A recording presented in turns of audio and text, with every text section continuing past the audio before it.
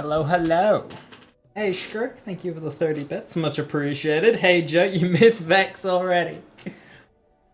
Notice we didn't get a character cinematic this time for Rafa. Straight into the gameplay overview, which I haven't watched yet. Man, I really hope they change some of Rafa's skills. I just looked at the skill tree again, and I missed something. So on one of his most powerful looking skills, Errant Spark. All indirect projectiles deal bonus fire damage. 8% damage dealt per point. We know that that's quite strong, because of double dipping. The detail that I missed. If it already deals fire damage, double the bonus damage. Why? 16% per point on a double dip.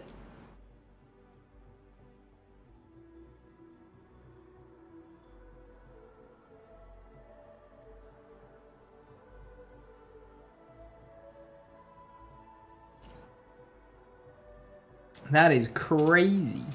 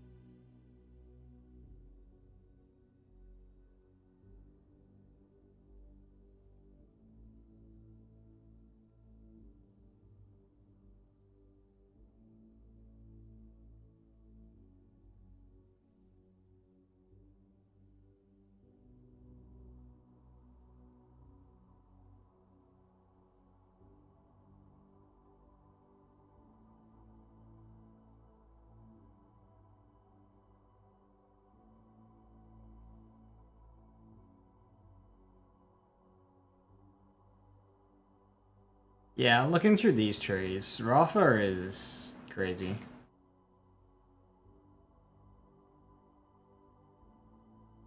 Hey, kitty, good to see you. Hiya, hiya.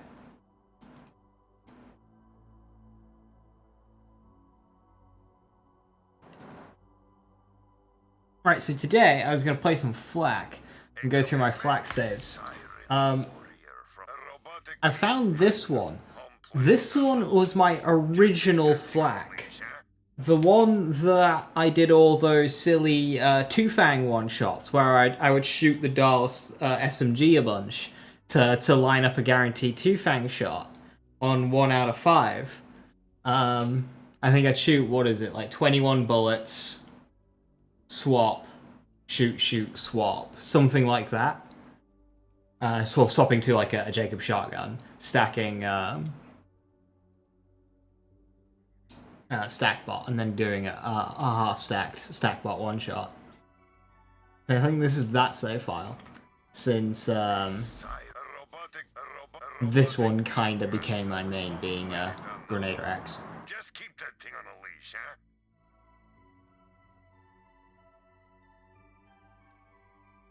Anyway, before we jump into that, I have a sore throat. Why am I sore throat?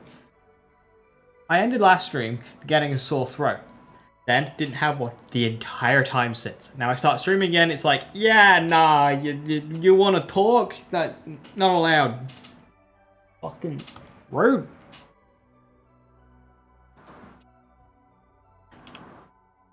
Anyway, Rafa. Check it out.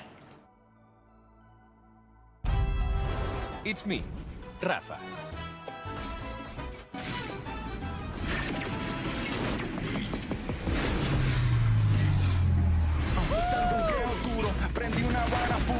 Light the dice!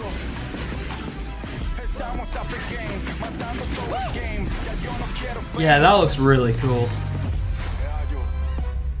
Looking good? Feeling good. Ooh, is that like a stationary turret there, or is that just like camera stuff? You didn't think we were finished.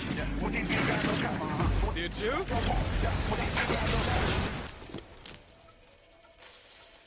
Yikes.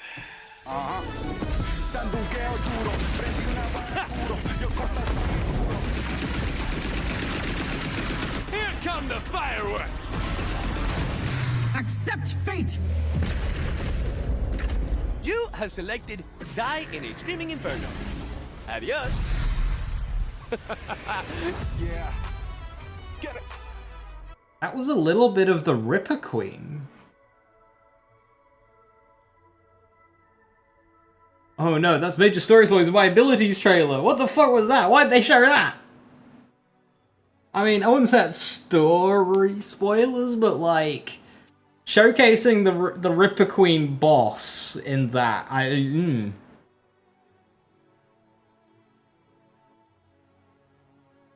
Yeah, no, they could have chosen anyone else to put there.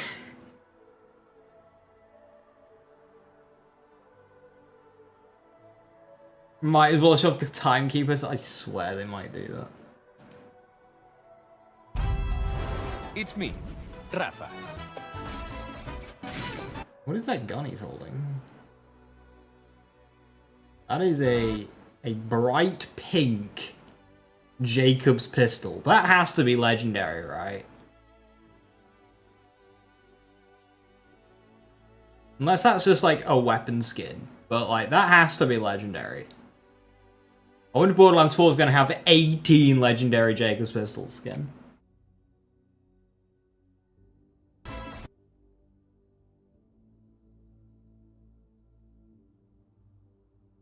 This is PC footage.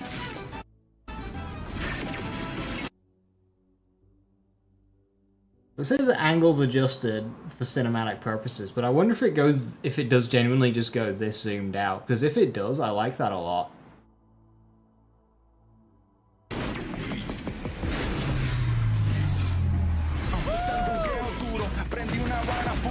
Slice the dice!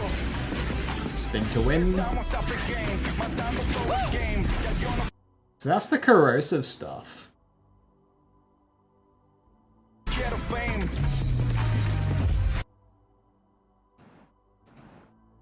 So there was blades of blue.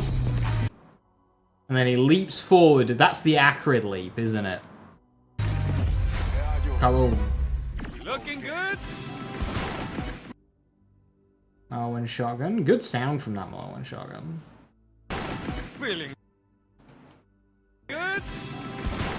Feeling good. Okay, he just kind of tossed that to the ground and it started shooting. Feeling good.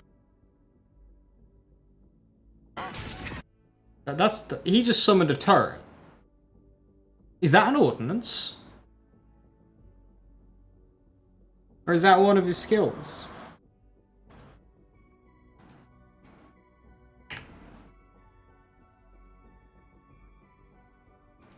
An augment for peacebreakers.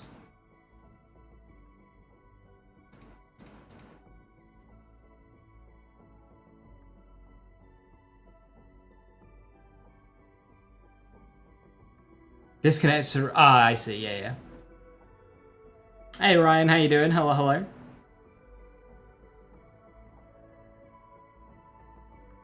Yeah, it's full battle system.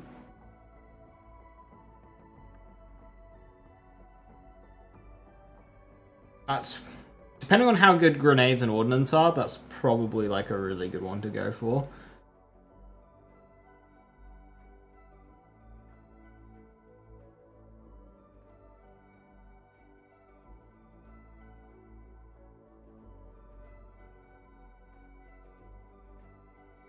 Hell in a Shell might be really fucking good as well.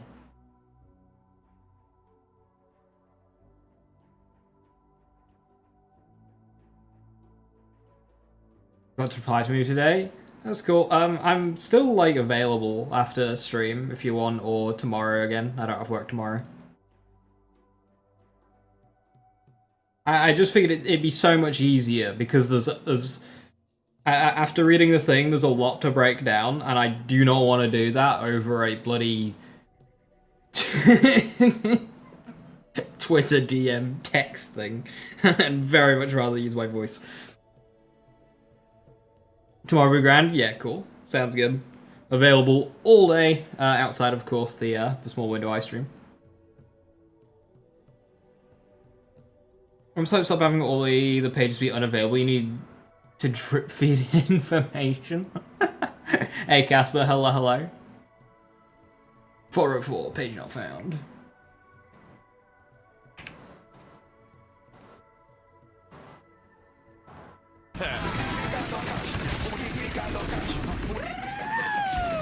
So that's like one of each element there. You didn't.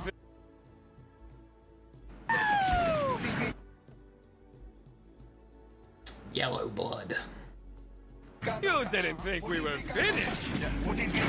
This is the action skill that interests me the least. This is mainly just like ASS shit, isn't it?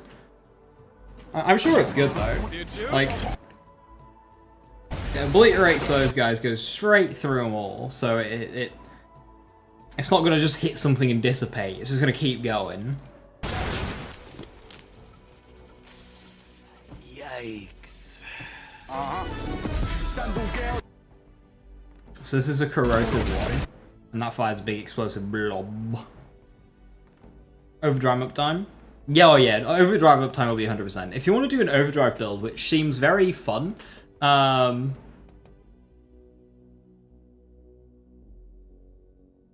that I did put together an overdrive spec last time we looked at the trees. That avoids like the broken shit and looks very fun. This is ordnance. I swear. I swear, if there is not a Shred of Fire legendary ordnance, I will be mildly disappointed. Here come the fireworks. So here, there's a lot of like... this is obviously skill showcase here, but I'm trying to figure out what skill it's showcasing. Obviously he's got ordnance tech. Here come the There's mortars coming down from above here. fireworks. Accept fate! I don't think this really shows anything. No.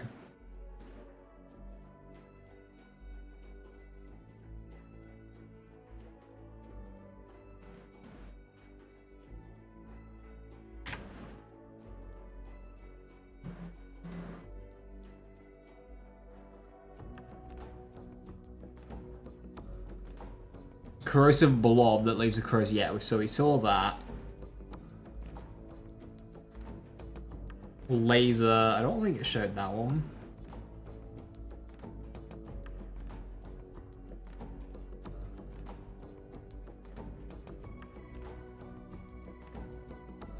Yeah, the drone stuff. The storm drones. I don't think it really showed that.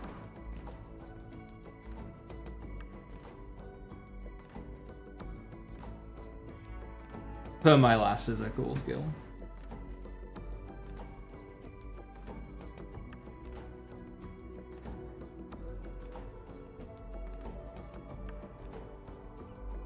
Oh yeah, this is the tree with ore. See, ore's so good, like that's bonkers, but the stuff in this tree just completely overshadows it. And arc knives, so...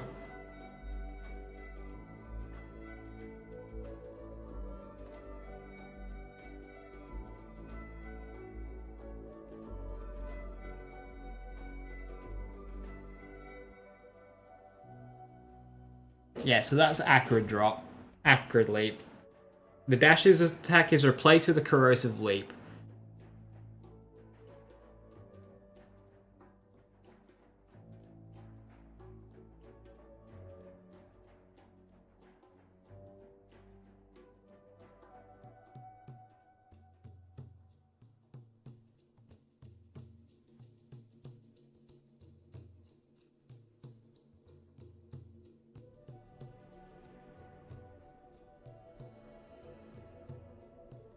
So is Blade Fury the spin to win move that we saw, or was that Hurricane special that we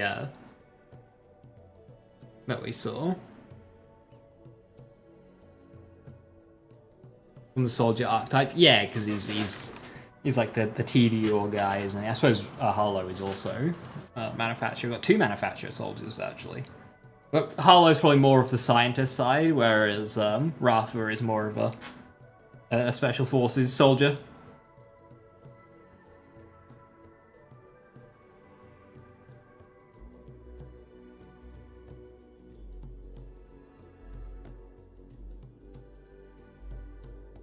Just a basic big attack.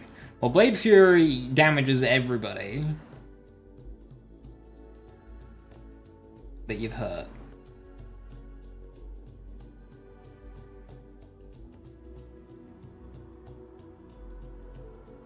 Yeah, hopefully that's a good singularity.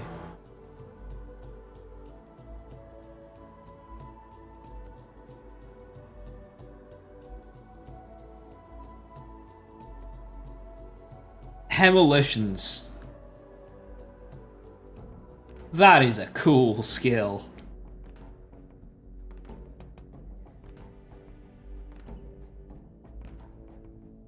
That is a really cool skill. Maze grenades while cooling down at the cost of health. Yeah, so when I was using Horizon, I noticed that the singularity was different to the rest of the other singularities. Just make the singularity like Horizon, where it just pulls them in and holds them there, instead of slingshotting them past.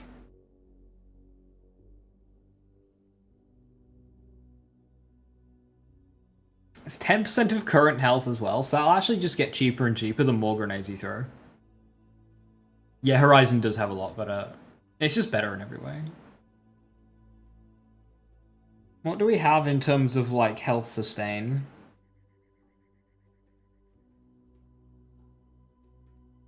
I mean, if you go shield tanking with this one here, because this is draining current health, it just drains less than that. So, like, you're at 50, it goes down to 45. It's like, whatever. And we have a bigger shield. For our tanking anyway, so in terms of grenade chucking.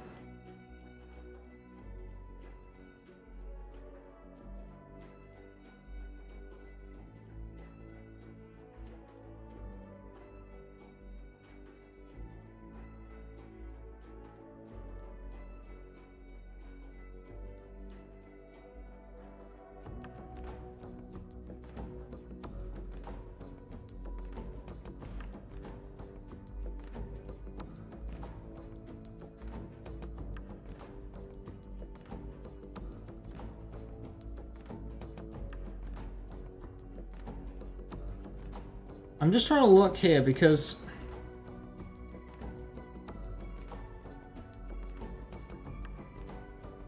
in the gameplay, there's one where his blades are green, indicating that they're corrosive. But the only thing I can see that would suggest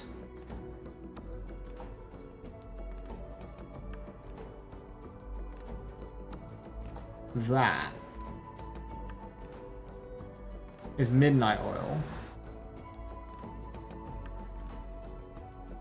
Galvanic Panic. No, that's just Storm Gliders. What's the altered skill?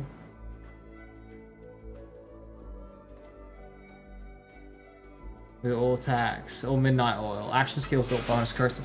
See, both of these are bonus. They're not a modifier. Now, okay, so if I go back. Sorry, it's probably a bit jarring just quickly swapping back to the game, but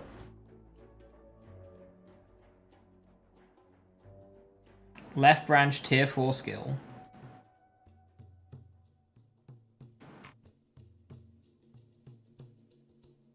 Blowout.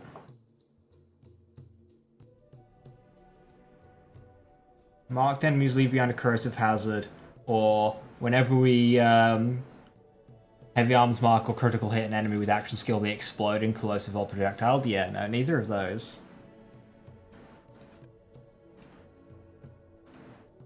So what I mean is...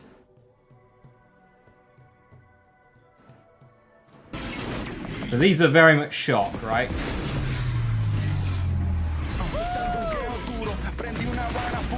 Slice the dice!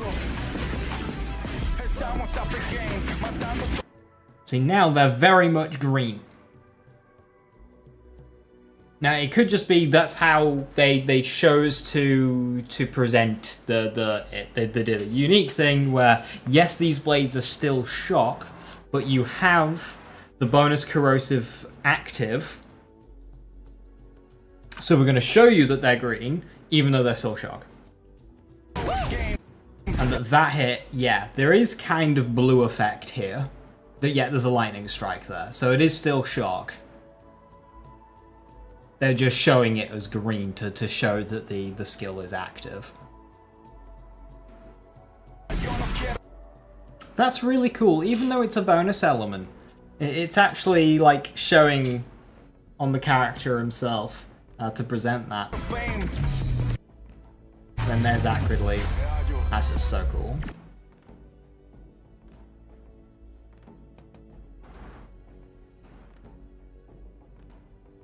And cooked up a Rafa build. Oh Christ, triple tree. Okay, let's have a look at this. Right, so this is an Arc Knives build with Dead Man Walking. Arc Knives does not end when its duration runs out. Instead, it only ends if we enter Fight for Your Life or activates Blade Fury. While Arc Knives duration is depleted, we lose health instead.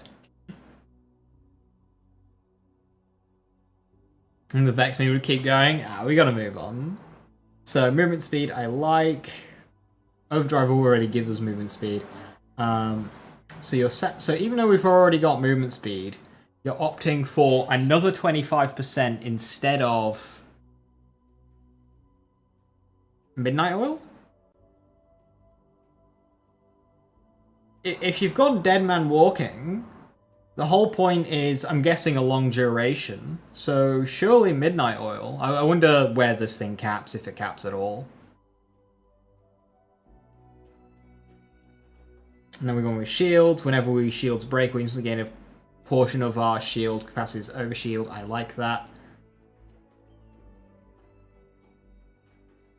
Now, does Rafa losing health apply to just our red? Or does it take from shields as well, and over shields as well? I'm curious.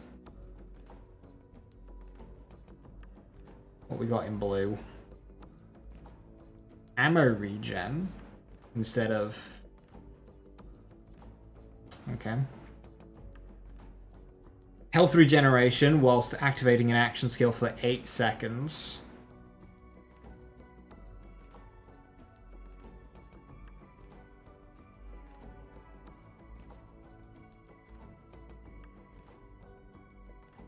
Weapon handling.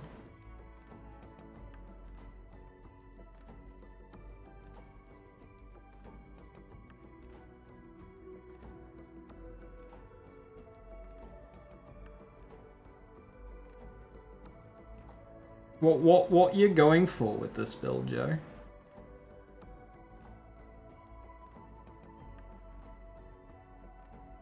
I'm just confused at what the point of blue tree is here. Have a look at red. Shield stuff, yeah, you've got L, so that makes sense. That's instead of fire rate gun damage, yep. Restoring shields based on maximum health capacity. I like that. Whenever we activate an action skill, we restore a portion of shield capacity. Yeah, that's whatever. Instead of... I'd almost go Huega here.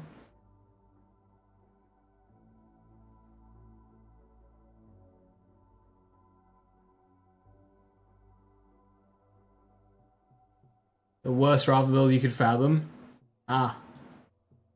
Yeah, that makes sense. Because there's a lot of puzzling choices here.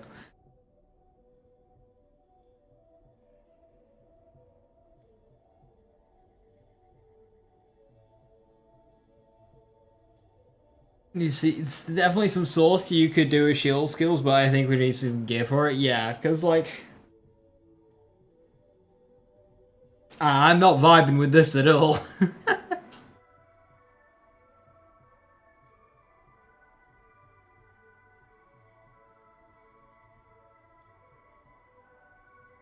I like resilience, yeah.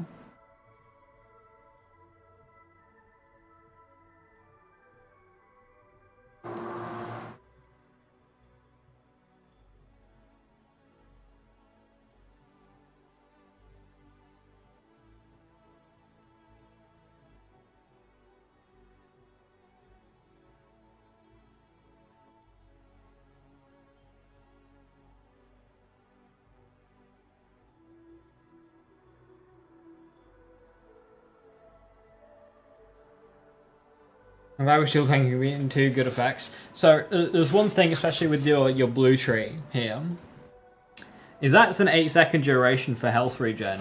That health regen is not going to help you with Dead Man Walking, because Dead Man Walking is going to activate after Pedentro has already long since gone.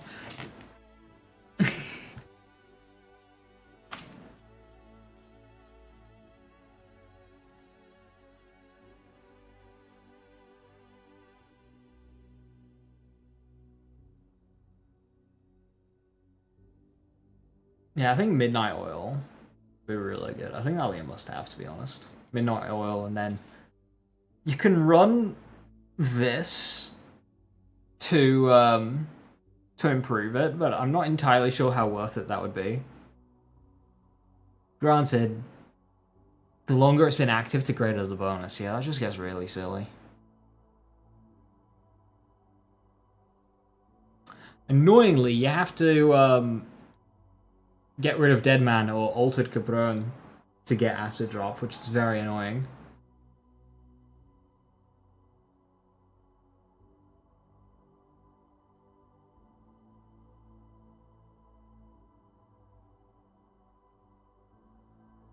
I'm almost thinking going for 1 point in Solder, just to get this stacking bonus corrosive damage, depending on whether or not Midnight Oil has a cap or not. That also gives us move speed. There's a way to gain health. I'm not seeing much in the way of like health gain on this tree. No, Dentro is not counting.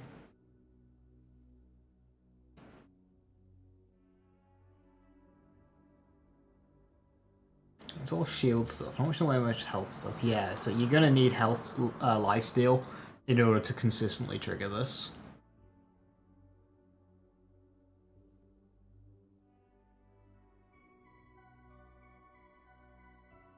Unless we're able to just keep killing shit, and that actually counts.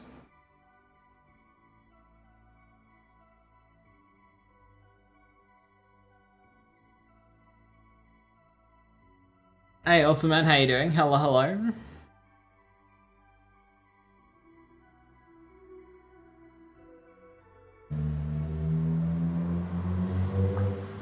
Green tree, right branch, tier 5.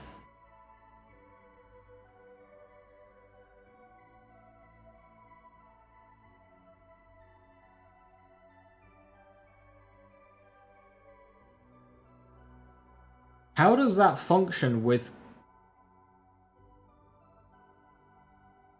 I mean...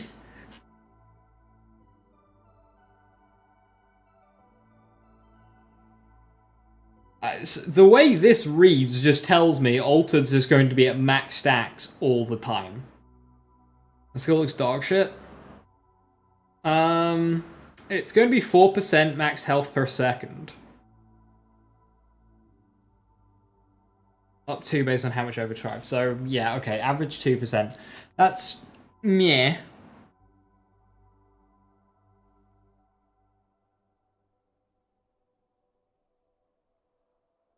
But if this is regenerating health every second and you get a stack every second, that's really good.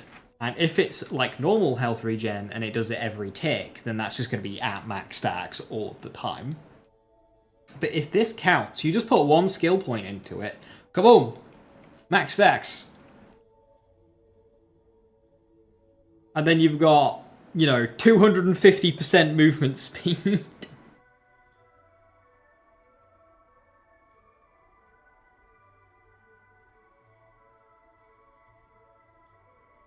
400% bonus corrosive damage before you consider Midnight Oil. Both of these getting stacked, getting increased by L.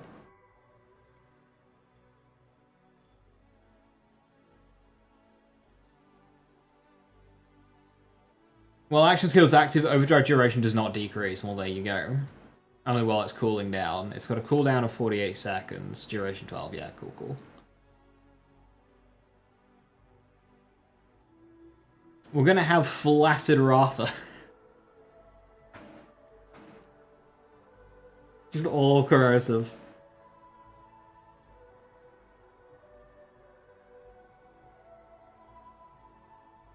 I'm really curious on what the stack limit is on some of these, if there are any. It's like, Diamond Hands specifically says 100 stacks. Synergia doesn't. So like, if we get the legendary Shred of Fire Ordnance that goes brrr at 20 rounds a second,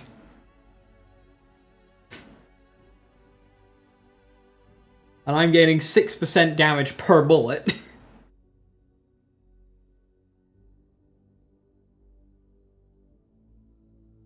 I looked at aiming yet? No. Unless there's a good source of properly translated skills. I had a brief look at some skills that had been translated, but it was just like having an aneurysm trying to read it, so I thought I'd just wait. I'm not in a rush.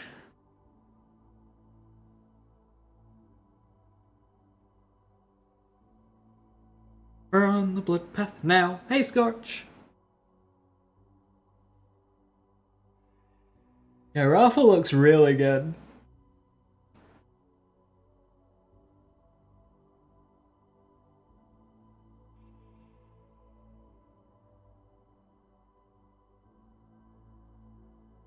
Rafa's trees. Briefly, I was looking at the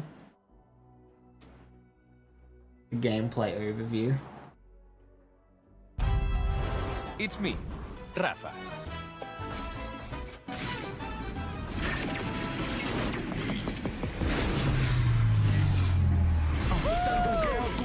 I'm gonna see something there, actually.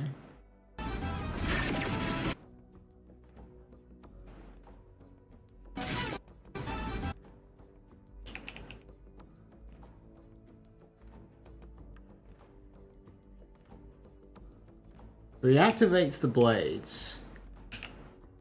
And look, right here. Right in the middle. That red circle, that is a grenade. There's dropped at his feet, and there's another one here.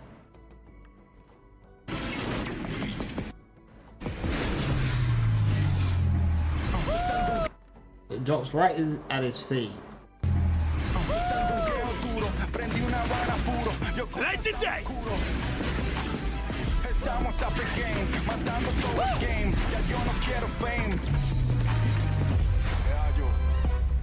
Looking good?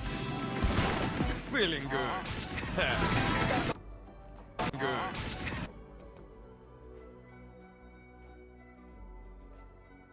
Feeling good.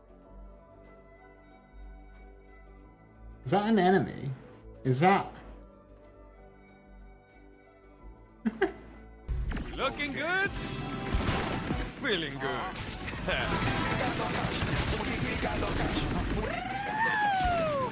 You didn't think we were finished, did you?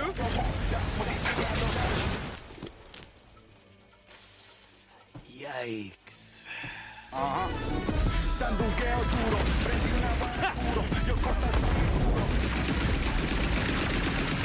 Here come the fireworks! Accept.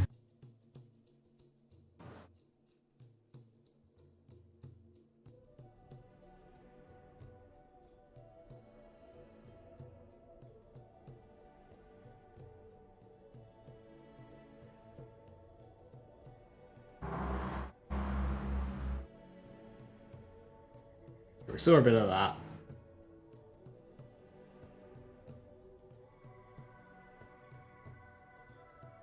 Indirect projectiles gain a chance to ricochet is bonkers.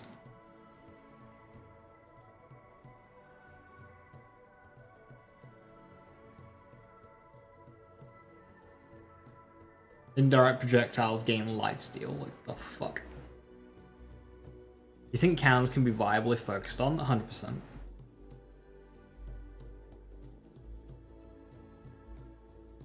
Indirect projectiles gain increased damage. Indirect projectiles include action skill weapons, thrown weapons, and projectiles not fired from your gun. So basically everything here, they'll get lifesteal. They'll gain a bonus fire damage based on bonus damage dealt.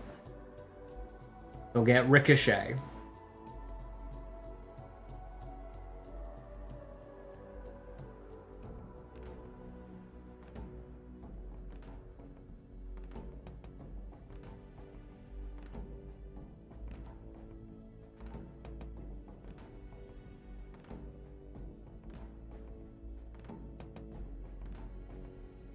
Vitriol going to 66%. That'll be really good with like Jacob shotties and shit.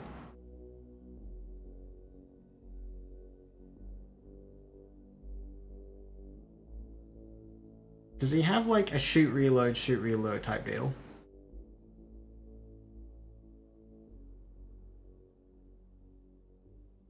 Reload speed. When we load our gun, we gain increased cooldown rate.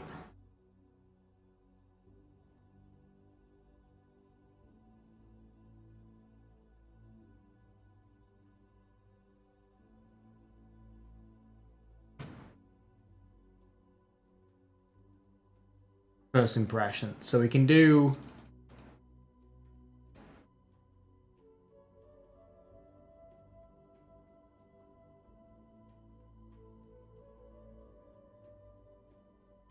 first impression and then gun damage,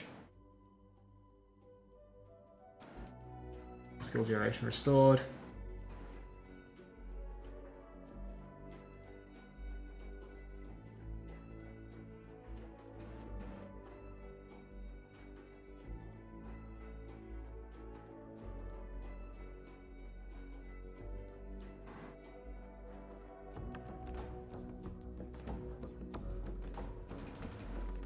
Vitriol.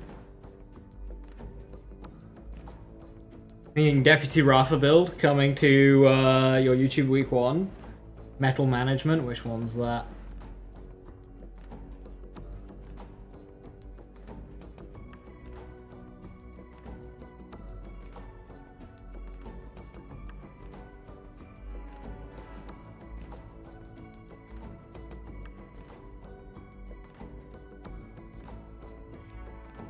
So the reason why I passed over this, yes, it would probably be, within our 49. But consumes no ammo. That means we're not reloading it, which means we're not getting the 40% from first impression and the 11% and the 66% bonus element from Vitriol. So the point is that it's a shoot, reload. It's on like a Hellwalker. Wait. Hellzerker Rafa, let's go!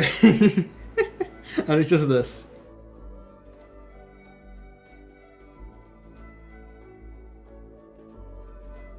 And because it's a Jacobs, we'll get ricochets, so obviously...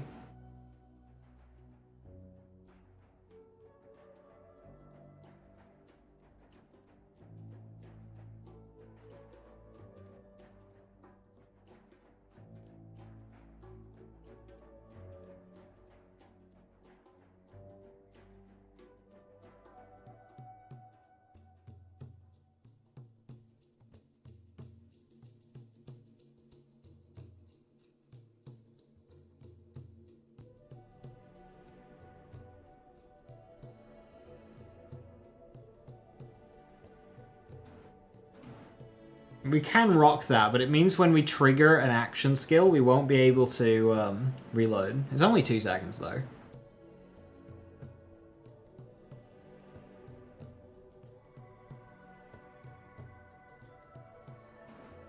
Eh.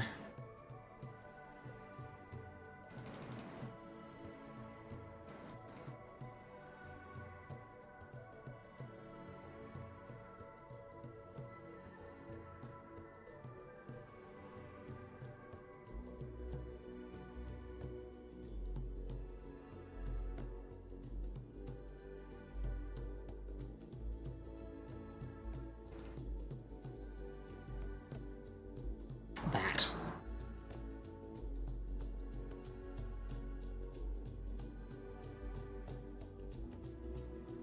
Fifth Rolling Stone means 42.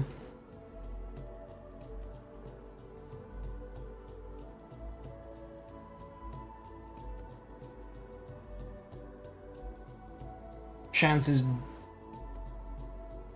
That's just while moving. Yeah, that's probably really good.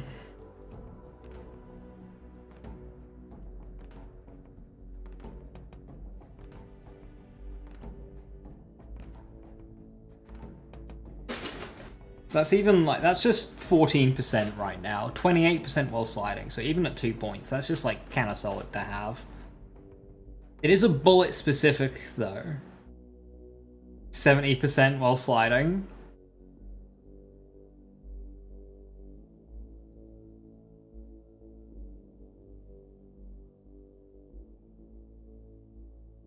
That's really good. That's Deputy Rafa right here. I'm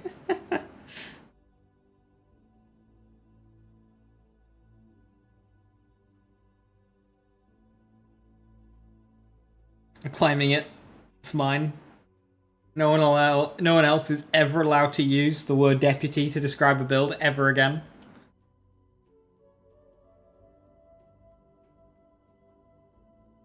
BL2 fan service money would he directly deposited in my bank account. Thank you, thank you.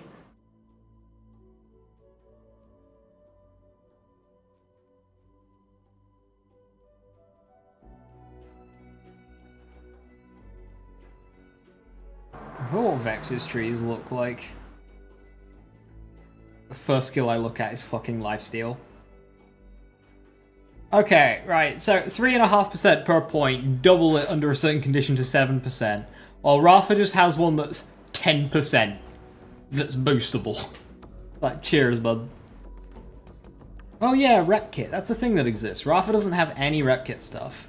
So like, that alone might help Vex catch up, depending on how good some rep kits are.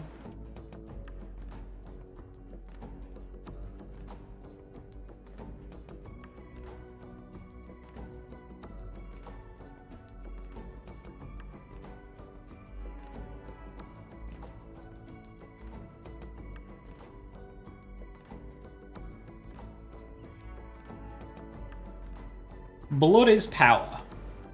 100% of lifesteal.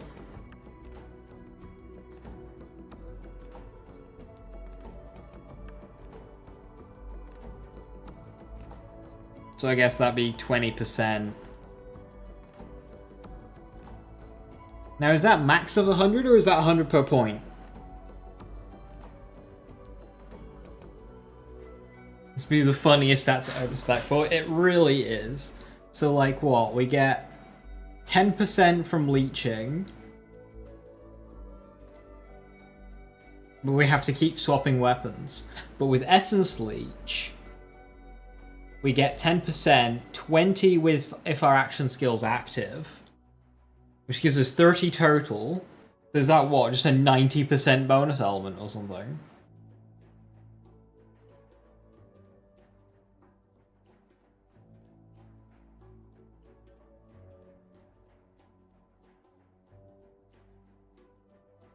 A 90% bonus kinetic element for what is 8 points.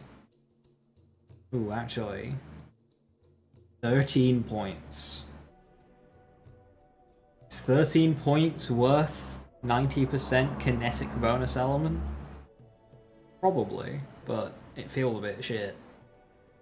Let's go back to looking at Rafa skill trees. Ah, much better. Infinitely stacking. Oh, yep, thank you. 10% per point, increasable, doubleable, 20% per point? Oh, thank you so much. That's so much better.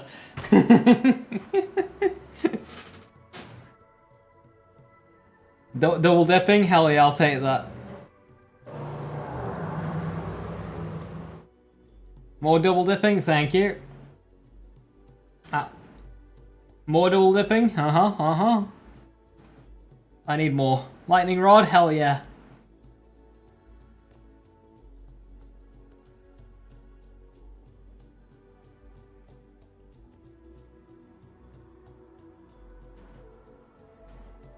Silly as fuck.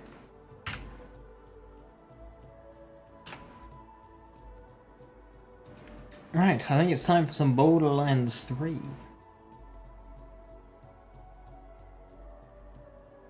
You totally do a rep kit spam Vex build, yeah, and that's probably like quite strong as well, depending on what rep kits there are. Oh! There's probably a rep kit that gives you lifesteal, right? I think there is. So that would go towards Blood is Power. Why am I at Crater's Edge? What was I doing here?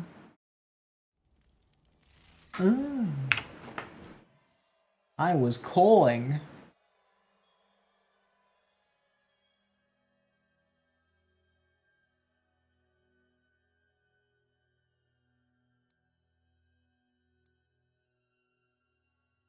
I think this has to take the record for the messiest fucking character.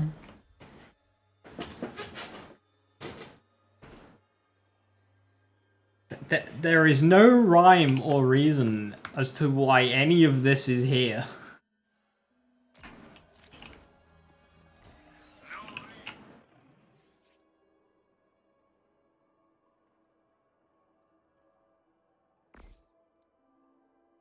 Hey Jerry, good to see you. Hiya. Where's bro's setup? This is old save file. You wanna know what's great about old save file? That doesn't know what it's doing? Because it was made by me. It's still fucking going. Wait, why is it level 100?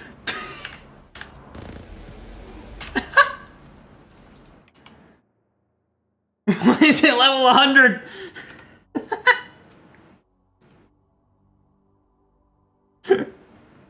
Wait, that's not supposed to be the case. Epic! What have you done?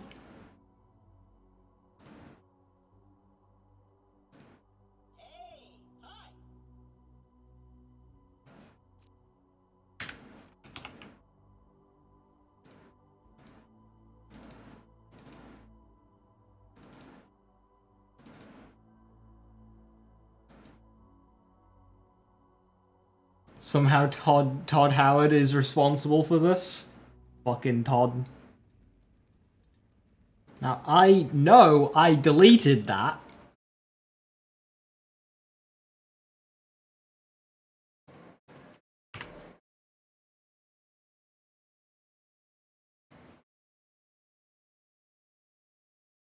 Level 100 Ruiner jump scare.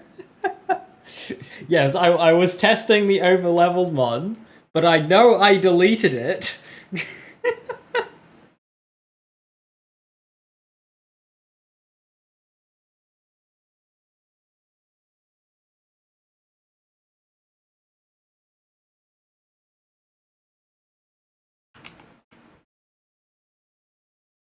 Alright, game is reopening. It just comes back like... It's just malware. My game is just permanently sick. My save might be fucked if I've deleted the mod. My save will be fine.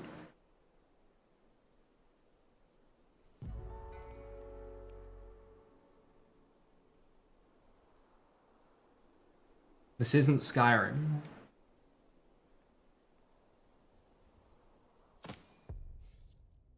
We trapped it overleveled.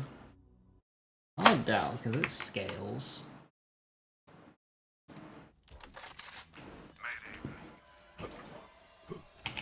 Ready for a fight? No.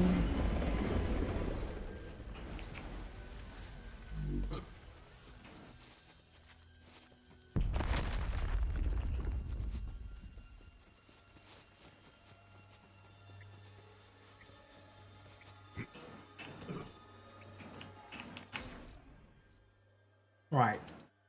Why do I have Atlas crit on an assault rifle stack bot? I think that is the question.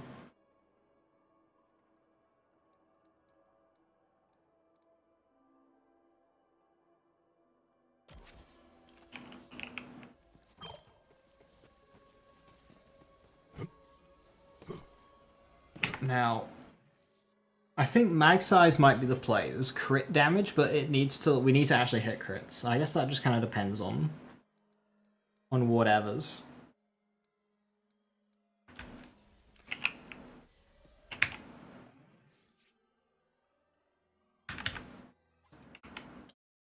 Right, we can make this more powerful. Let's make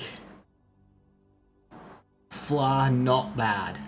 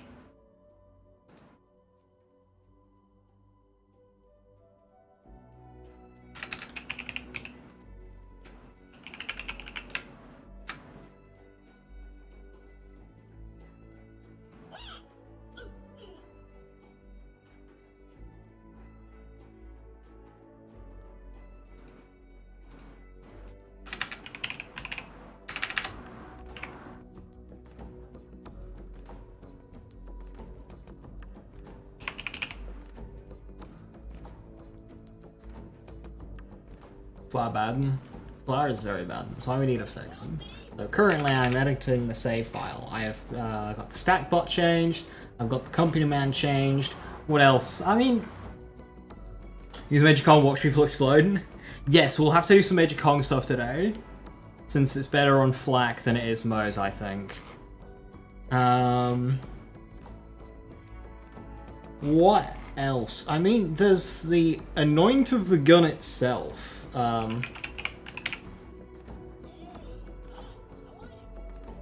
Which I currently have as Consec.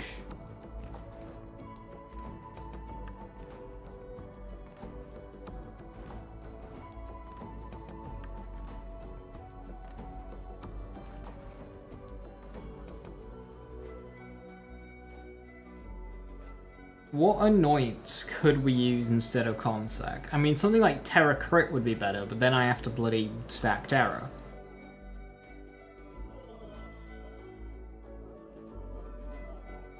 Airborne?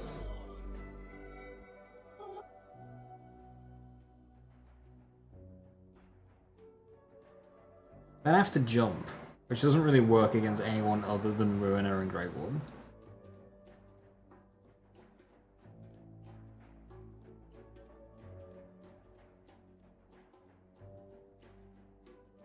What's the build idea we're doing? We are melting enemies with Monarch currently. Next two mags would be very good. The problem is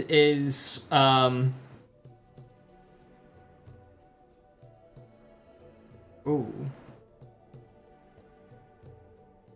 There's a wind up. Like we gotta expend an action skill in order to get it, basically.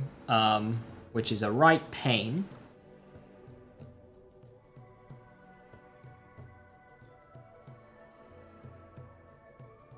But it's just annoying to do. It was you, Rad.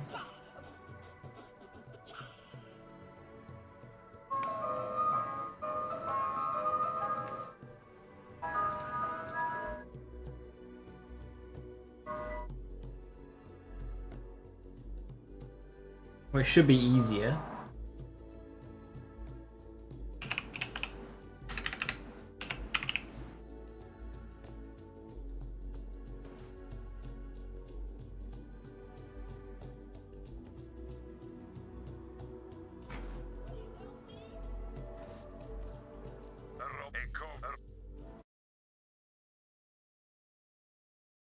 Monarch will be bringing action skill back fast.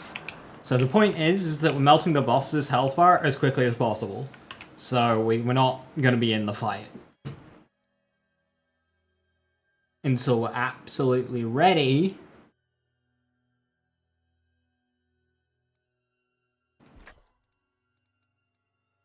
to fuck shit up.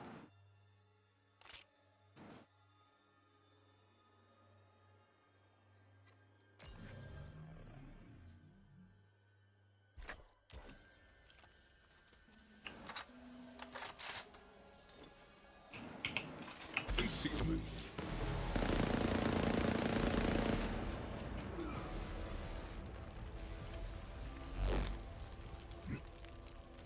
That was faster.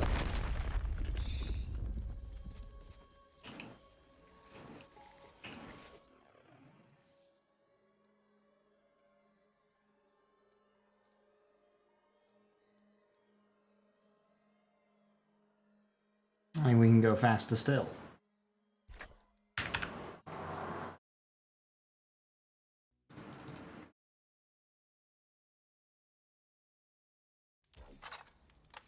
Now, I could pre-stack Stackbot, and that would be the best. And look, it works already, yeah, but like faster is possible, and therefore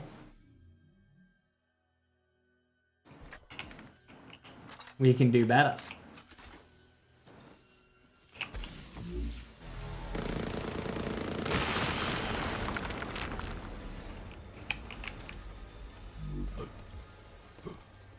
That was slow because I missed shots. Because I was aiming for crit spots. But I don't think we need to bully Ruiner anymore. Let's move on to bigger fish.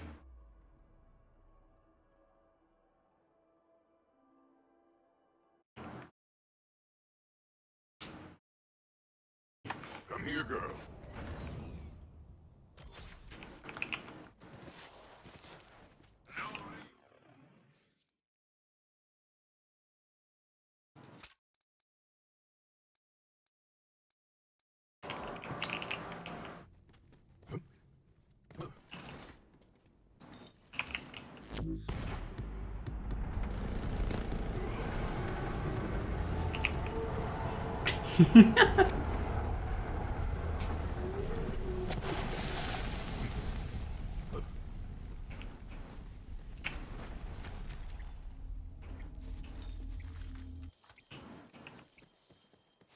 This is week 1 of BL3 launch. Quick, where's the dictator? Out of curiosity.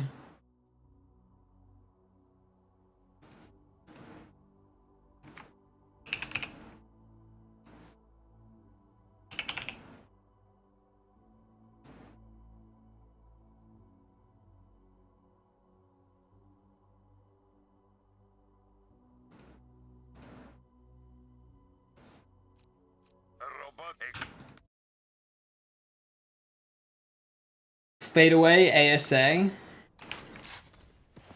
Glad to have you back.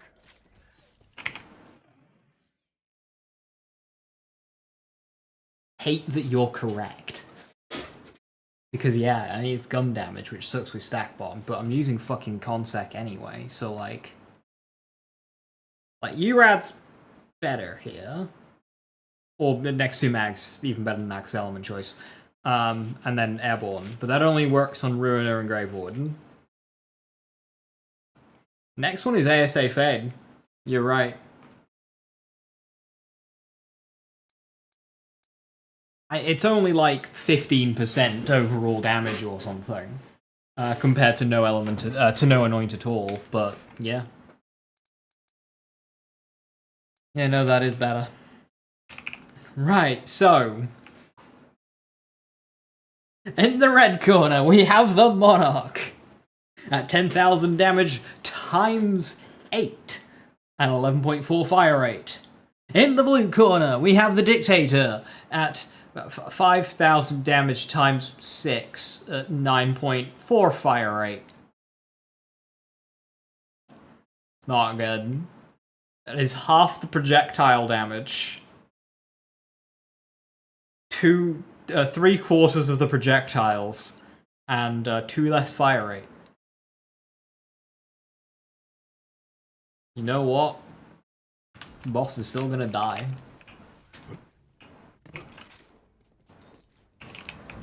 Oh, we also stack box slower. Within a mag.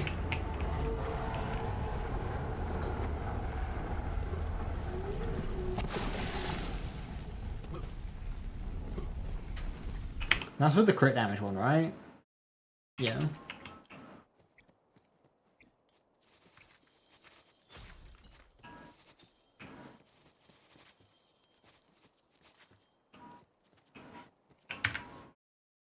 So, if you're unaware, Fade Away is not critical hits.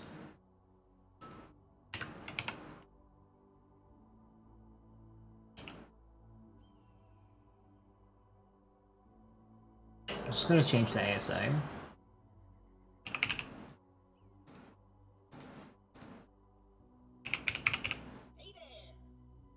Fade active.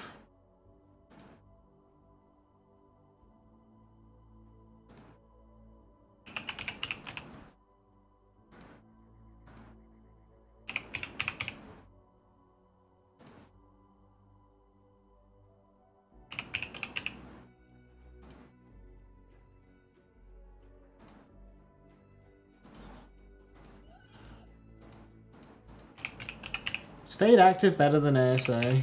Or at least the same? Is it 150 or 100?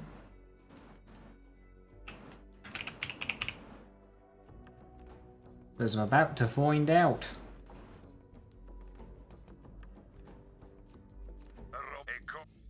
Provided this even works.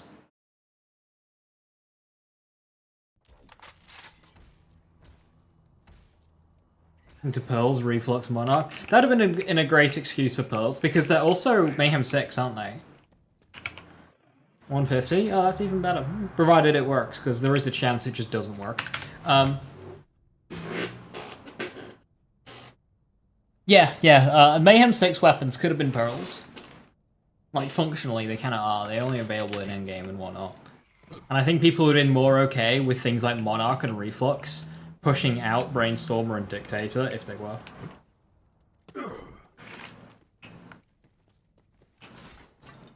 I'm gonna do the same kill just for comparison's sake. See, I don't really feel better.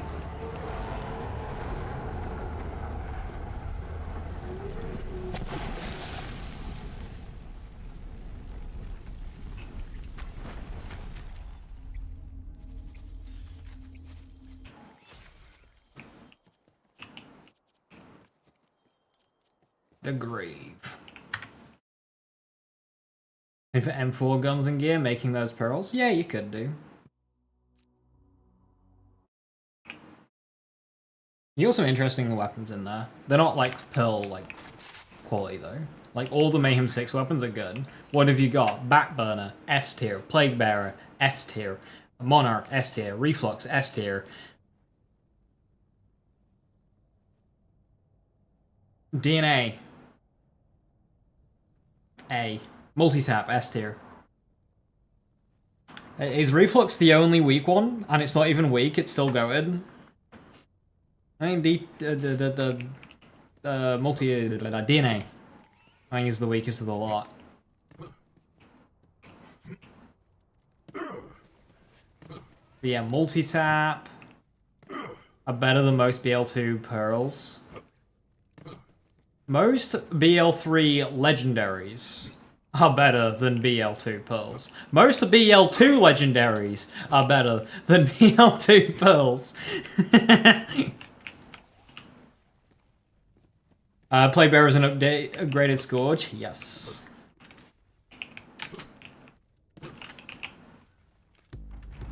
I'm gonna do this one a bit different then.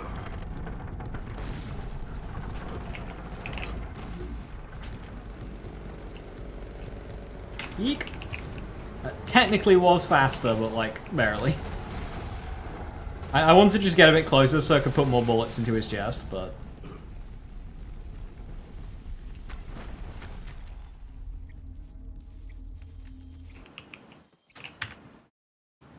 I'm gonna be able to. Our best weapons are quest item and Blue Crest rewards.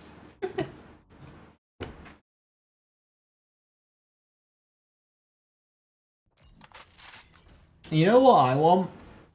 I want BL3 to have weapons that you can just kind of go and get. Like the Lasco. Map knowledge, you can just go and get it.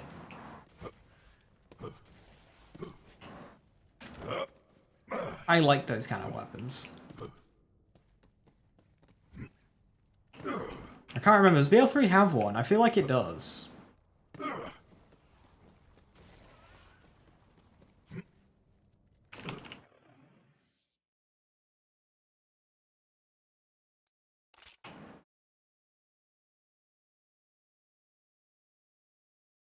Game. Game. There we go.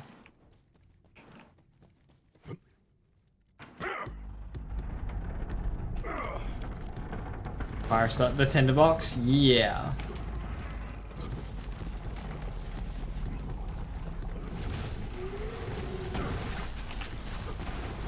TPS is the Scaly Bastard. Oh, I wish that respawned. Burning something count? Yeah, burning something would count.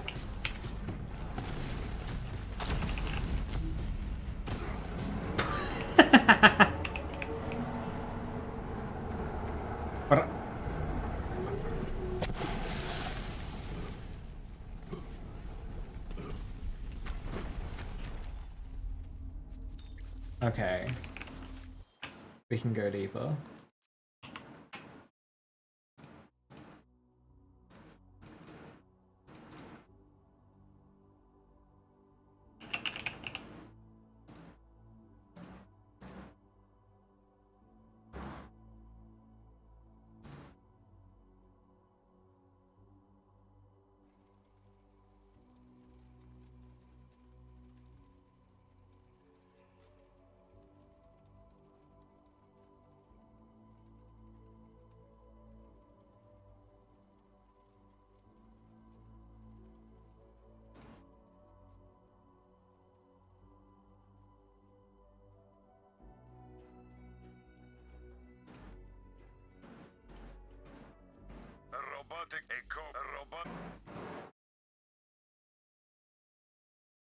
Thoughts on Rafa currently, hoping for a character trailer tomorrow.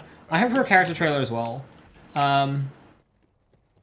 My thoughts on Rafa. I really, really dislike a lot of his skills. There are some build ideas you can do with him, which I think are really cool. Things like the one-shot reload. There's a little build you can make around that. I'm sure you'll see plenty. Type will Deputy Rafa. I'm sure you'll see that. That one seems quite fun. Making a build all around his overdrive, keeping overdrive active and improving the bonuses. That one seems fun.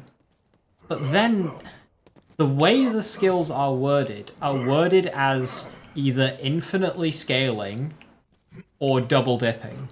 These I do not like at all, because every time they do double dipping, it ends up being really broken and overshadows everything else you do with the character.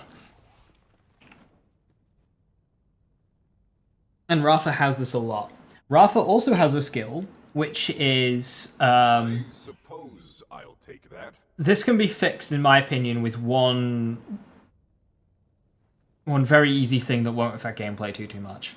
And he's got a skill that stacks gun damage based on melee attacks. And these stacks do not decay until you start shooting. Which means that the bossing meta for Rafa will be... melee something 100 times, walk into a boss fight with a preloaded 1000% gun damage. Why?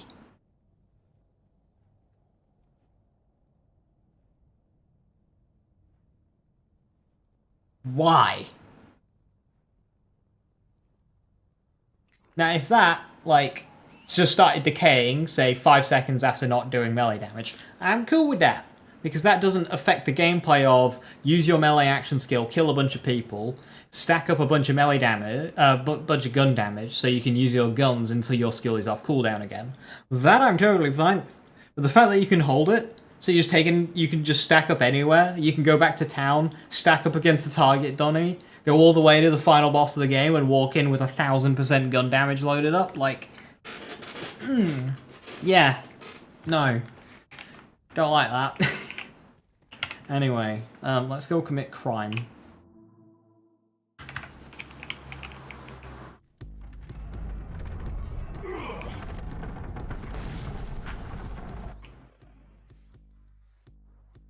Zeepsev Eruption. Oh, I have one of those.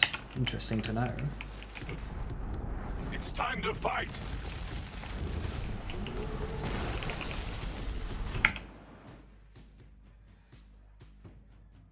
I have an execute as well.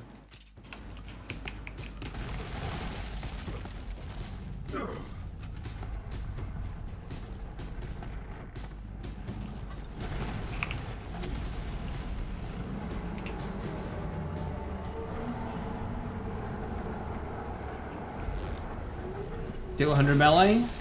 No, Leo, you've missed the point. The point is that you stack it elsewhere. So, like, you go to a box, since there's always a box, you can just melee. Just melee that 100 times. And then you walk into the boss fight and go.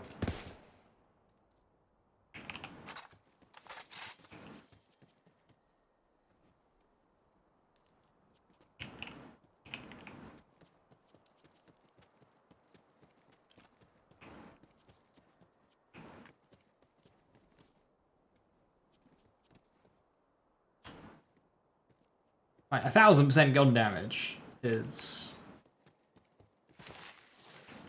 silly. Still doing fast without it. I really don't know how I can iterate my point more. Like, it's just... Never mind.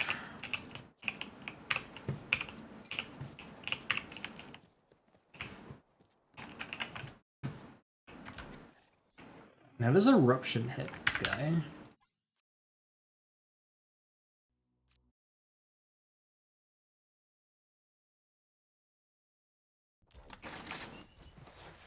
Let's hunt.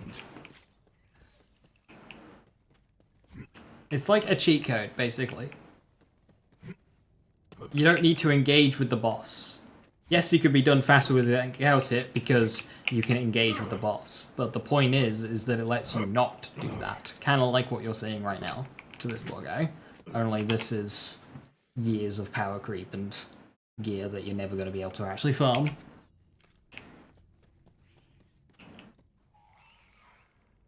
Rafa's gun handling skills because the accurate skill reduces gun handling. Yeah, it'd be cool if those skills came bundled with other stuff as well, though.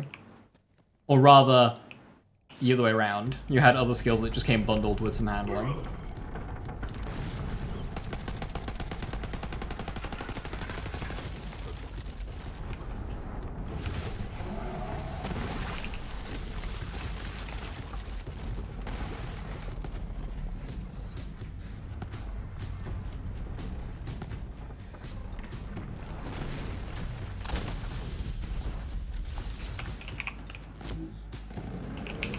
Can't really get Eruption to target him, that's fine. We have Seer. Gun handling do have got to be god awful to make us want to take their skills. I mean, we take them on Amara. They're nice. Although Amara's comes with accuracy as well. They'd be more worth it if they came with accuracy as well. Because actively like tightening the spread on a lot of guns is very nice and very noticeable.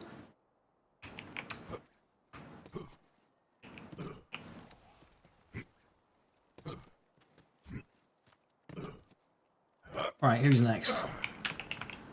Who's next?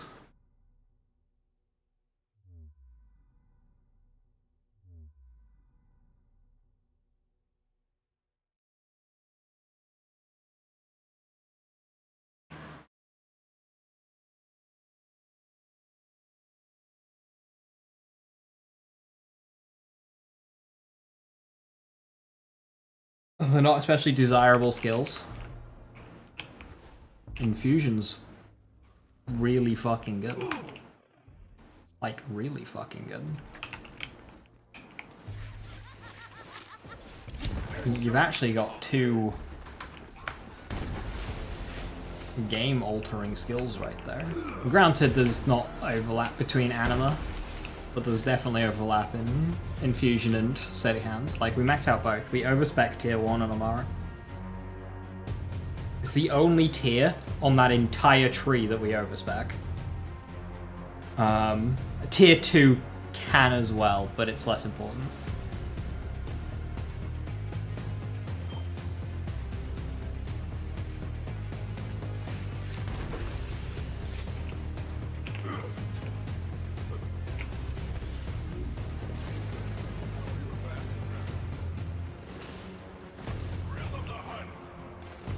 Your life is undone.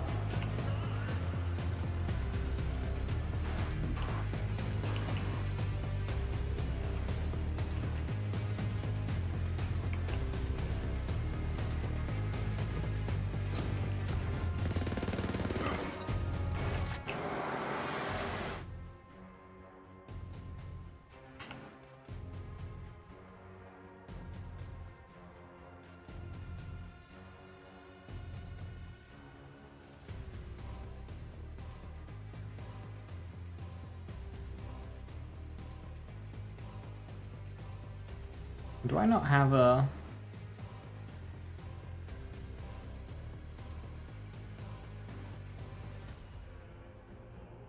×4 Monarch?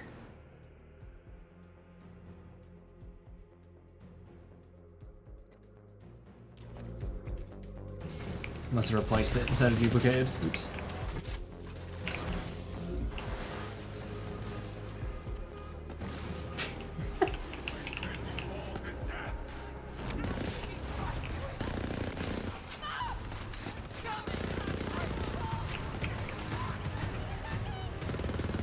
Constant reloading.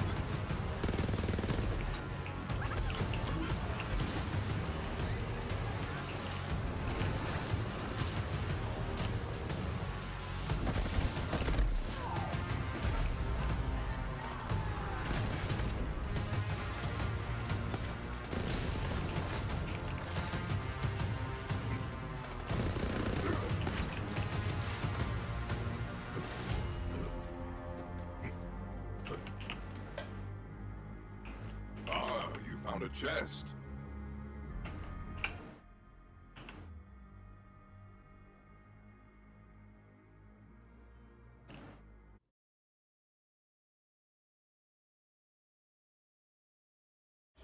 I have need of you, beast.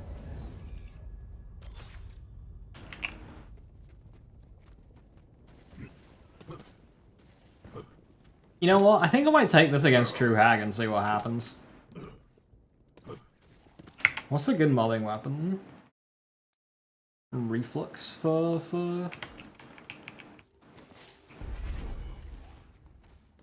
Stack bot Gorillas in the Mist? I don't think I've used Reflux or Gorillas in the Mist before. We can do that. Can't remember if the chains reset stack bot or not though.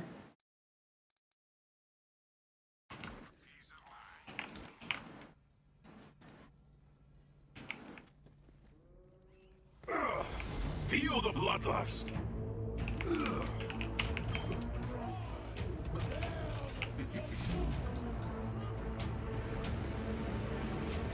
Oh no, I had to reload! That's the problem with ×8. ×4 wouldn't have had that issue. Right, does this come back in time? It doesn't.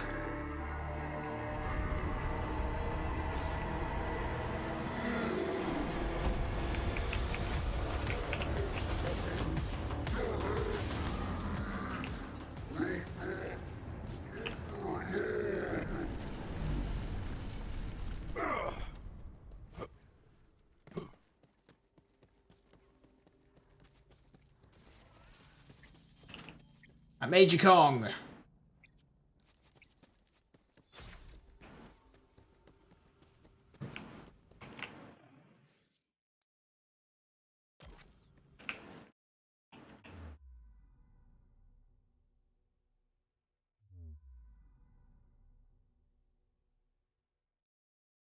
Alright, train 100% dies in half a second.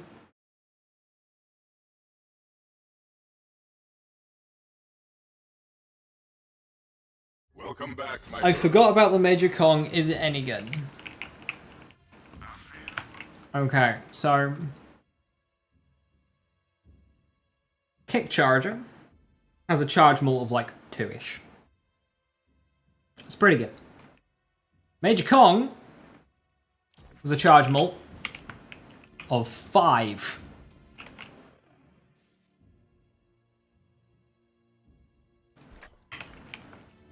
It hits so damn hard.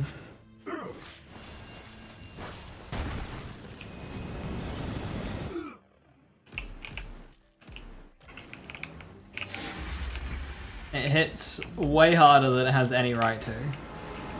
Although, it deserves it, because it's absolutely awful to use, and getting a critical hit with it is a nightmare. So, like, it's not as good as a Kick Charger, since there's nothing really a Kick Charger can't one-shot that a Major Kong can. But the Major Kong projectiles will just go walk about. They do not go where you aim, and it travels so slowly. It's a nightmare to use. But if you really want the extra damage, it does have extra damage over a Kick Charger, which is quite the feat. Train! I'm killed by train. Genuinely killed by train.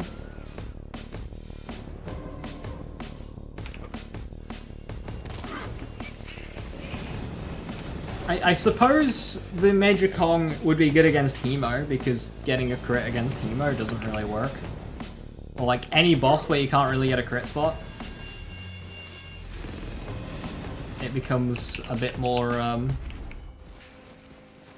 relevant. But like Kick Charger is just so easy to use.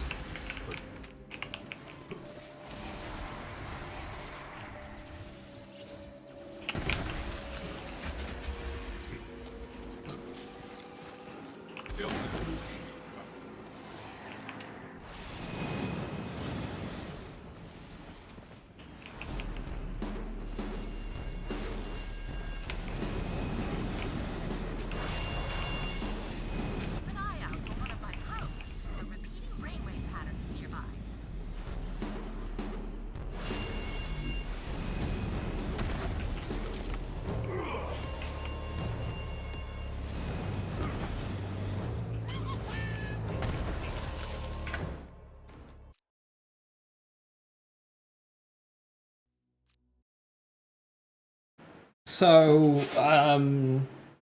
Hag of Fervor is what? 3 times armor for 1 time health? So Corrosive versus Hag?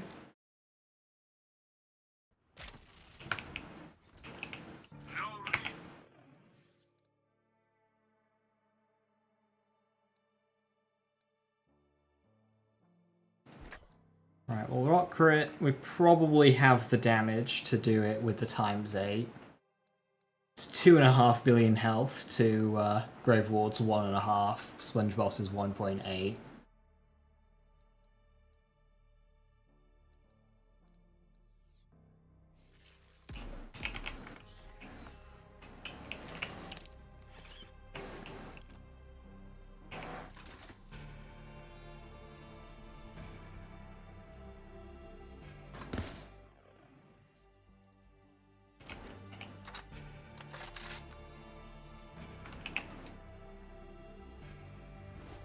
Crashing down. I am unseen.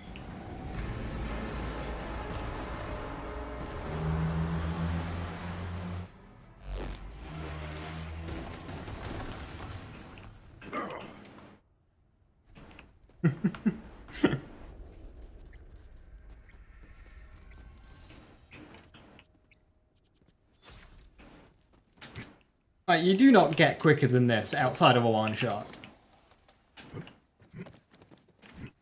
I could just start firing before the boss is even, like, available to shoot. Let's do that.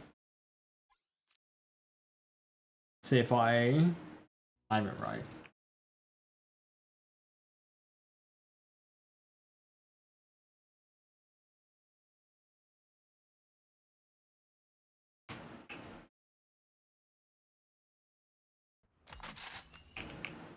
Ready to go? Diving!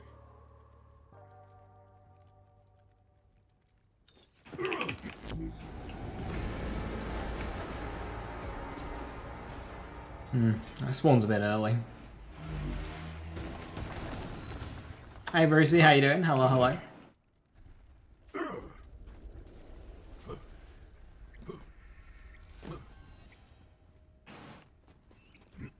A handy trick.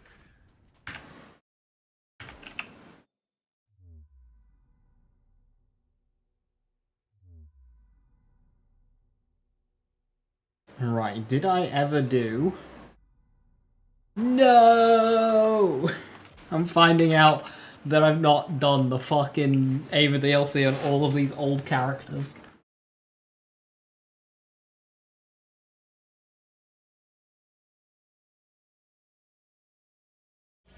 Ready to go? Right, I guess we get to do some gorillas in the mist mobbing.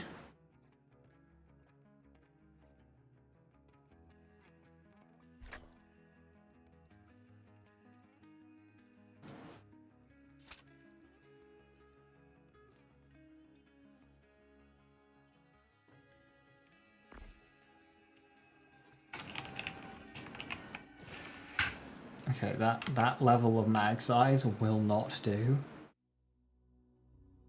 I refuse.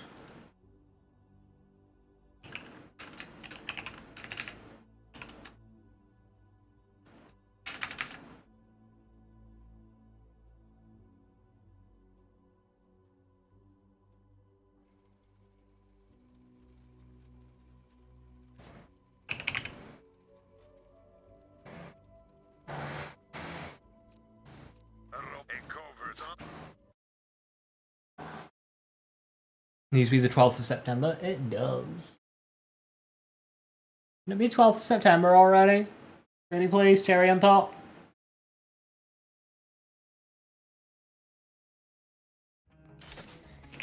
What's...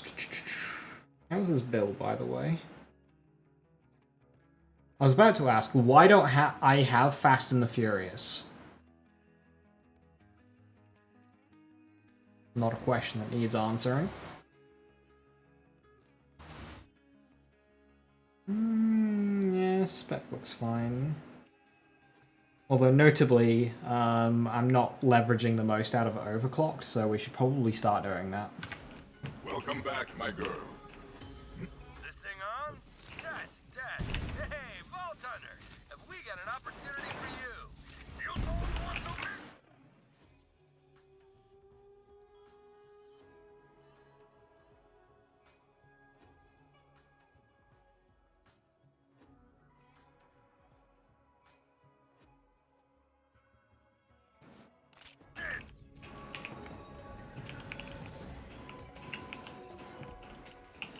Okay, time to get serious. As you know,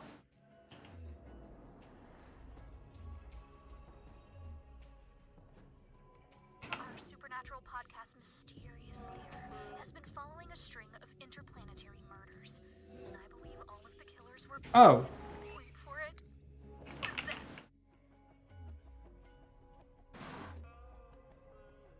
Aha! I've done 3 of them already! Straight on to Necro DeFeo, hell yeah! God, I'm so good at this game. Why did I do up to Karas Canyon but not Seer? What compelled me to stop?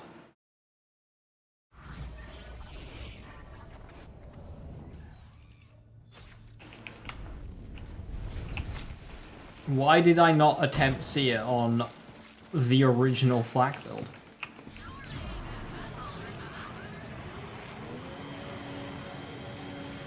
I broke the cube! It really tells us the original Flack. I did cube.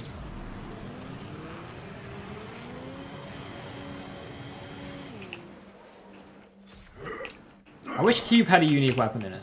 That'd been cool.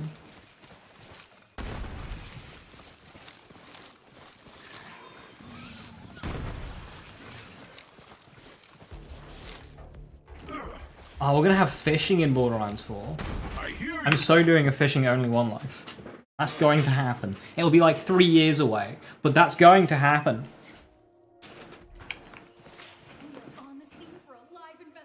I have to figure out how to do the start of the game without gear. Like.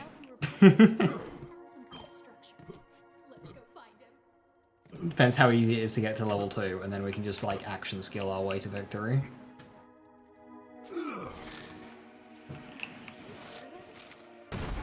Nope. Nothing beyond normal ambient sound. That's not good.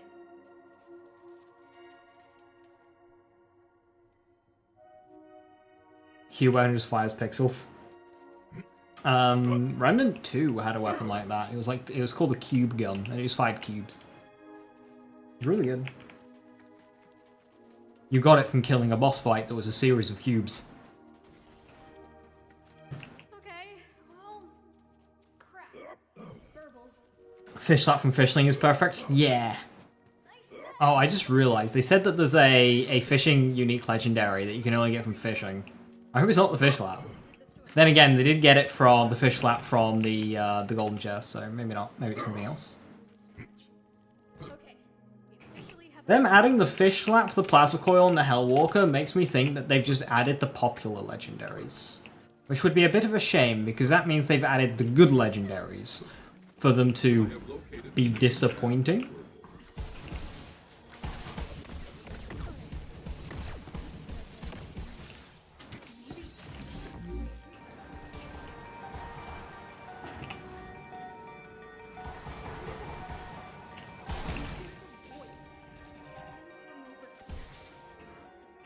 Taking into consideration the Crash fish on before why, because fuck you, that's why. Hopefully it's not as broken. I am beginning to suspect that this is not a welcoming environment. You're right. People cry because Hellwalker isn't as good. Yeah, literally. What mysteriously And the thing is Hellwalker was so popular on launch, and yet it was nowhere near as good as it was now. I am not sure. And people still completely complaining to the current state of Hellwalker, where it's balanced for a game where enemies have 100 times the amount of health compared to playthrough. So like, no, the game does not need to be balanced around that.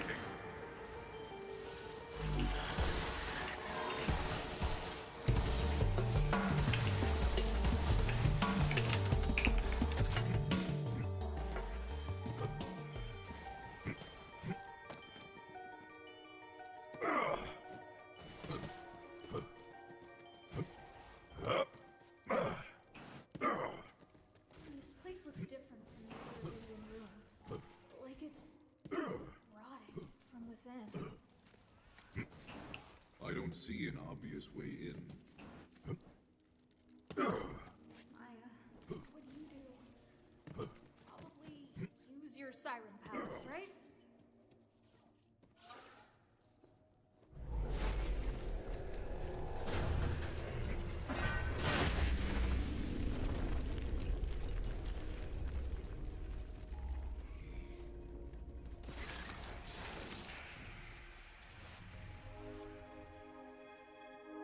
Hellwalker still isn't even top shotgun compared to the other shotguns. Yeah, it's still balanced in a game with enemies with 100 times the amount of health compared to playthrough though. Getting louder. Like, if you get that in playthrough, it one-shots everything for about 30 levels. This is not your path.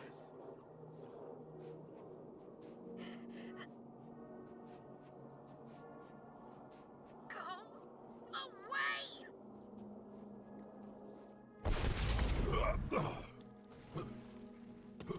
Something doesn't want us here. Which means we're on the right track. See a Reddit post 9 out of 10 times using Hellwalker, yeah? Shield us from the worst of it.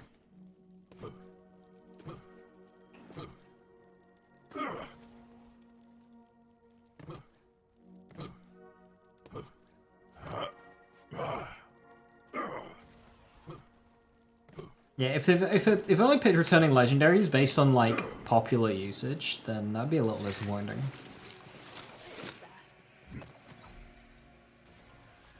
It is very fun. It's absolutely very fun. Feel it.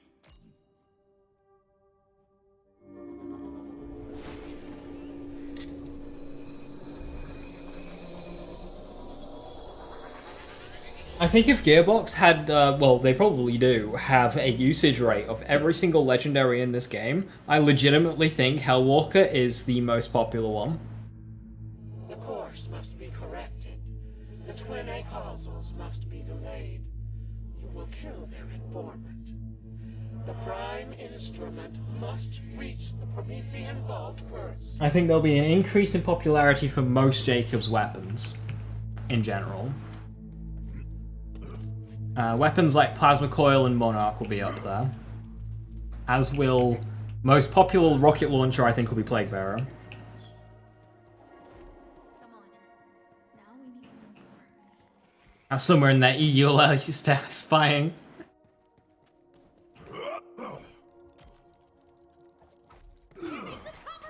Hey, Nitex, how you doing? Hello, hello. Iridian stuff survived forever.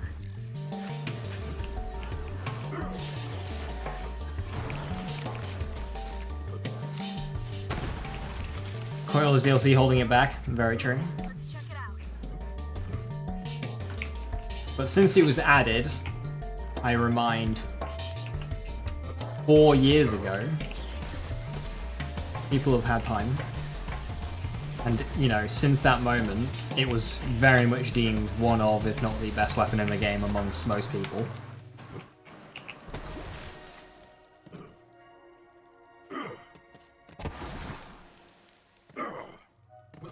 Will they bring back other gun manufacturers in DLC or keep what they have?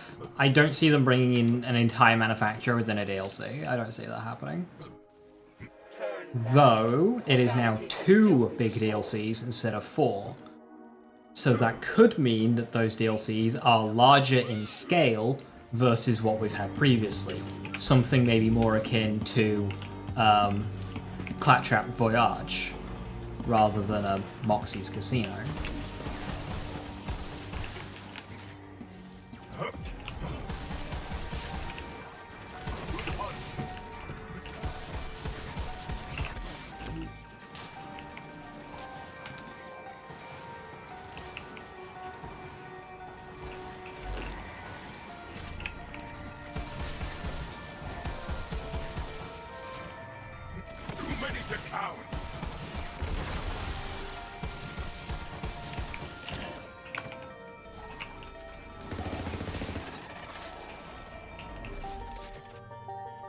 Yeah, Free Radical kind of went under the radar a little bit compared to Coil. Is DLC 6 Ava Mysteries? Yeah, Ava Mysteries, Hemovorus, and then the extras menu on the main menu.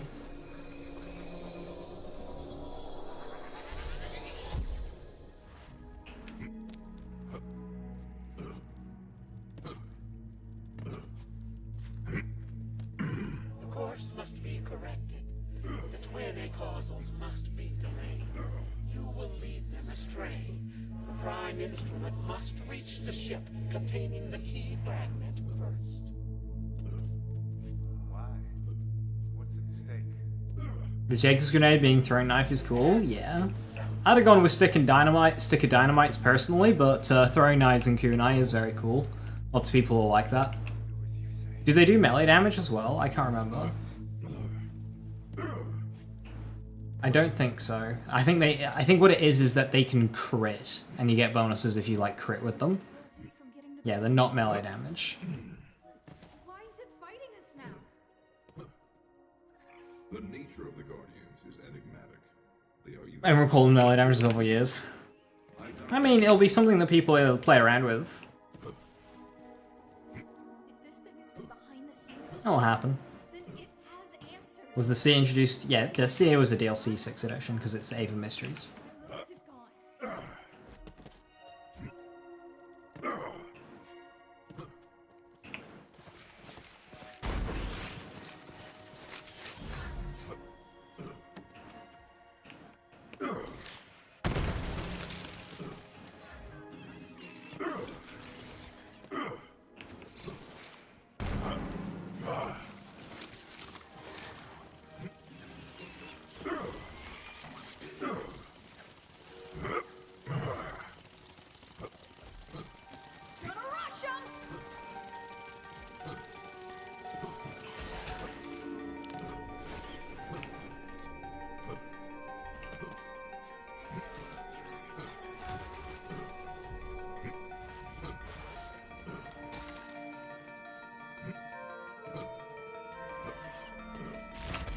Seer will be a more difficult boss melt because of 2 health bars.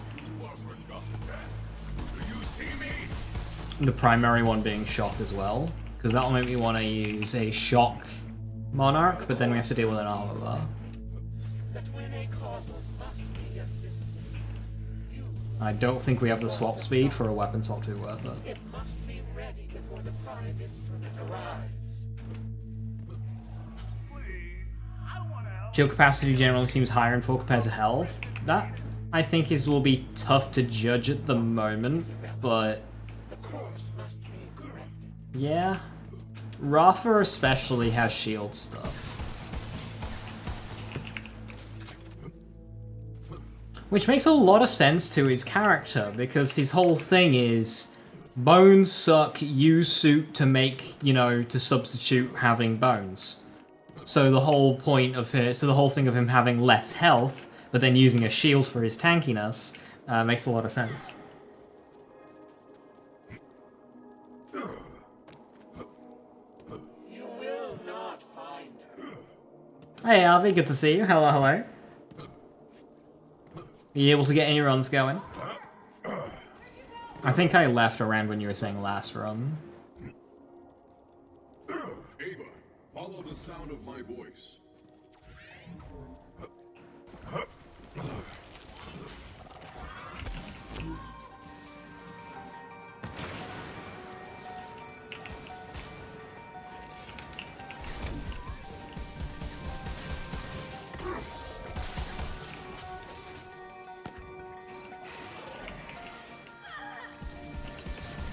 Cancel TPS DLCs? Yeah. Because of course, like, they came out with that season pass, and it was like, yeah, 4 DLCs. And they ended up not getting 4 DLCs. It's like, oh, okay, that sucks.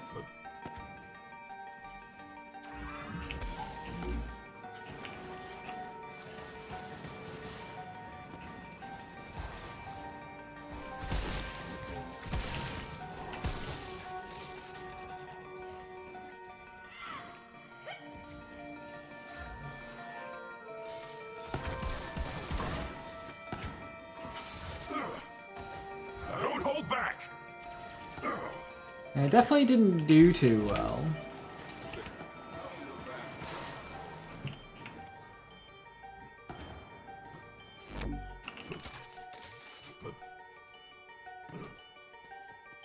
Gearbox, please reduce how prevalent lifesteal is. Unfortunately, the 2 skill trees that we've seen both have lifesteal.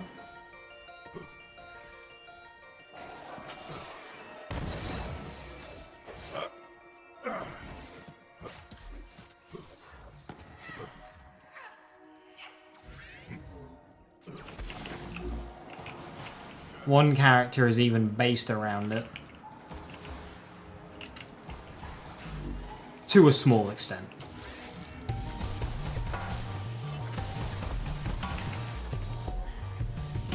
My main hope is that buffer tanking in BL4 will be very viable and isn't a waste of investment like it is in like how they have it in Wonderlands. Because if buffer tanking is as viable as it is in Wonderlands, then you won't need lifesteal. The problem is with the presence of lifesteal is almost always more efficient than any other kind of tanking, so it leaves more room for aggressive skills. So it's just always better. You're tankier and more powerful. Like, you could spend 10 skill points being really tanky, or you could spend 1.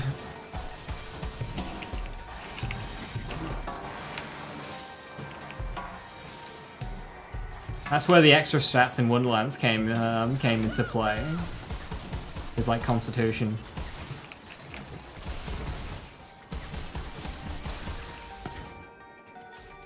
One out of 5 salvation versus entire Zane undercover tree. Yeah, Mara with sustainment and green tree as well. Finding answers. Yes, into the fray! Well tracked, beast.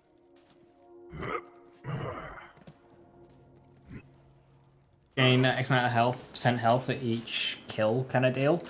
Yeah, so it needs to be percentage. The main change they need to do with lifesteal is it not be a percentage of damage dealt, but a percentage of player health. And then attributed in a way to more fairly treat various weapon types. Basically, dark magic. Dark magic was you would take the percentage of the damage that you deal to the enemy, convert that into orbs, which would then heal you for a percentage of your health. So, like, for every 25% of an enemy health bar that you dealt in dark magic damage, you would get one orb that would heal you for 5% of your health. That is a good way of doing it.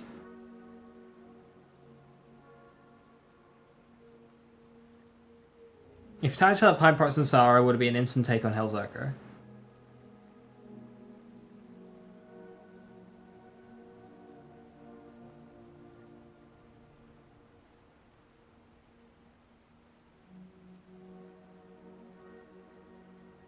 No, but it would certainly increase the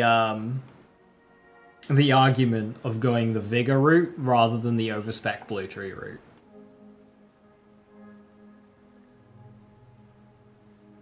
And it would probably put it in Vigor's favor. It wouldn't be an instant take, but like currently, in my testing, I have found overspecking Blue and getting Forceful Expression to be 1 or 2% better than going Vigor.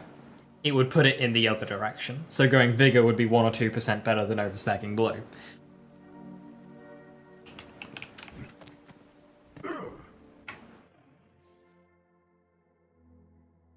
Right. I don't have an Shock Monarch. Let's go and get an Shock Monarch. Bloodbath, inventory, Monarchs. That's corrosive, that's fire. Is that times 8? It is, so let's duplicate that to make it times 4.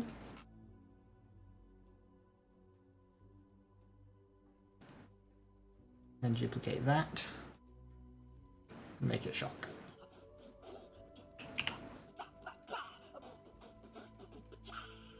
Don't think I go times 8 here. I think we go times 4.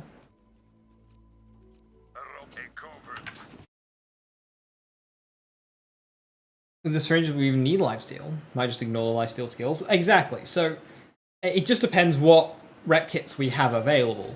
For example, if we have a rep kit that's regenerate 15% health per second, a rep kit that's gain 2% lifesteal, and a rep kit that's gain 100% damage, well, I'm just going to take lifesteal in tree and then take the damage rep kit every time. It just depends what's available. Yes, there will be rep kits that will make us very tanky to the point we don't need lifesteal, but will the cost of using that rep kit will be too high if there are other rep kits that give us too many good bonuses. That's the whole thing with lifesteal, is it's always so efficient that just one skill point is all you need to supplement the entirety of your character's survivability. That is the problem with lifesteal. You can have an entire tree themed around making you invincible, and it's rendered obsolete by a single lifesteal skill point. It's the opportunity cost. Yeah, rep kits seem really good for utility. So, we'll have to just see what's available. And if lifesteal even works like it does in BL3, they might use the words lifesteal, but it might functionally work like dark magic. We don't really know yet. Because any testing that would have been done with it at the gameplay events would have been low level. And lifesteal at low level is balanced. Somewhat, not really. But, like, it's a lot more reasonable than max level lifesteal. So...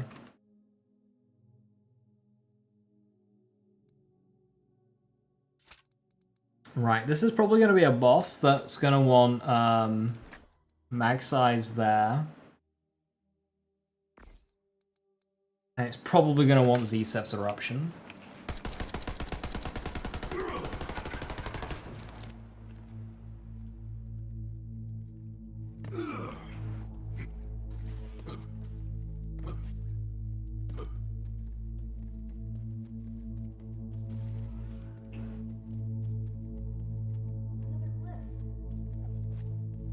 Damien, in that gameplay that you saw where they got one shot from full health, are you able to see when the last time they got reduced to low health was?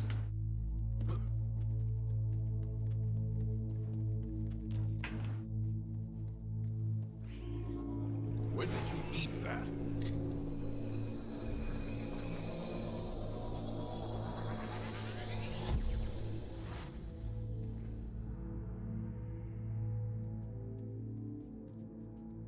The course can no longer be corrected.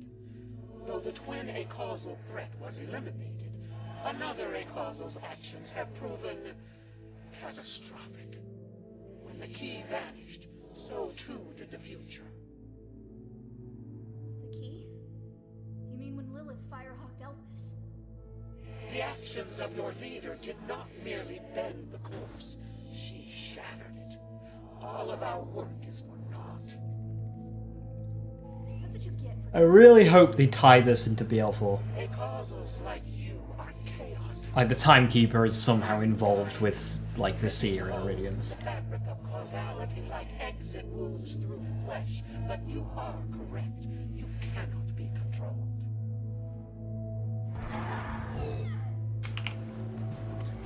You must be removed entirely. I like your enthusiasm, geeks.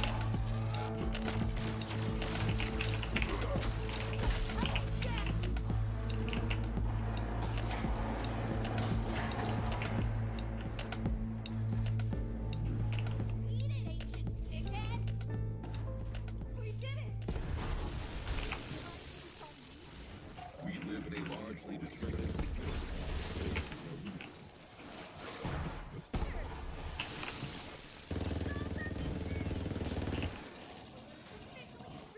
Yeah, that tracks. That's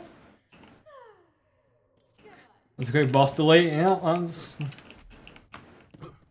that's Gorillas in the Mist Monarch for you.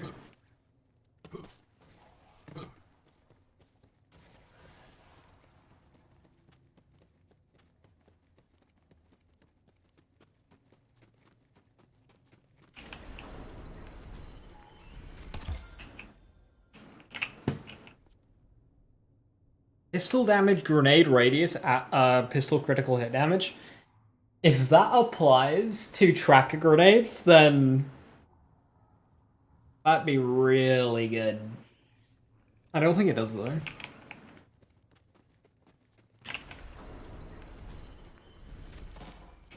Thank you for testing. Fuck you.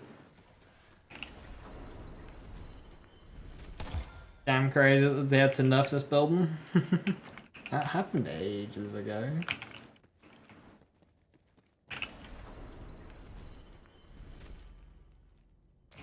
heard what that guardian said. That I'd find what I was What would we say the DPS of this is? Like 3 billion? Lilith's still out there. 3 billion damage per second?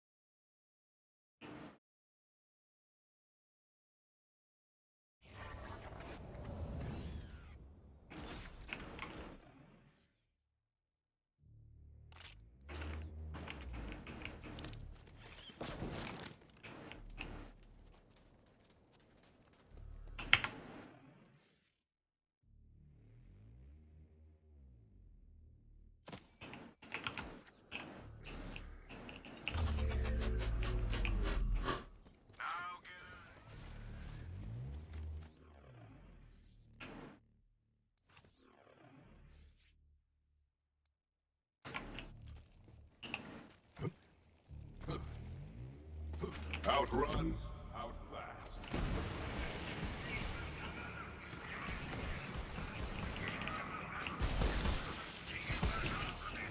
This is my purpose.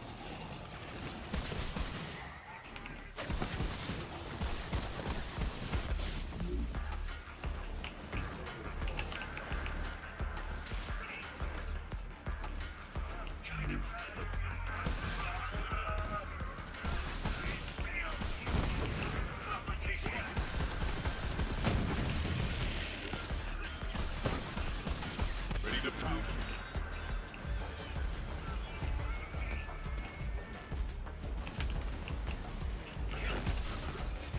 I really wish cooldown earned in your action skill counted towards your next action skill, like in Borderlands 2.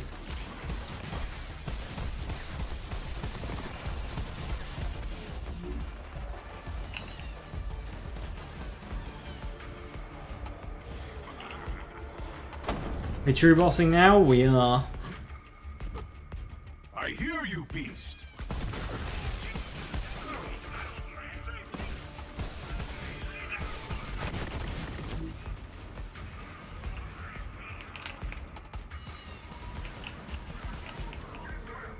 Is I want 100% uptime on Gorillas in the Mist, please?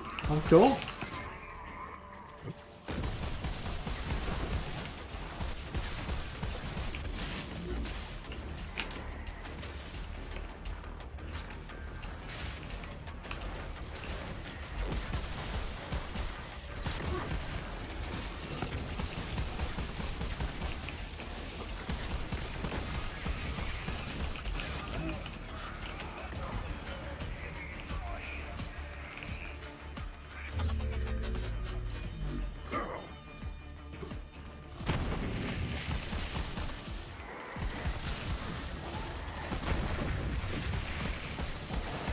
You work well for Zane too. Does Zane have cooldown recovery?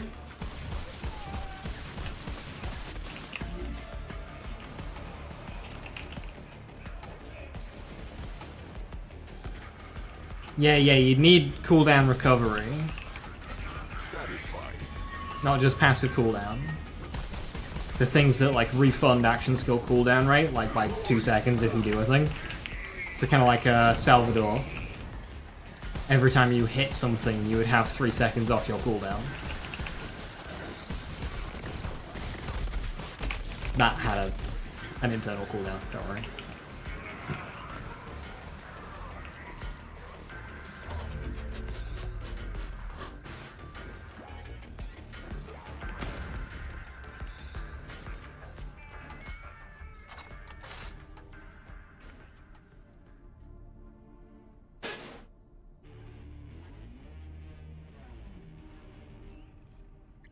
Yes, into the fray.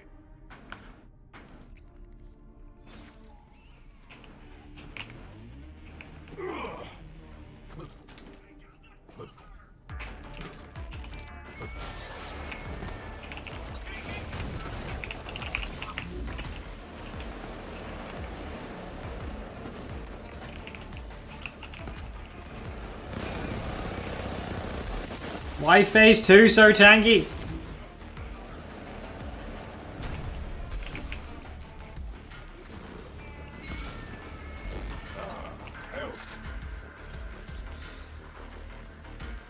Oh hey, we got a Monarch. Didn't one mag, I know.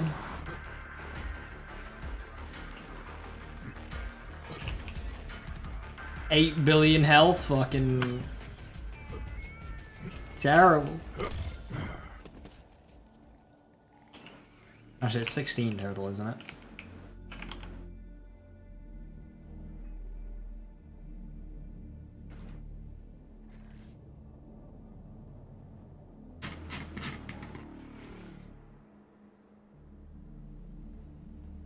Yeah, it's 8 per. 8.5 per, so 17 billion.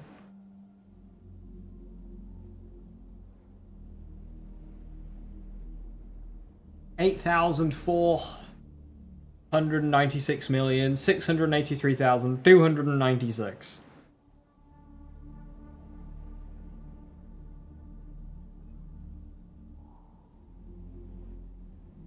which is exactly the same as Hemovorus.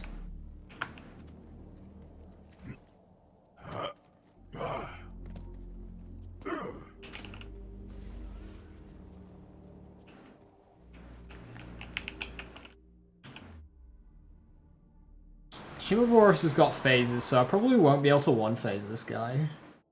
Like one maggot. However you want to describe it.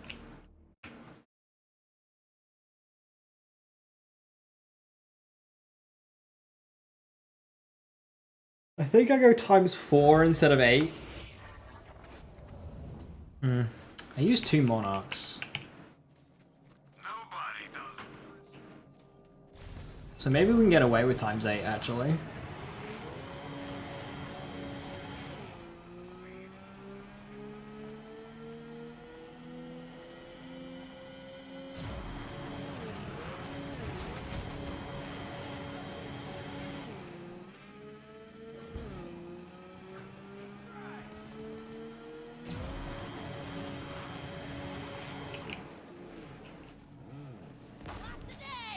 Why'd you have to shock me the moment I went try to drive through? Stop with the electricity!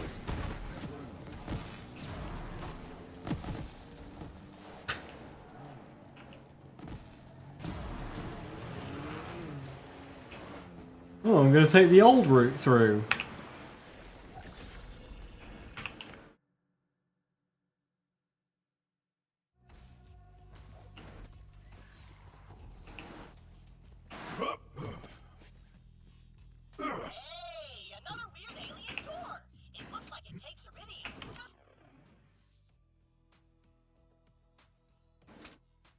Shock. Said shock. Fire.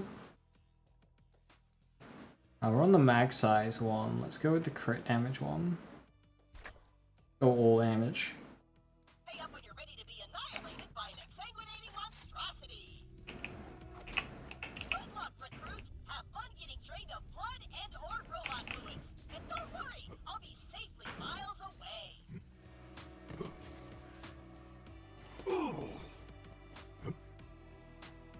So Hemo digs immediately. No. No, she doesn't.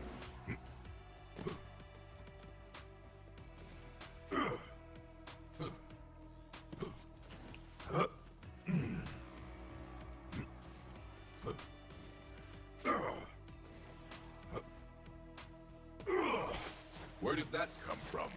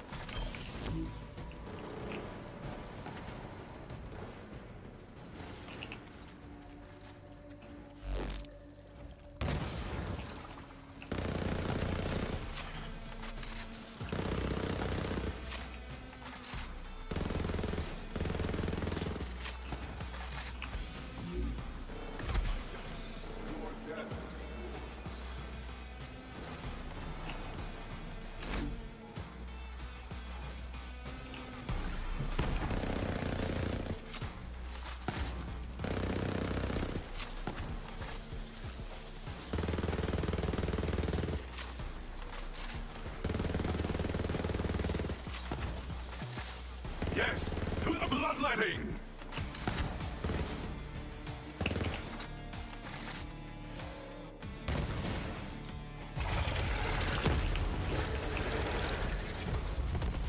Keep them busy.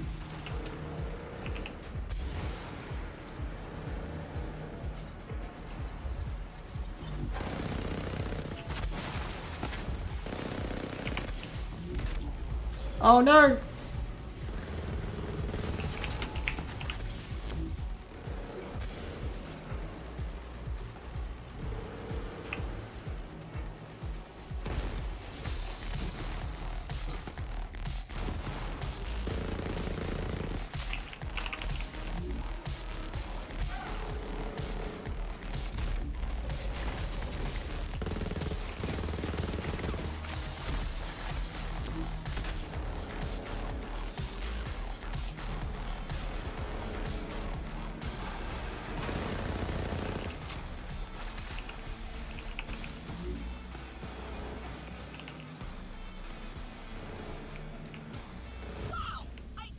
Times 8 has the damage, but I just didn't quite have it in the health bar. Maybe if I run the mag size. And let you keep all that loot. You're welcome. Company man. Wait, Lucian's call. Attention critical flex!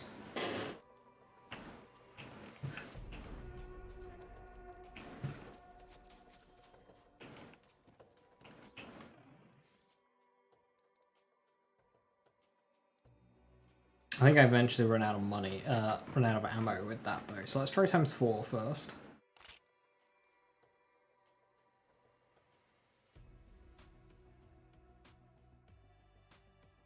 Do I have a corrosive monarch with the right anoint? I don't.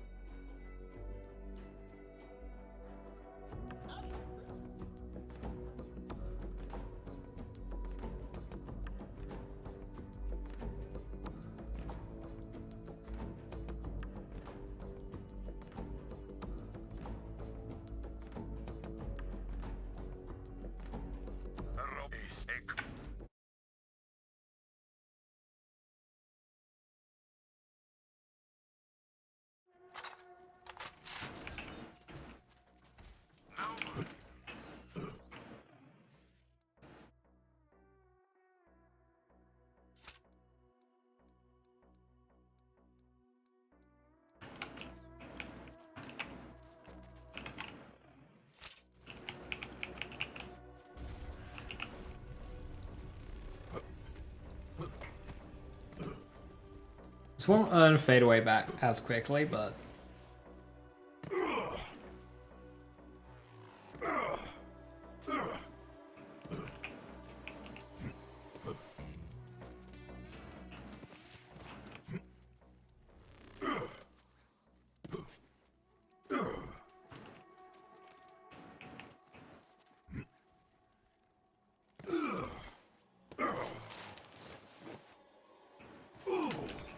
Ready to pounce.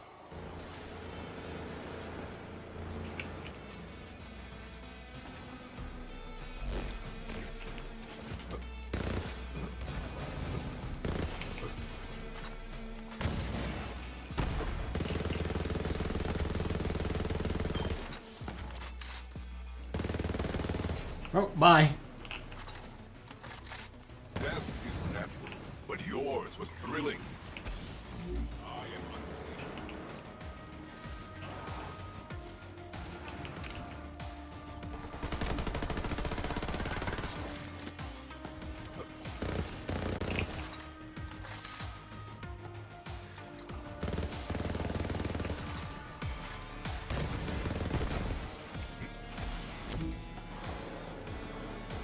Oopsie daisy.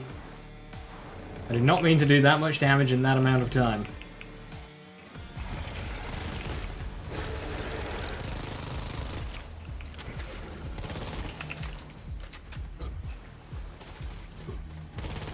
My ammo's gonna dig.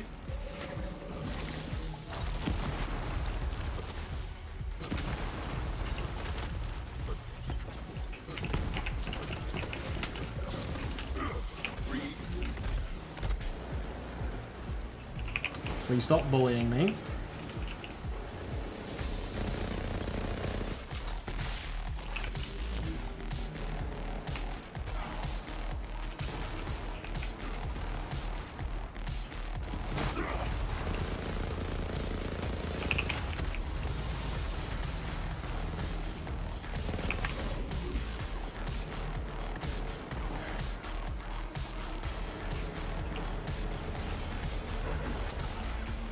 2 megs.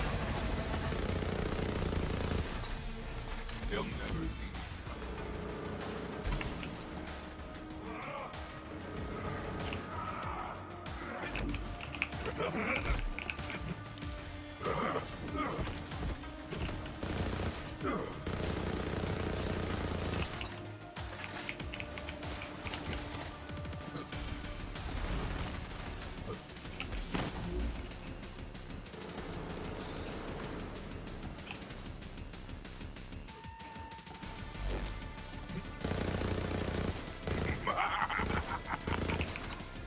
Yeah, unfortunately Gorillas in the Mist just doesn't have the duration to get that done, so you end up running out and pummeled. You could drop Unblinking Eye for Not My Circus, and that would make it a bit cleaner, but then our damage would be reduced even more.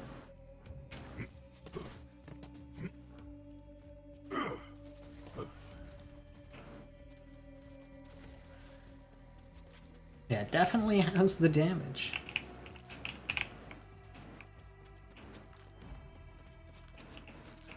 Right. Who's next?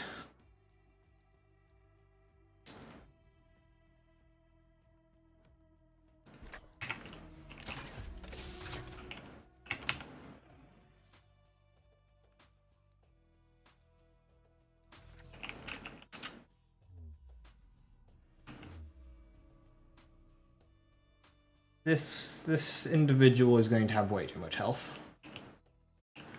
I don't think this wins. Well, it does win. It just wins slowly. Welcome back, my girl.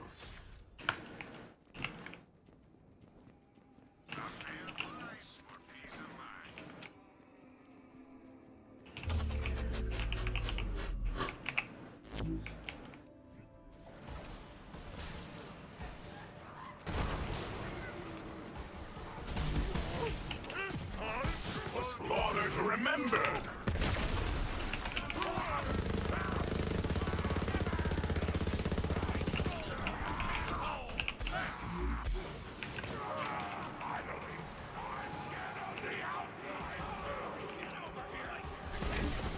There is no escape.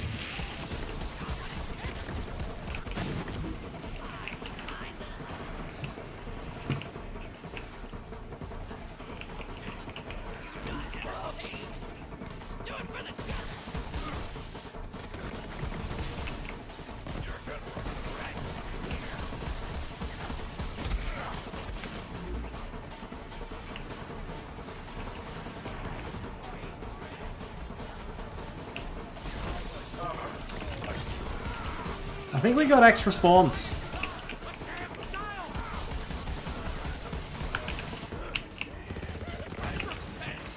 I'm really sure what gave that one away. The fact that they just didn't stop coming.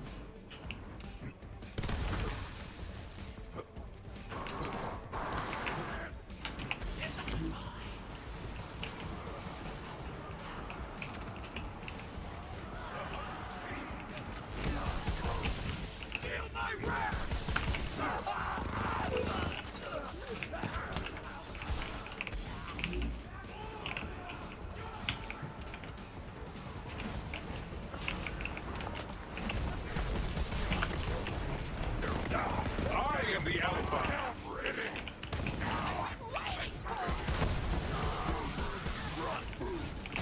I think the best base game shields for 3-shot fadeaway.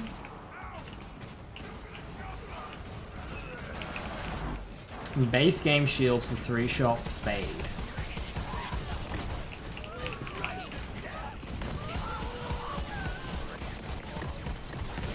Transformer and Red Suit for their associated, you know, advantages.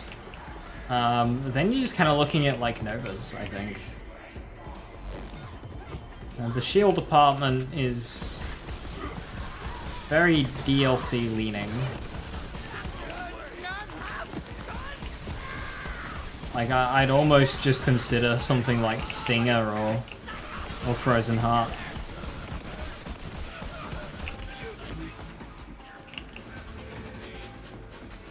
I have a compass.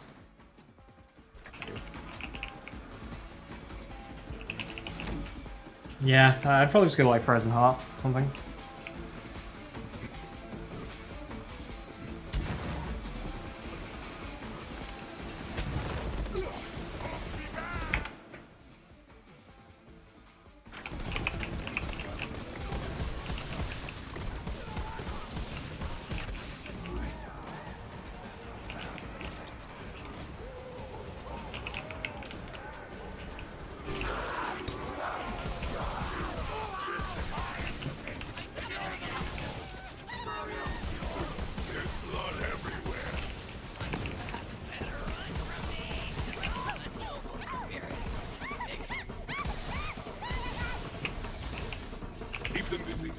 Miss Flack in Borderlands 4? Yeah, Flack is just such a well-made character. The one character without lifesteal as well.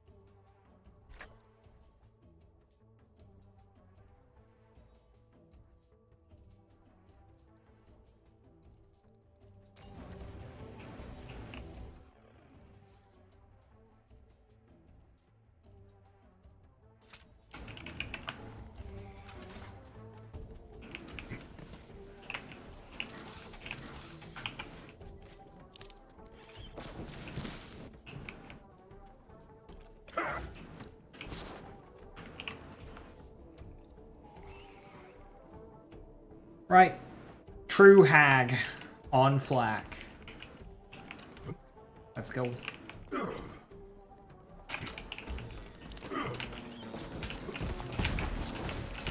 Okay, could we like target the fucking Hag, please?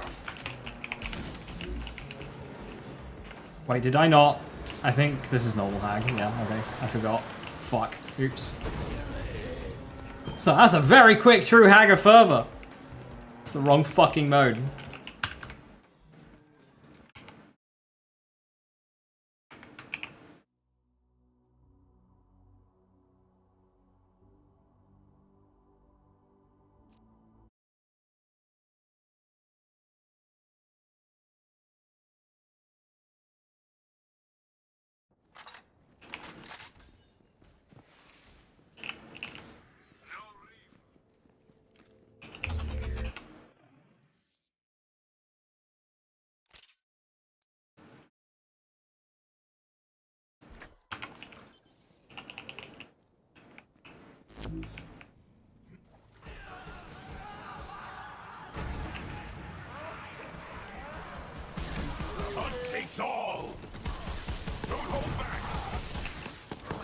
There ain't no way. I saw the first hit come in and I thought, did Pet just do something like some fuckery?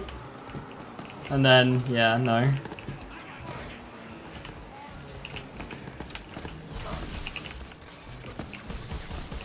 True Hag should have about 50 times that health.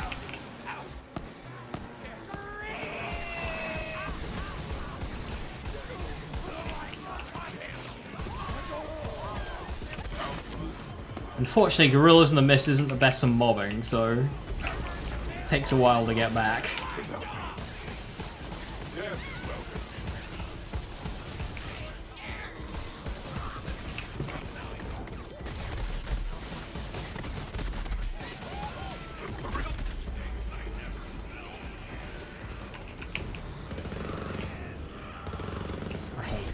these anointed tinks.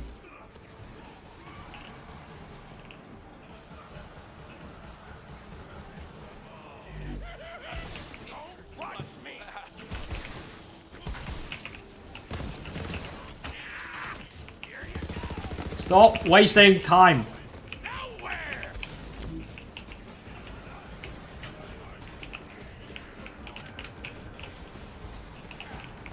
Hey Subway, how you doing?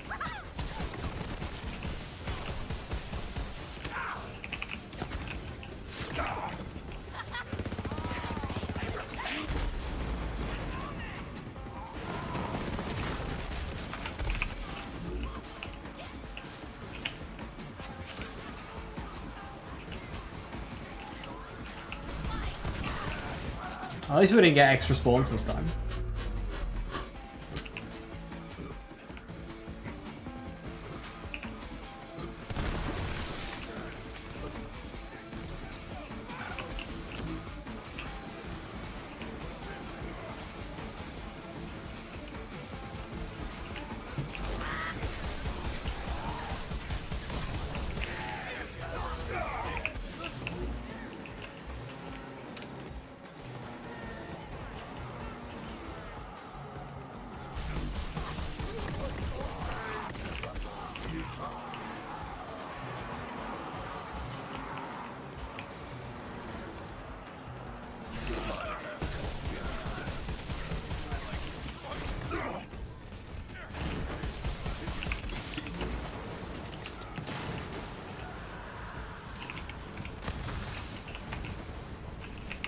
Oh no!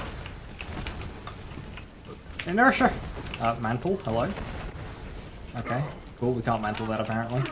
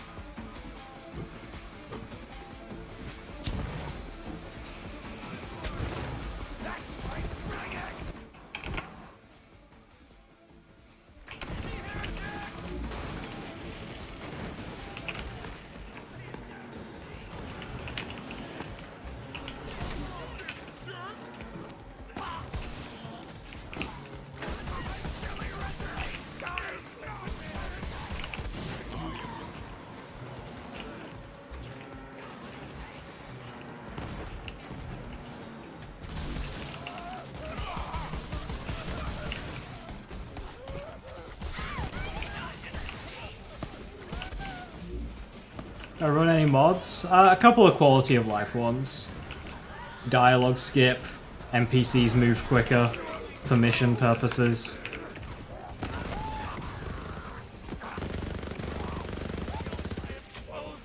Want to fix vendor crashes. Do you like the vault cards in Borderlands 4? Yeah, same. I like the vault card system. They come in DLCs, don't they? So they'll be like post-launch.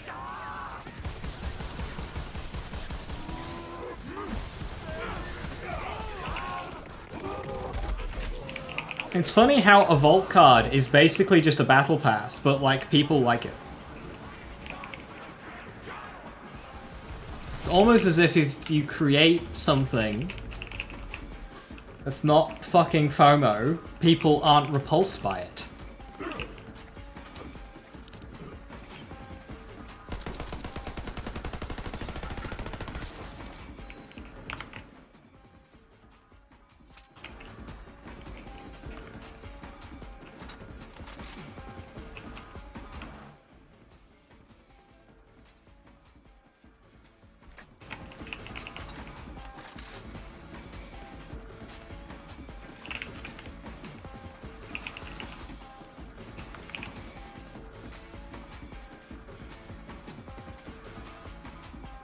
paying for tiers either. I mean, as far as like when you consider everything about a battle pass, that's like the last thing I ever think about. That's like so low down on the priority list.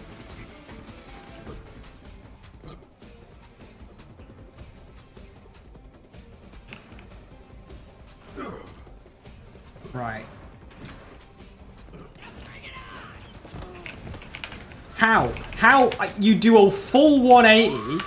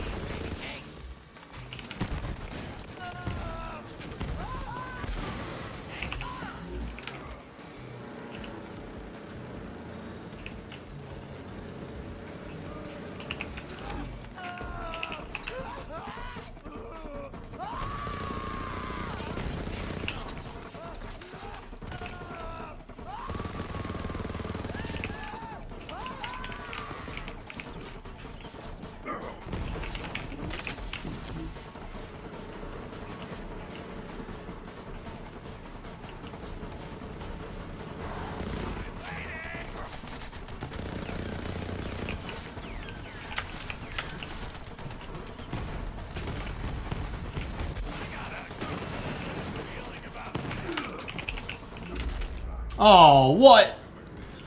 That shot came through the hag to hit me. That is so BS.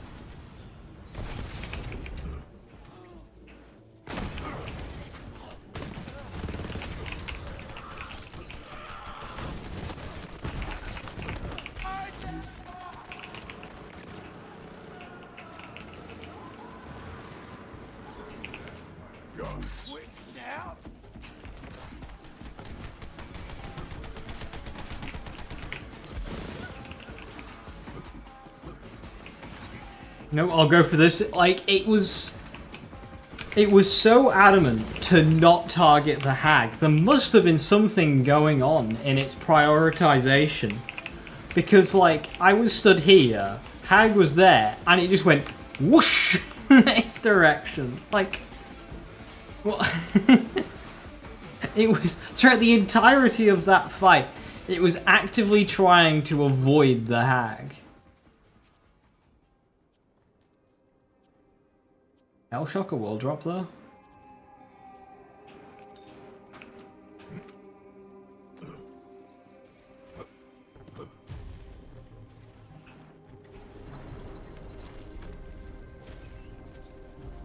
The FOMO, it's absolutely the FOMO. Because it pushes you to burn yourself out of the game to get it.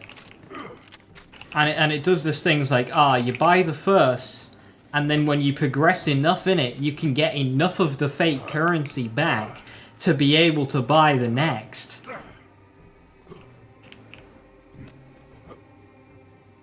So they're like, oh, well then I have to do it then, because that's just free money. I just get the next one for free if I play enough of the first? Yeah, I'll do that. And then they just keep having you do that, and it just turns into a job.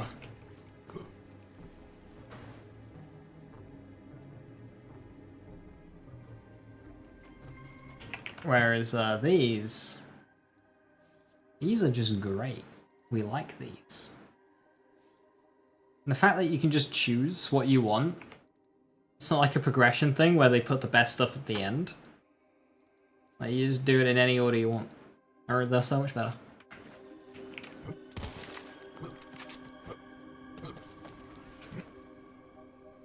I do wish the daily and weekly rewards were better though. These. I do wish these were better. Like, I think each daily needed to give you 250, and then the weekly needed to give you like 5,000 iridium. Instead, it's like 50 per. You do all 3 of your dailies, and you don't get enough iridium for 1 reroll.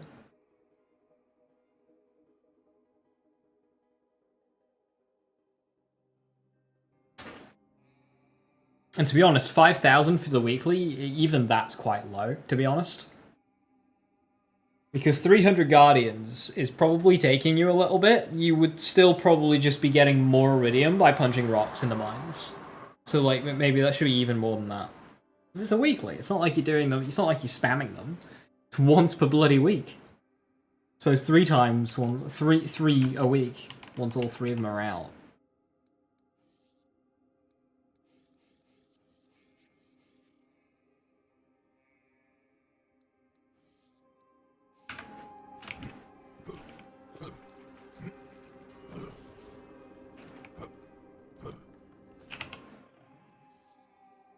Yeah, Monarch. I had the wrong Monarch on. Oh. I mean, the difference wouldn't have been too great. Like, I did have the wrong Monarch on, but 150% gun damage on this is, like, nothing. 15-20% overall.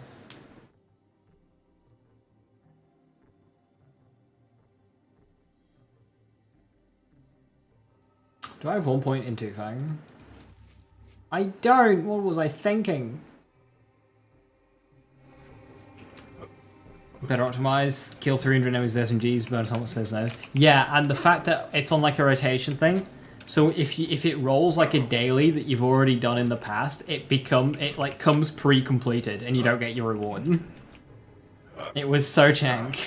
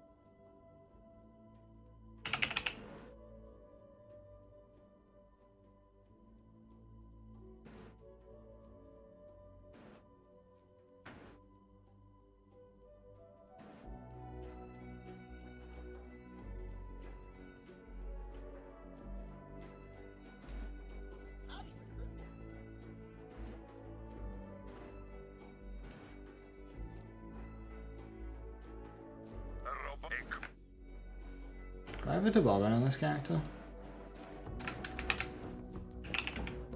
Ew.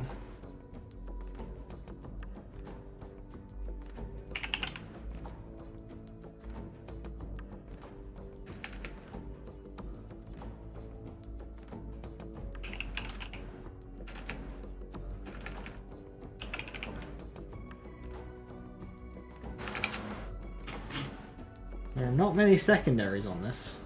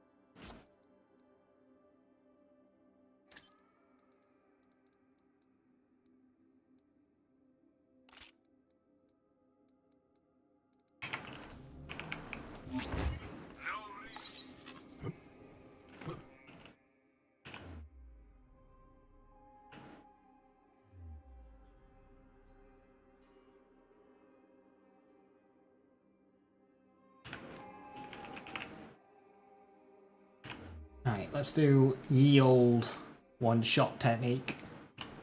But with the Major Kong instead of the ion cannon. So this was, I called it essentially money shotting. You would fire up the last shot of your fadeaway to gain extra bonuses.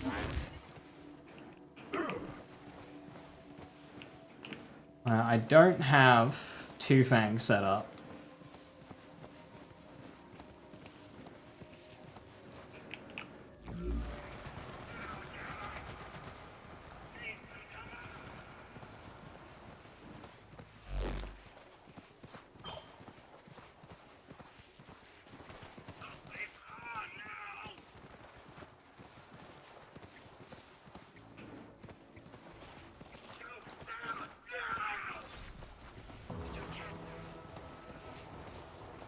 We'll see how far I can take.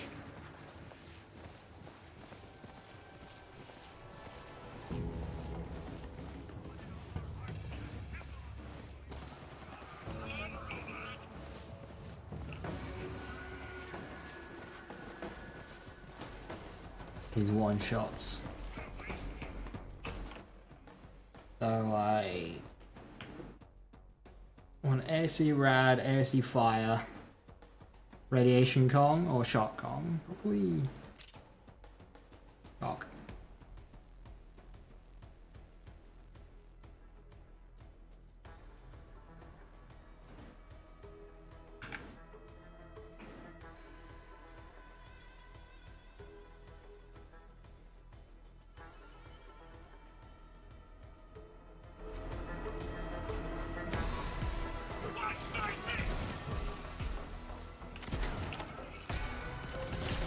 Another falls silent. That was probably a few crits. Nope.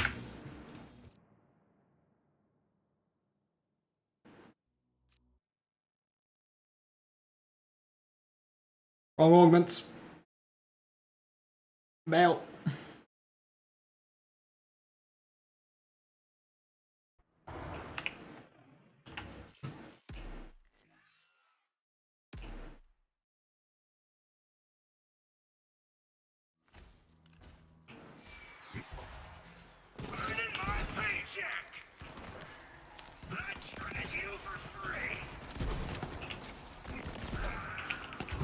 Shadows.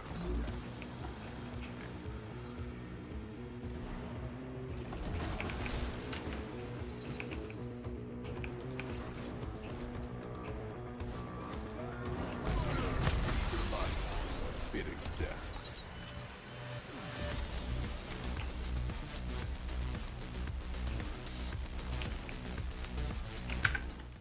What on earth did that chunk of damage?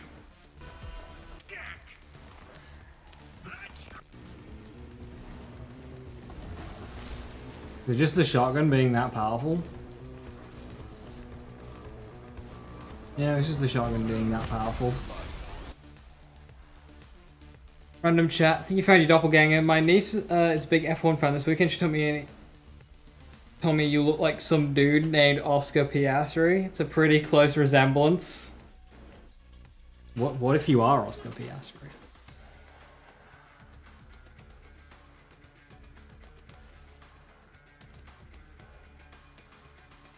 Is Reckless Monster Oscar Piastri?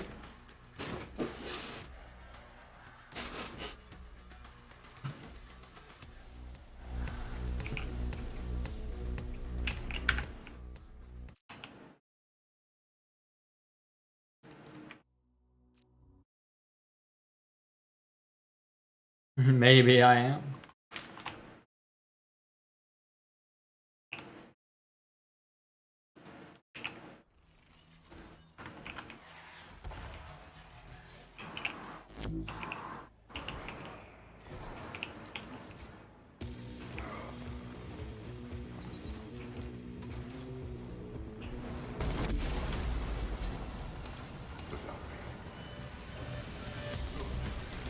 I think the suicide was a bit unnecessary.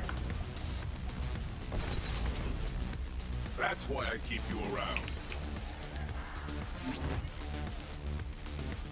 Thinking about getting back into Borderlands 3 again. Do I have updated builds you could use? I do.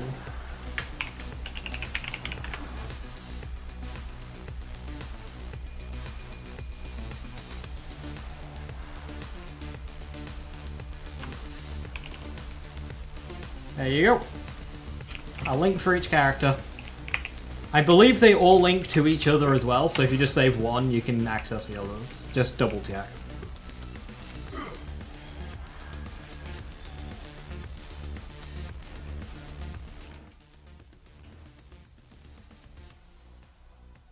Yeah, they're all updated for current patch, etc, etc.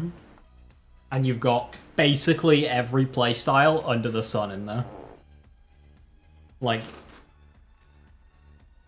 if there's a way of doing damage, it's in there.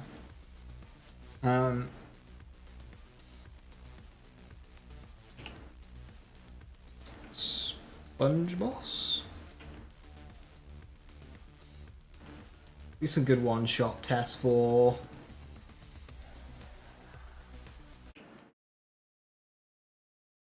January 21st on your own personal 9/11. Oh no. Ready to go? What happened? What happened on that day?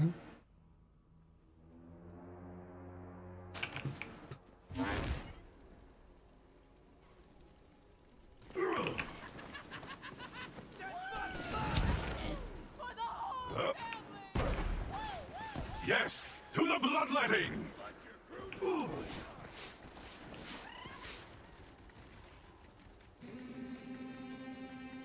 First patch after the One Tree Skill Community Challenge.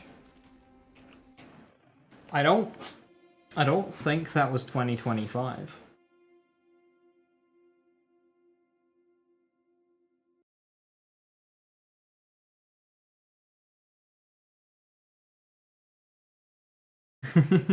(2021)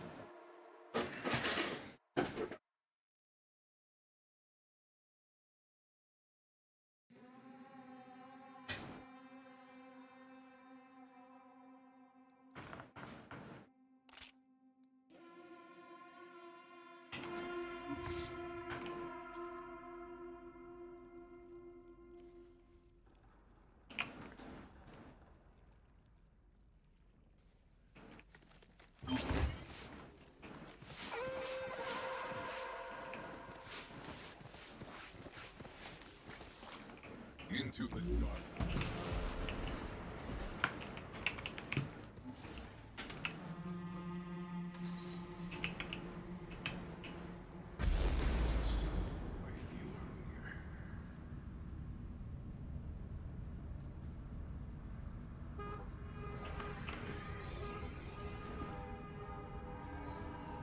I'm up.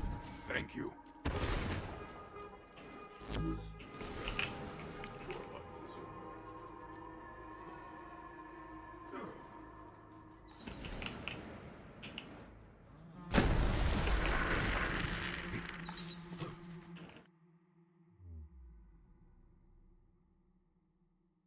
Do you think this one-shot's Seer? I have max stacks right now, so... Well, actually, I don't know if stacks persist from map to map. I don't think they do, actually.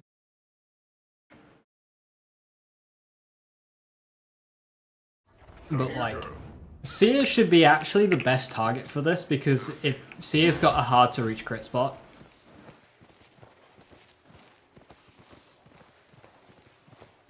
Seer also just is the biggest, like, single phase in the game. Outrun.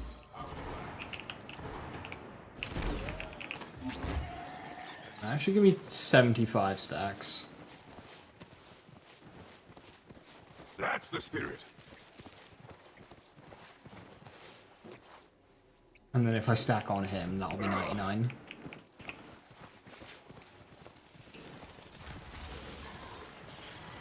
And Hellwalker's missing an element and some sound effects, and believe it or not, this weapon is better than the Hellwalker. A Jacob shotgun that's better than the Hellwalker? That's illegal.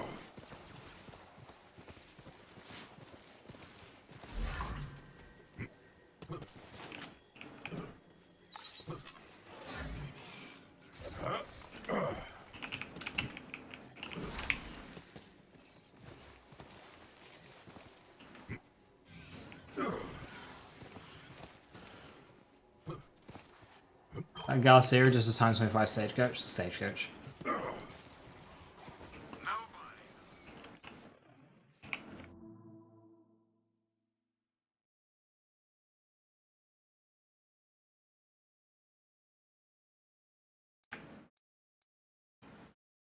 Right, so for this I want shock.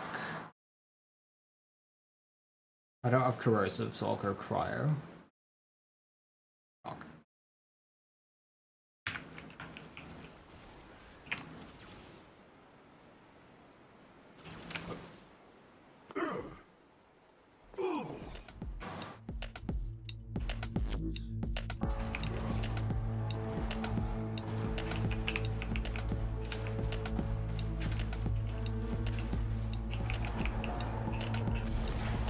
Ooh.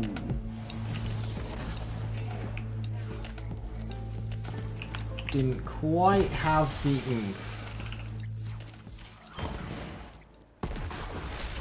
Why times 25 stagecoach over Hellwalker? Because it fires 15 more projectiles. Which, for the purpose of StackBot, is quite important. Is that Groundbreaker? Yes. So whenever we score a critical hit, we gain increased weapon damage. Yeah. Yeah, you get it. So 2 of these gives us 50 stacks, which is 250% gun damage. Now, for this particular run, I'm going for 99 stacks. Now, to do that, it's easy if you use a bang stick, but I don't have one of those on me. Because bigger number. For killing things, yeah, Hellwalker is better, but for this purpose, Stagecoach. Right. So I got past the armor phase, so maybe if I go corrosive instead. So Flabad, items O.M.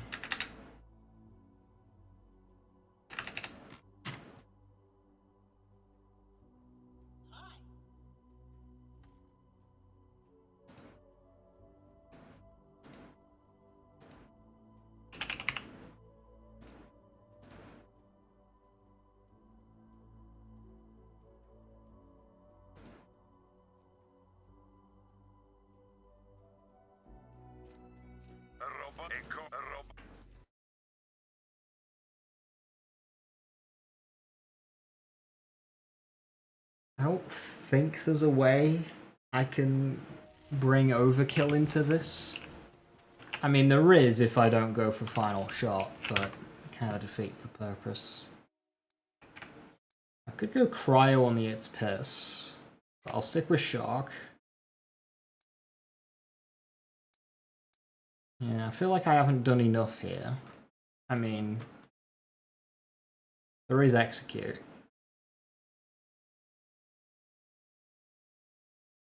Execute would definitely do it, but let's try and avoid that for the moment. Into the darkness.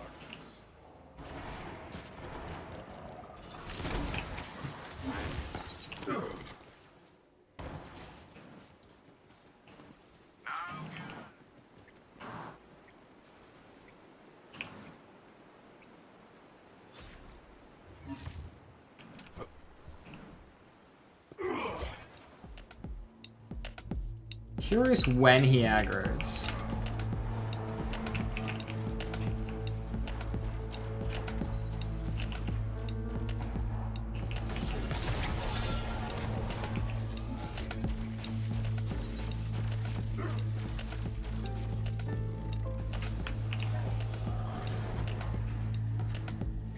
That was considerably less.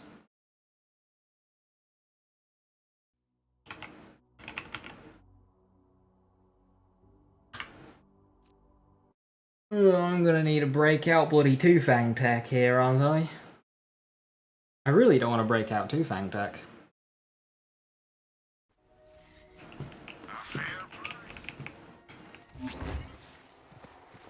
See you soon.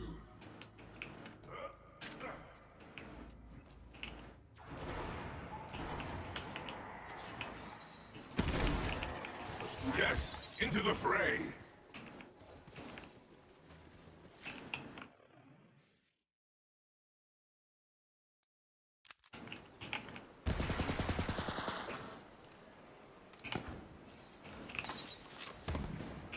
Of course, Hidden machine. Might be able to activate fade away earlier.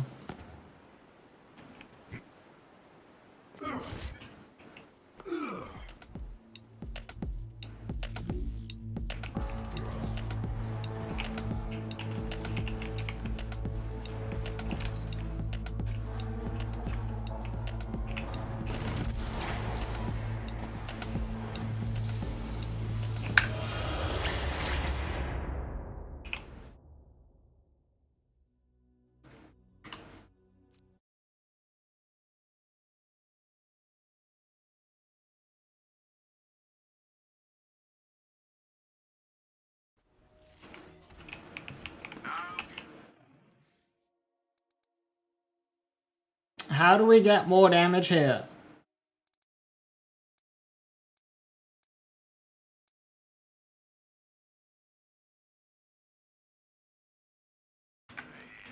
Let's try overkill.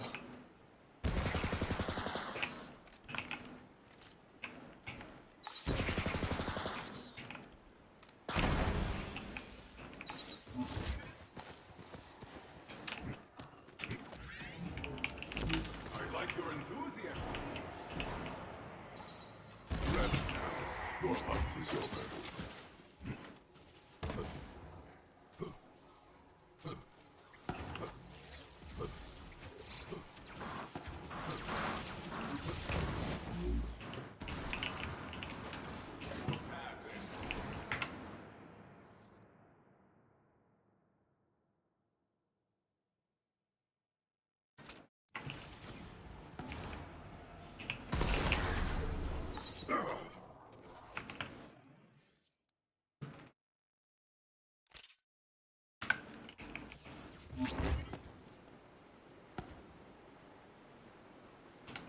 I drop down, I throw execute, then I charge.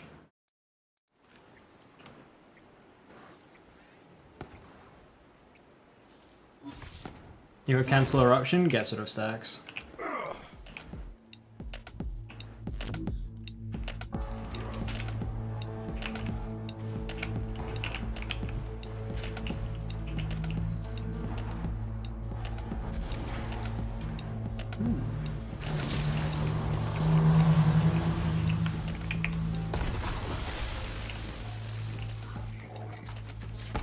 Wait, cut first launch pad. Nice.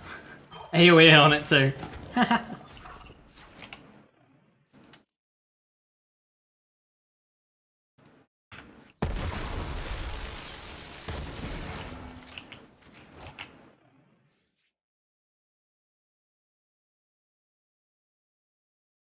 Try eruption while in fadeaway, but I'm 90% sure that if you're in fadeaway, it'll still reset your stack bot.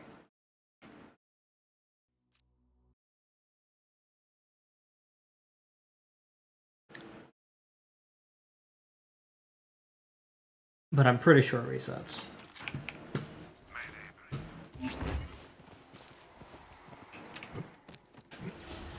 They'll never see my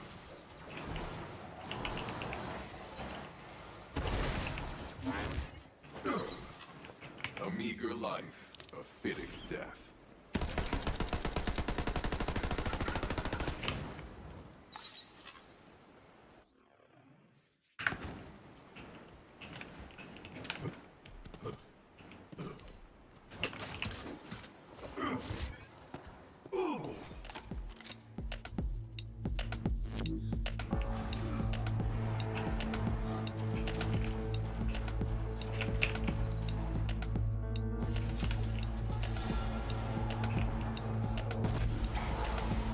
Yeah.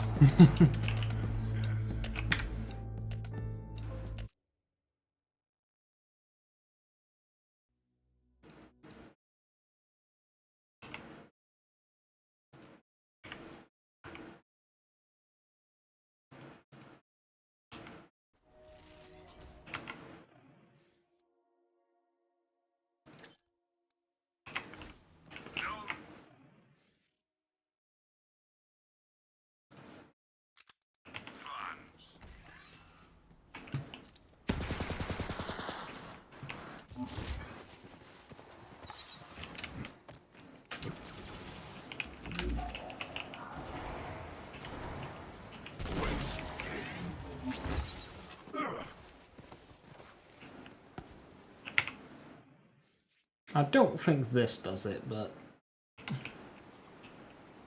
worth a shot.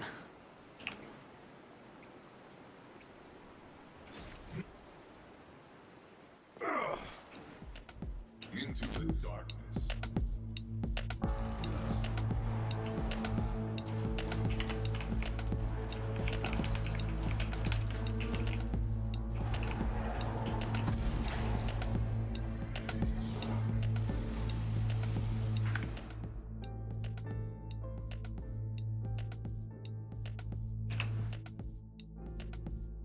The only way I'm seeing now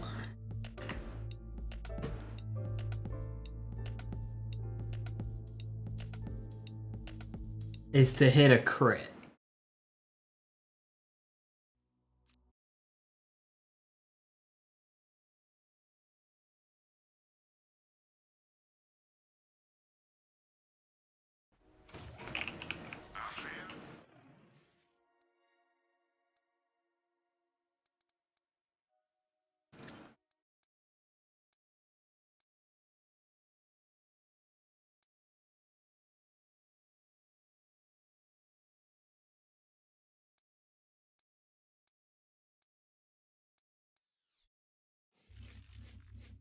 Two Fang Tech.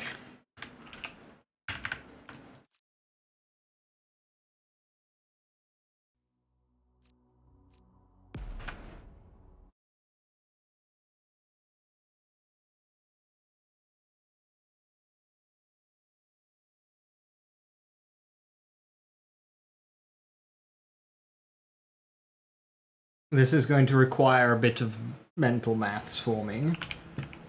Welcome back, my girl. So, have patience. Back to your...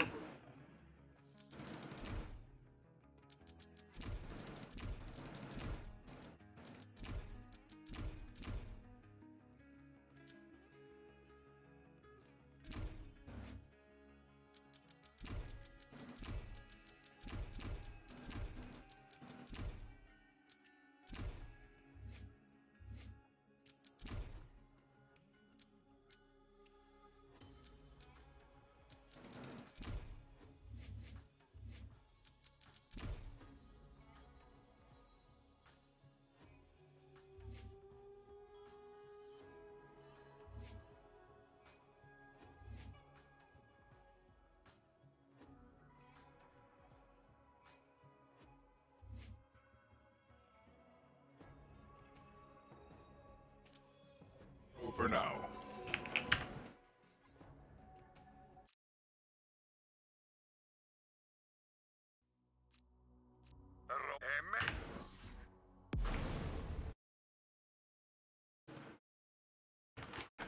Right.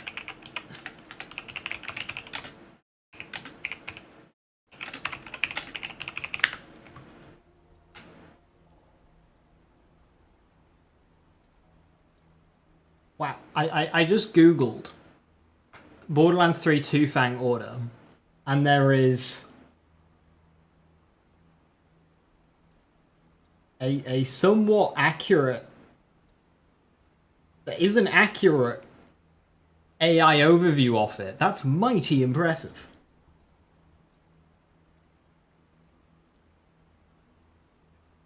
Okay, it is the 24th shot,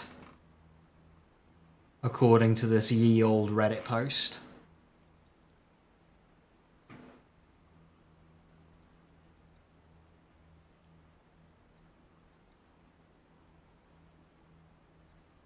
AI overview is just retort typing very quickly. It makes a lot of sense. A rat in the hamster wheel. Right, 24th shot.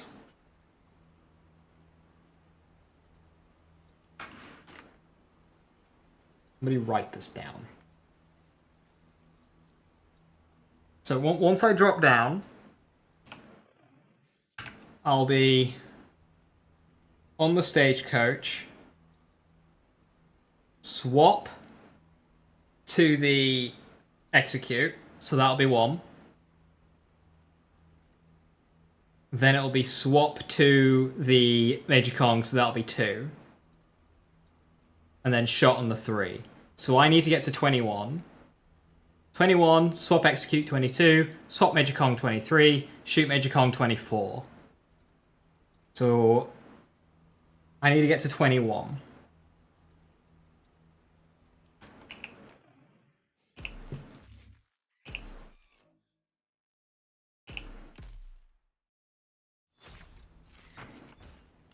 One.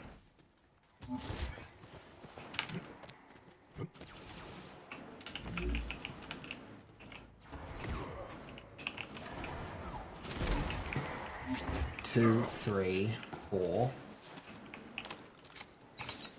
5.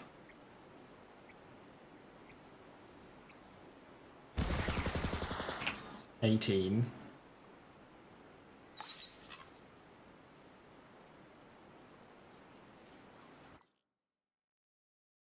Hang on. So I shoot. 7, 21. I drop down, shoot twice, 23. No. If I get to 19, drop down, shoot twice, 20, 21, swap 22, swap 23, shoot 24.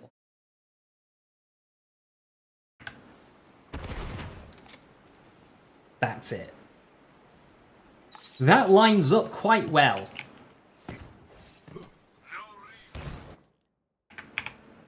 So now, this should two-fang. this should two-fang. God, this is like fucking... this fucking game. If this works, I swear to God. This is crackhead theory.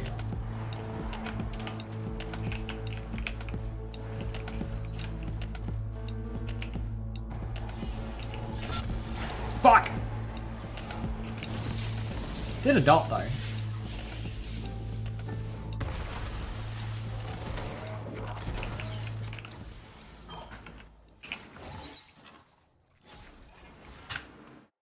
Did I count wrong?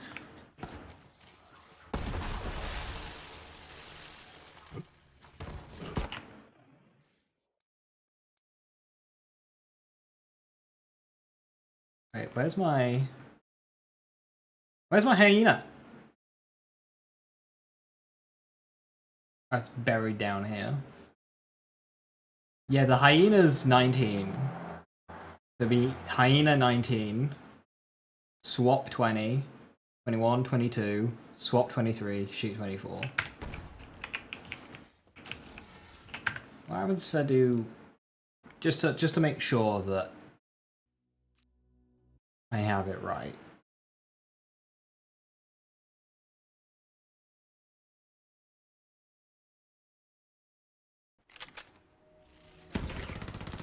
I've missed you, girl.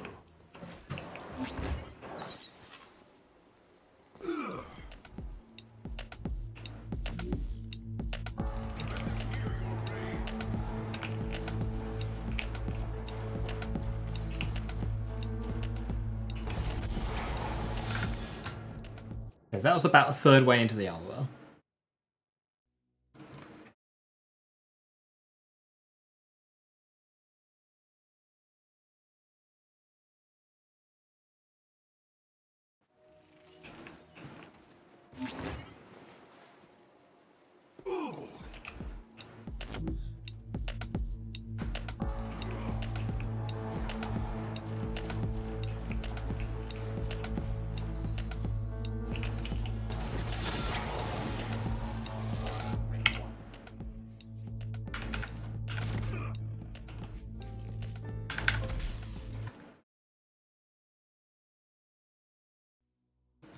It was a bit less, but not a lot less.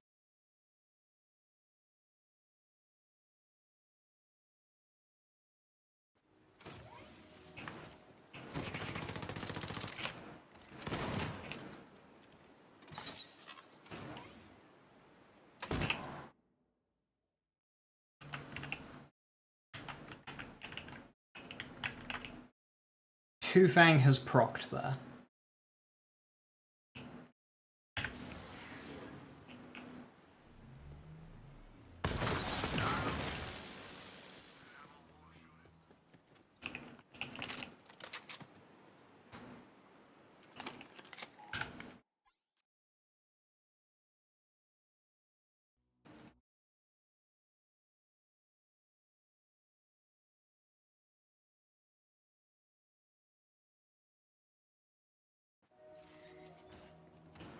go.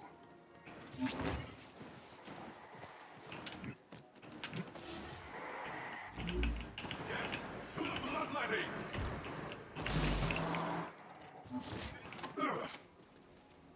That's 1, 2, 3, 4, 5, 6.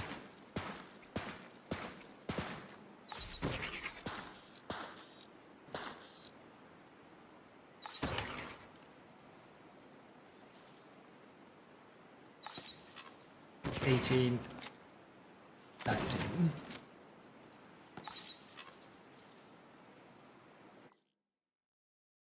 I'm at 19. Shoot twice, 21. Swap, 22.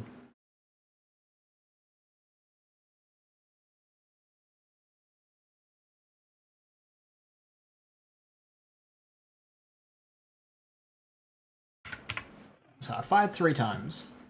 I swapped.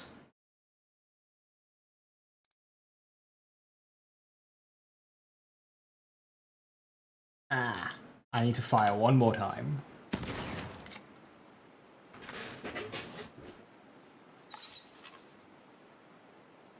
I think. I don't think that's right, actually. But, oh well. We're committed now.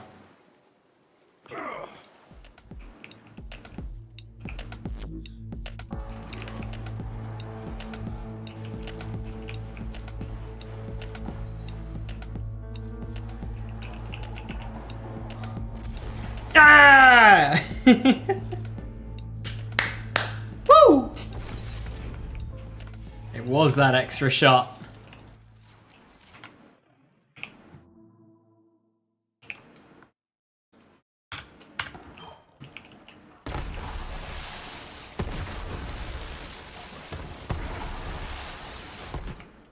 This is why I say fuck anyone who says doing one-shots is easy.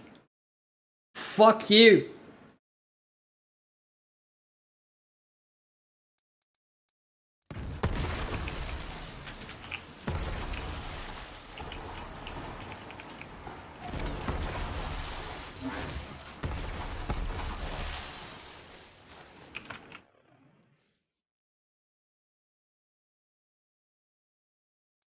I had to, like, count to the number 25. That's tough stuff for a Borderlands player.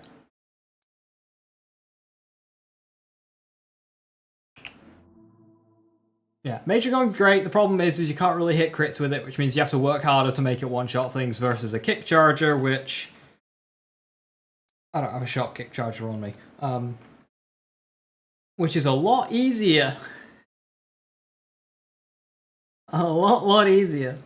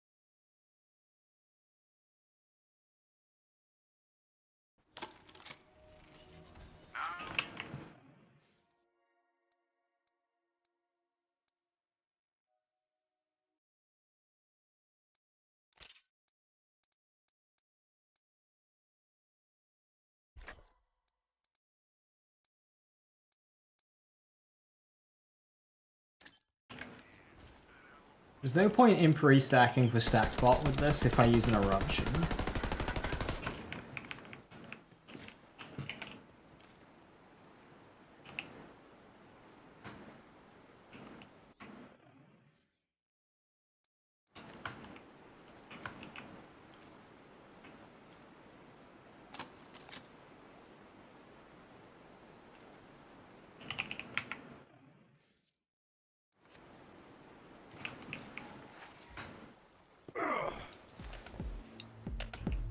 I've got the wrong fadeaway on, so I need to fix that.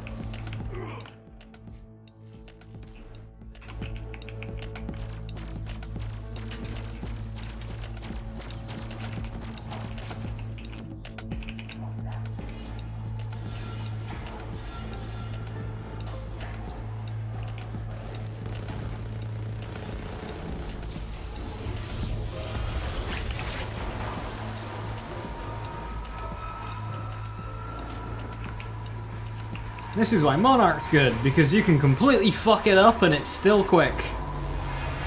What?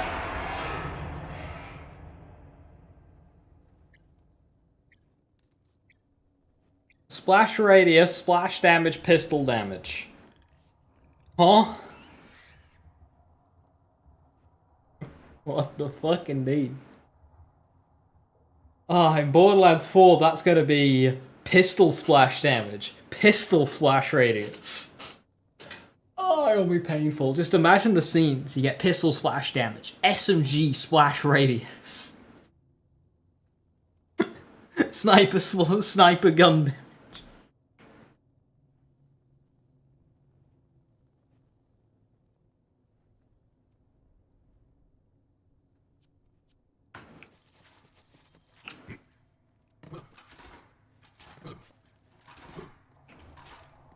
I don't think ×8 works here. I mean, we can give it a go.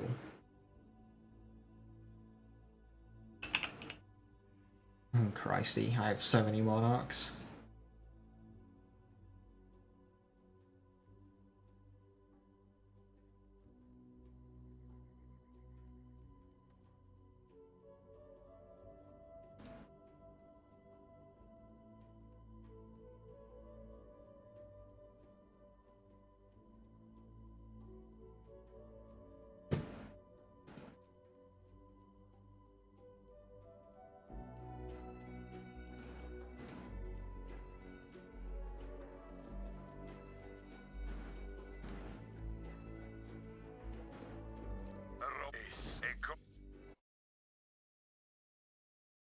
Plus 33% sniper aiming efficiency.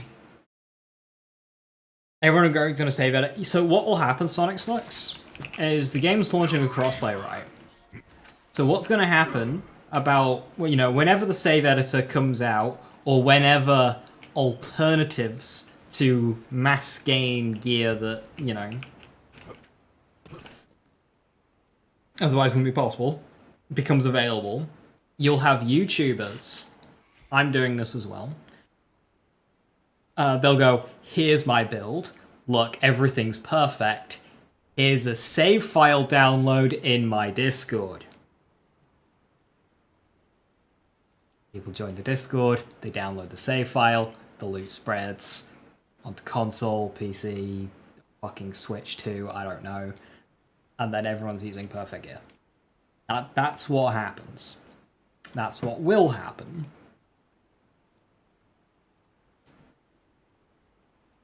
Because farming passives will be such a ball ache. We already know the percentages of the passives. They are very high.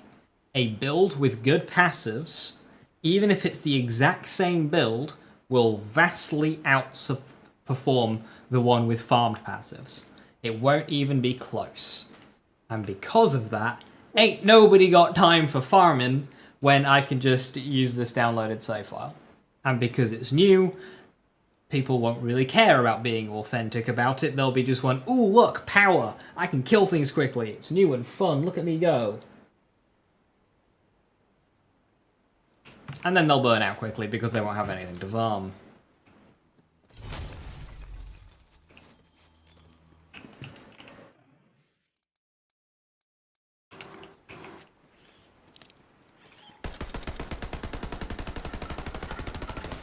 That is what is going to happen.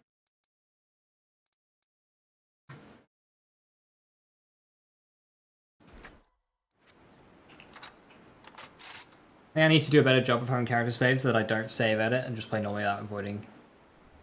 Yeah, so I kind of tried doing this with Borderlands 3 when it came out, but it was difficult to keep up with. But I tried having separate save files, one for save editing, one for without. But it was very difficult to keep up with it. You're essentially doubling your save files.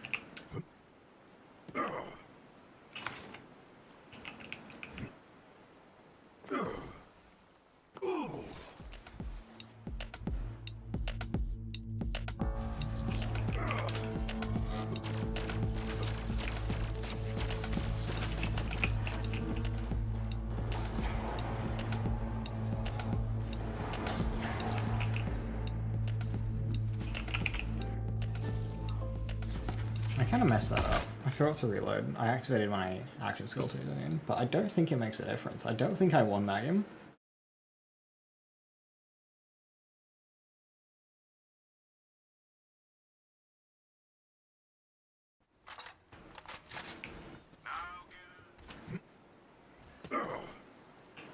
Come here, girl.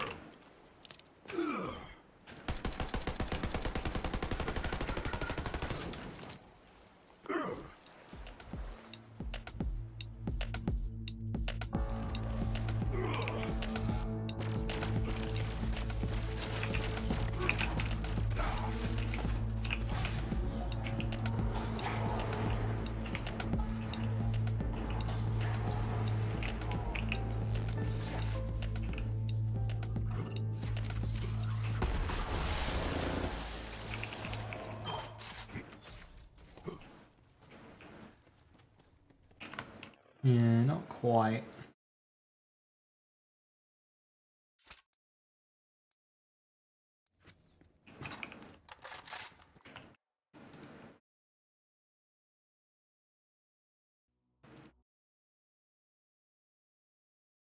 I get Gearbox don't want to like hand out good passives, and they want it to keep like a thing that you eternally farm for, that you can always get better.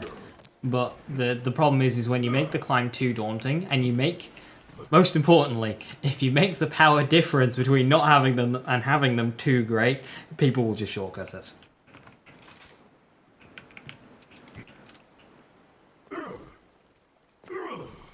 If losing out on 10% total power is what you lose out on, then it's like fine, whatever. But you can literally double your damage with passives.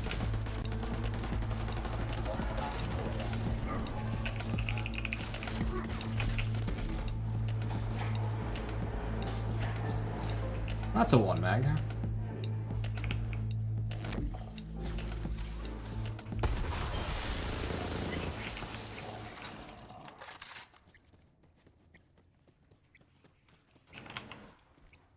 Do I have a recording of one magging him?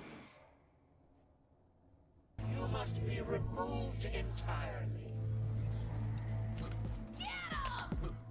I like your enthusiasm, Beast. You can't see this, and I'm sorry.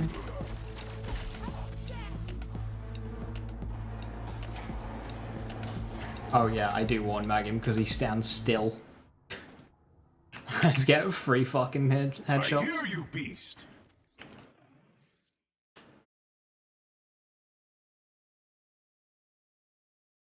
Difference between passive that gives damage and vague utility conditionally, yeah.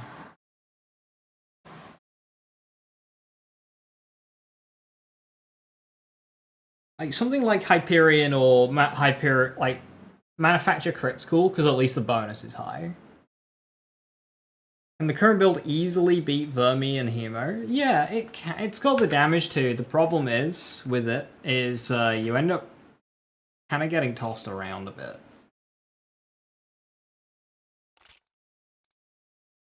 Here, I'll show you.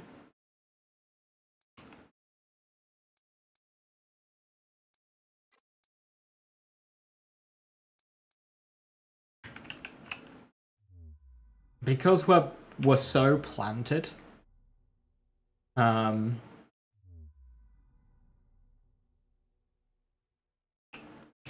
soon as our action skill ends, we're just gonna get mullered. So expect to go down. It's not a clean kill by far. I have need of you, Beast.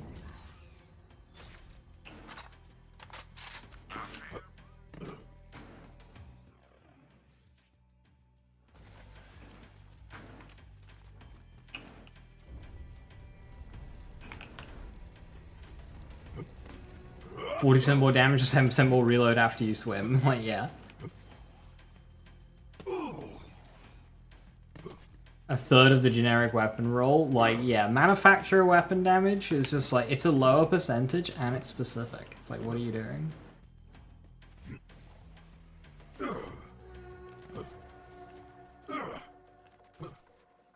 I think all passives should be low percentages and generic.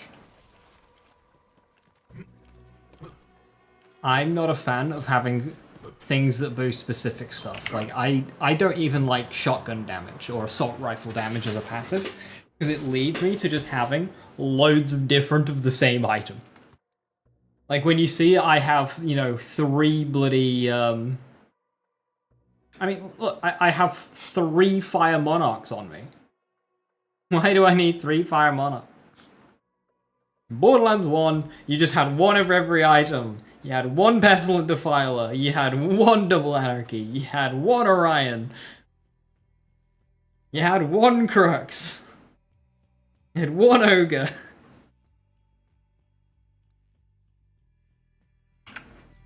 Now I have 18 Fire Monarchs, 17 Corrosive Monarchs, 12 Shock ones.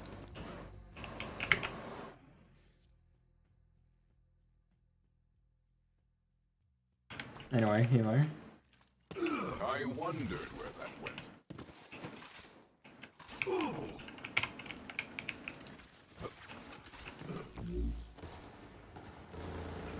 This was always your end.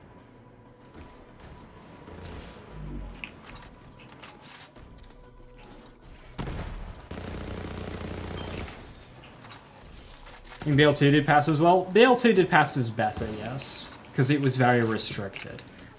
Pros and cons to that. Cons, it was very restricted in terms of build variety, and Borderlands 2 was restrictive in terms of build variety. As shitty as the passive system of Borderlands 3 is, it allows us to be a lot more creative. For example, when designing all these items, Gearbox would have never have provided like melee boosts on a Rat Commander, and yet Rat Commander is best used on a build that does melee damage. But Gearbox would have never have done that. Where's the man?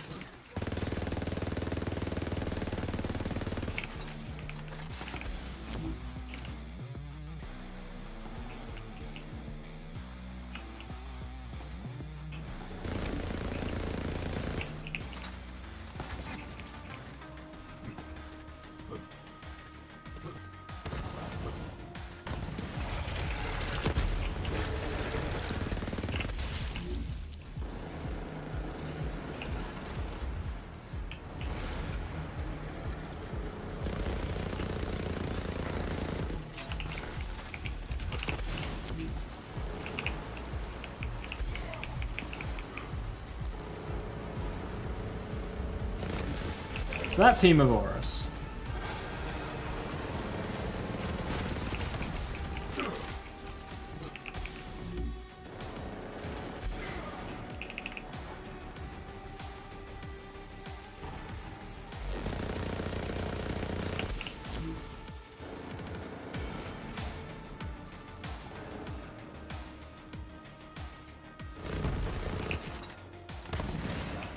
Whence you came.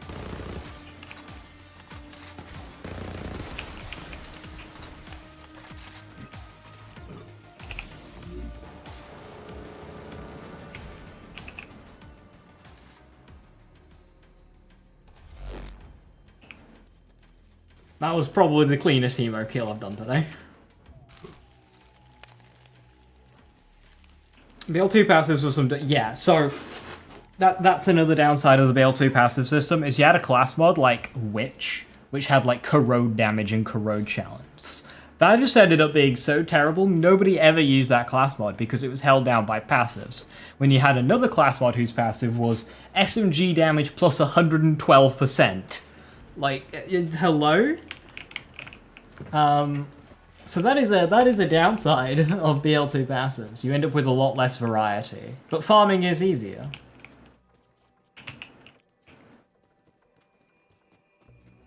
Tina DLC comes are used is because they have good passives. Yeah, they have the best passives. It's a mixture of reload speed, crit damage, and mag size. Some people, those class mods are often used, not even for the skills, but just for the passives. So the gear I'm using, the Anoint doesn't matter so much. Like, do not worry about the Anoint. I mean, it's easy to get. Either critical hits, or sorry, consecutive hits, or fade away weapon damage. But that's not important. What is important is a stack bot. A stack bot is very important. Then I have a Revolter and a Accompaniment for support. A gear debuff. A couple of those. Green Tree is down to power inside, collecting all the damage along the way. We do not need Fast and Furious, because it's only gun damage. Purple Tree for reload speed. If you don't have it, don't worry about it. Blue Tree grabs Frenzy. And then Orange Tree down to Megavore, picking up all the damage along the way. We do not pick Grim Harvest, it's a terrible skill. Ambush Predator is very inconsistent. We take literally everything else. We use Spider Ant Scorcher because it works out the best for damage. And we use Gorillas in the Mist and Unblinking Eye. For 3-shot fadeaway, we use the other two. But for this, we use Gorillas and Unblinking. The reason why we don't want gun damage is because of the stack bot. Whenever we score a critical hit, this counts fadeaway hits. They gain increased weapon damage. This is 5% per stack to 99 stacks. 495% gun damage makes 3% per point. On Grim Harvest, terrible and negligible. Legion's Responsibility 2 are your favourite to use. I don't like them. Do note that this build is more of a bossing build. Mobbing, it does struggle versus other loadouts. Now, you can fix it. Like, there's nothing wrong with the build itself for mobbing. It's just Gorillas in the Mist as a whole. So for mobbing, you might want to go with 3-shot fadeaway with an Anoint Night kill stack. Or consecutive hits. Or next to next. And then just use other weapons that aren't very Gorillas in the Mist oriented. That's what I would do. And use like a Cosmic Stalker or a Bounty Hunter.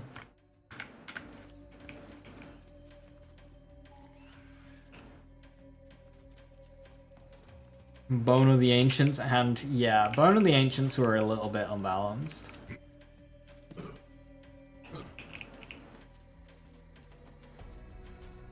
There was 3 relic types, kind of 4, in Borderlands 2.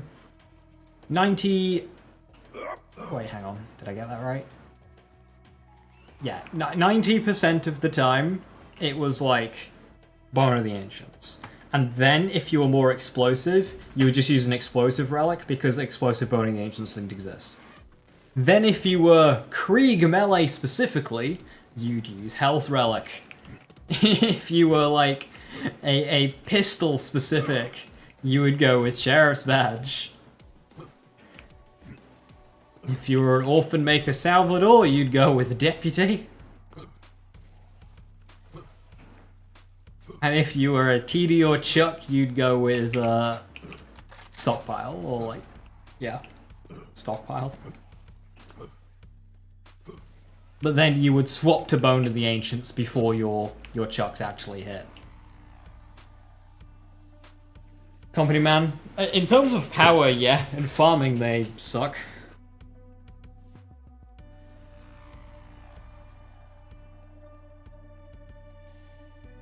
Shares and attributes for playthroughs? Yeah, for using those 2 particular weapon types.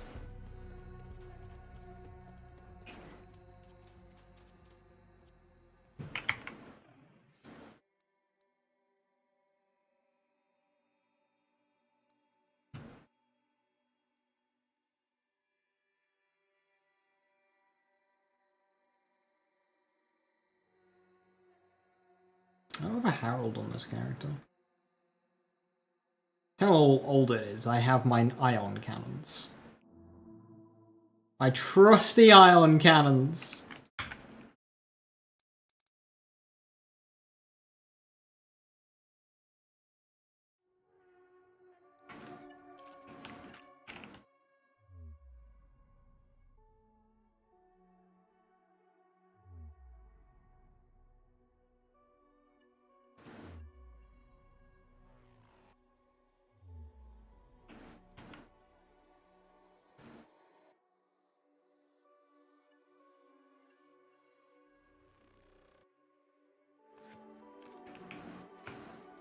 Iron Cannon walk so Kick Charger could sprint like Usain Bolt.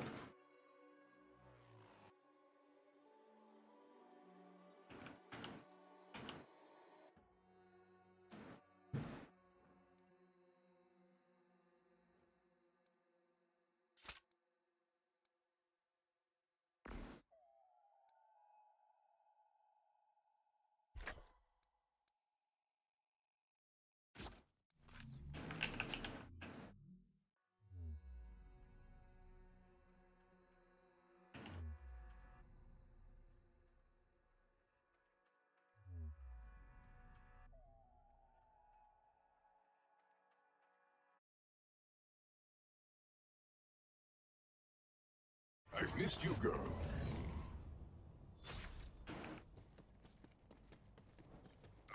There's some buffs for an interesting period for BL3 players. An interesting period for people who like to, like, you know, who have knee-jerk reactions. The majority of the balance changes made sense within context. Not all of them, and when they changed the sandbox of the game, they didn't go back and reevaluate previous changes that they had made for the previous sandbox. So those are two downsides they did. For example, they nerfed the crossroads, right? That one didn't make fucking sense. Why'd they nerf the crossroads? Then they made the game harder. But they didn't go back and buff the crossroads again. And then, when they eventually did, and they made the game even harder, and they're like, okay, the crossroads need some help. They didn't undo what they did. They just gave it a different buff that nobody cared about. Like, we don't... Yes, we want the damage to be higher, but, like, if it could just have his pellet back. Like, you could just undo that. Another more prominent one is during Mayhem 4, weapons were, like, kind of taking the lead, and then they started prepping for 2.0. Action skills weren't as good in Mayhem 4. People like to glaze Mayhem 4. It was a sour time for diversity, I'll tell you that much. It was all weapons. Abilities didn't do shit. But this meant that Mose, essentially, it was the meme, Mose didn't have an action skill. I mean, she did. She didn't have an action skill if you didn't have creativity. But Mose didn't have an action skill. Iron Bear sucked. So they gave Iron Bear this unique scaling, so it could keep up. And Iron Bear was actually very good in Mayhem 4 after that. Then they did 2.0. Then they gave Mayhem scaling, a modifier for action skills in Mayhem mode. But they never undid the unique level scaling that they gave Iron Bear for Mayhem 4, which is no longer relevant. So now Iron Bear has both the Mayhem 4 buff and the Mayhem 2.0 buff, which is why Iron Bear is so easy to get so strong. And it's also why Iron Bear is easier the higher level you go, even if you don't spec your skill points. Because video game.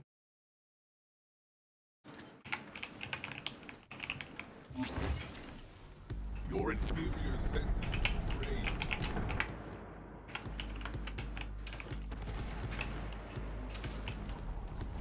I'm trying to shoot in time.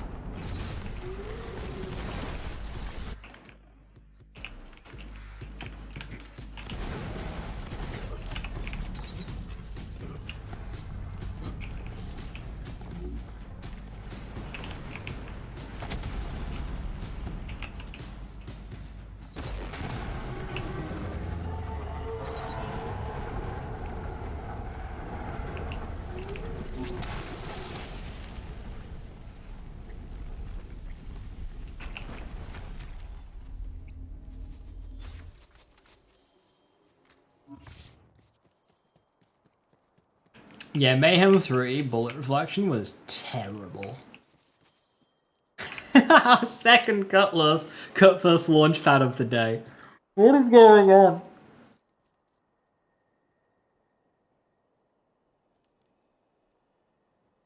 Why am I on my second cut first launch pad?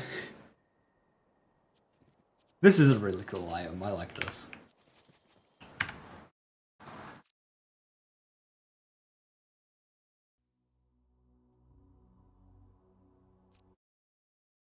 Yeah, so in Borderlands 4, it's got modifiers on enemies themselves, which I'm actually more okay with. So there is a bullet reflect modifier, and it'll suck, but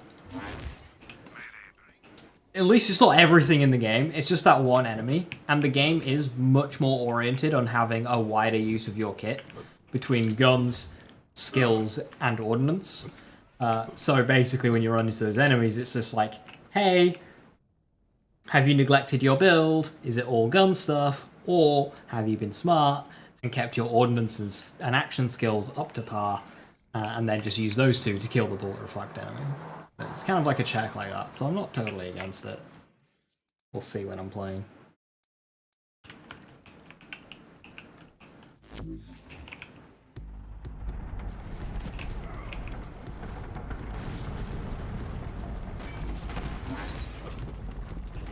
That's the spirit.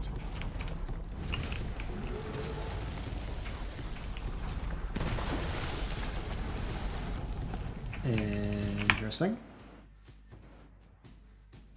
Right, two Fang.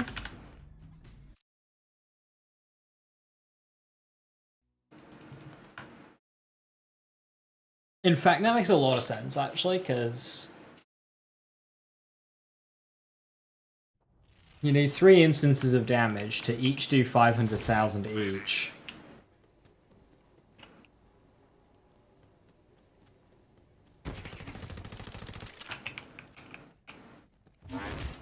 Stalking ray.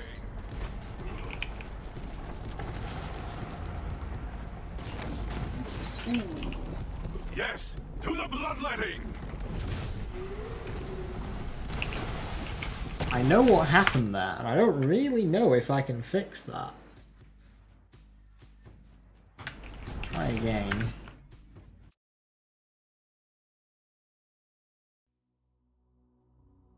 Basically, yeah, Lambda. So it'd be like badasses, right? So you'll have, like, say a group of 20 enemies, 3 badasses, and one of those badasses has a modifier. That's kind of like how it'll work, from my understanding.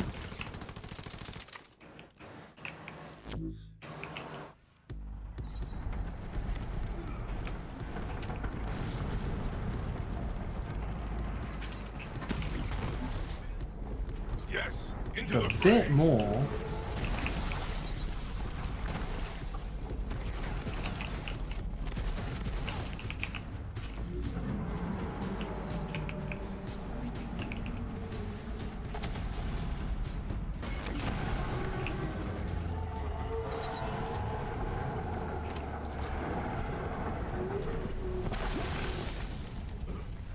I know they apply the TDO nerf reload formula specifically to lightning bolt reloads. Damn. Wonder how TDOs will be in for. We know Torgs will be dumb.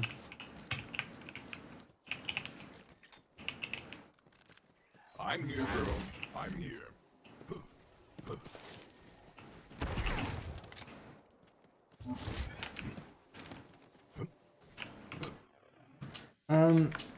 Overkill fixes this, but I don't really want to go down that route just yet. But I also don't know how to get more damage out of this.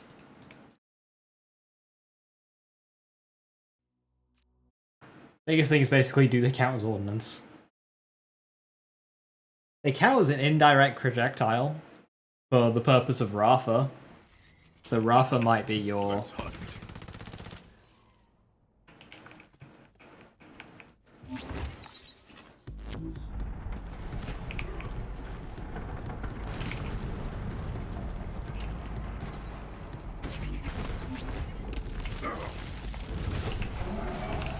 You are forgotten.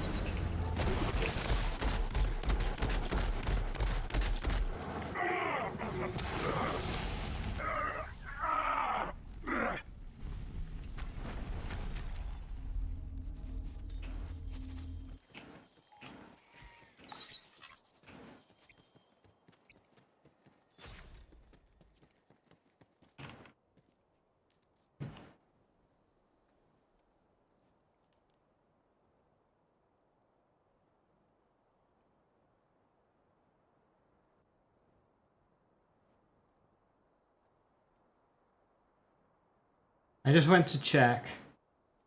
Or is unfortunately shots fired at the enemy. Don't think it will include chucks. The free crits.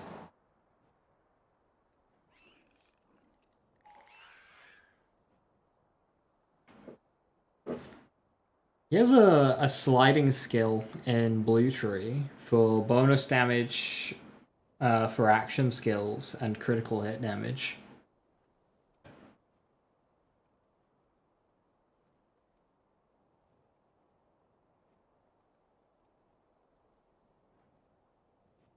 Will not be testing any TDOs intensively for a while because you want to enjoy the game. Yeah, but you could test.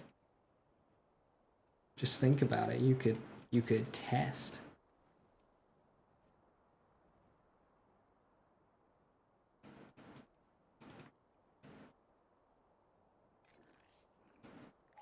Okay. So you can get 5 in one slide skill and 4 in the other slide skill. With a sliding Rafa build and 0 utility. Gotta rebrand yourself as the TDO guy super early. Are you saying you want to rebrand yourself away from the TDO brand, from the TDO guy, or do you want to like cement your place as the TDO guy? Cement it? You see, you gotta do your testing early then, otherwise somebody else will.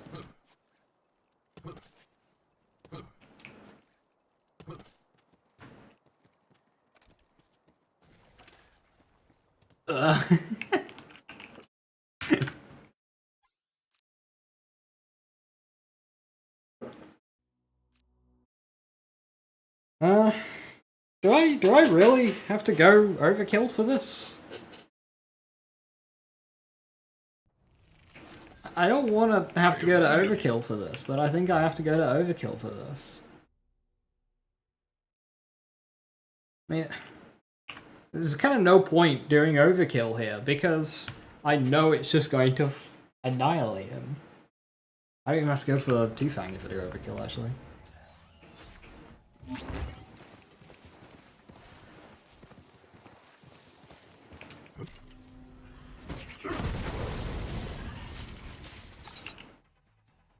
Poor fucking Grog.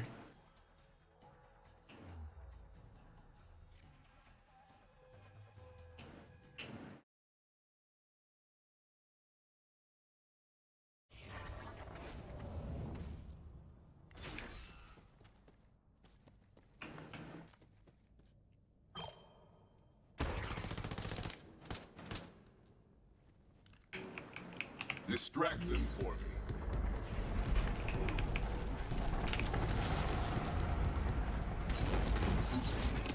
Why did that do like no fucking damage?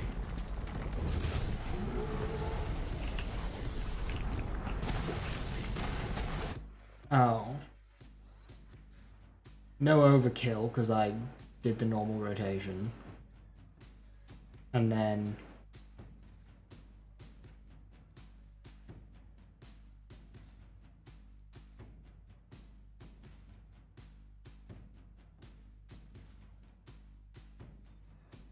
You know what?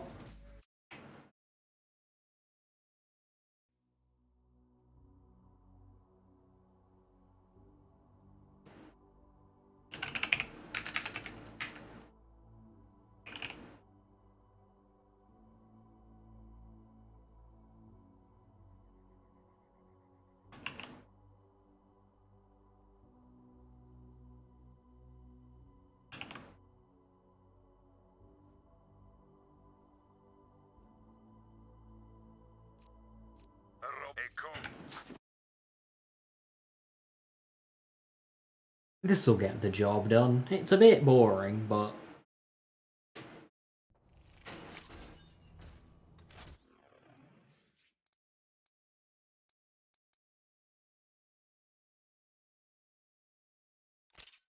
Times 18 bang stick. Ready to pounce.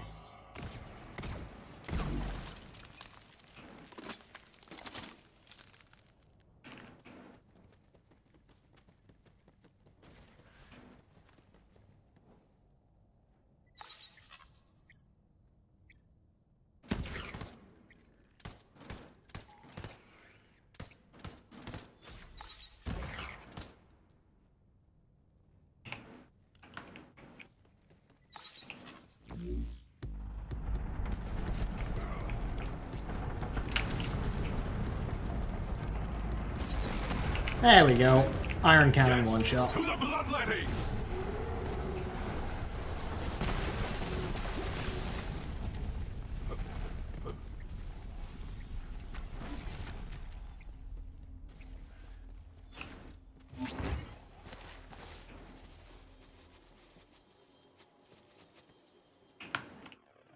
Just needed the extra stacks.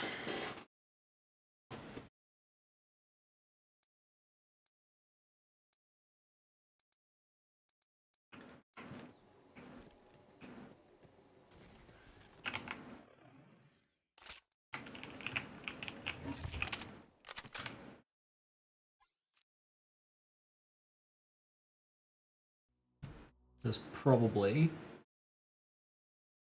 enough here that I could just kind of do it without pre-stacking.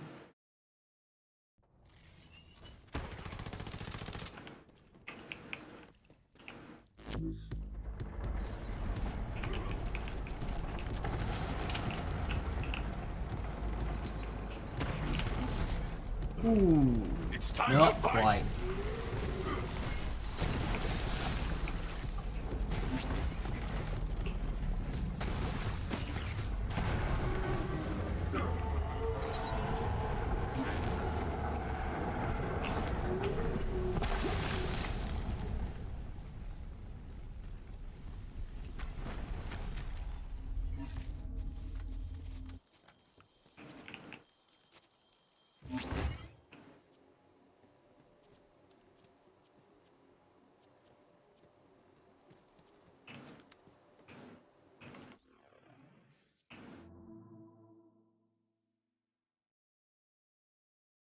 Does look cool, does the ion cannon?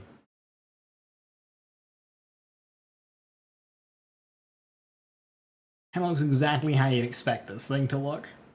All these extra bits of, like, unnecessary details. High-tech and fancy for a one-shot thing. Meanwhile, Kick Charger is just, alien gloop.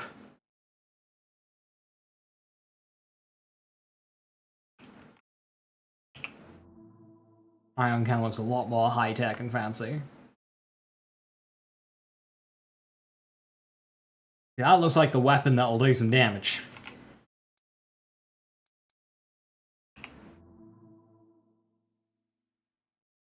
That just looks like the body of a motorbike.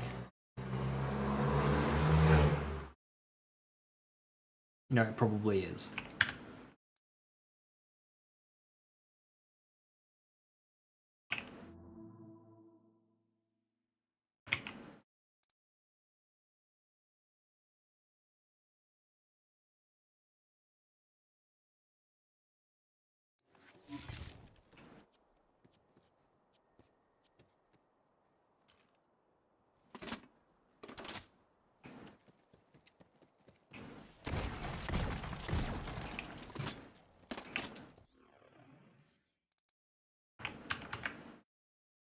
You personally didn't like how Hyperion weaponry looked in BL3?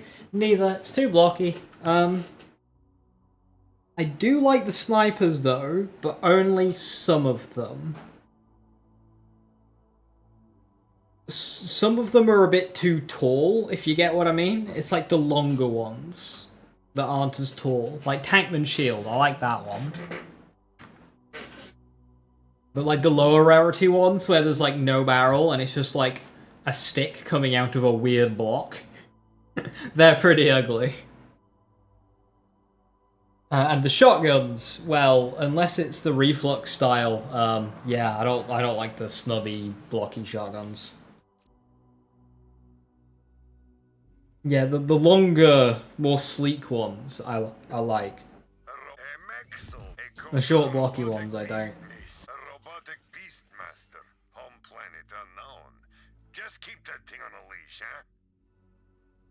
Move from the influence of Handsome Jack BL2? Yeah, that probably makes sense. They've moved out of guns altogether under Athena's command. And more of like weapon accessories now. Just like, you know what? We're a bit fucked up. We don't have the means of production as before, so just pump out gun shields. Gun shields compatible for every manufacturer. Just get those bad boys out there.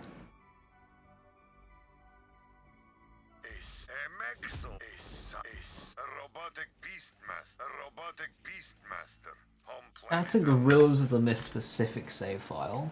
Oh yeah, I was using like Maggie.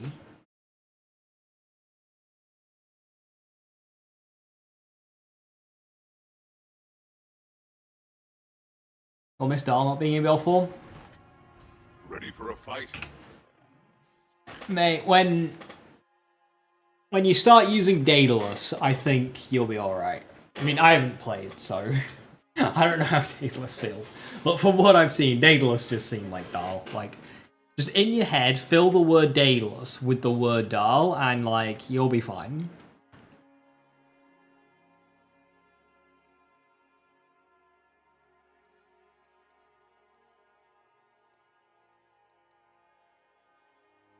And Daedalus, yeah, it's Daedalus.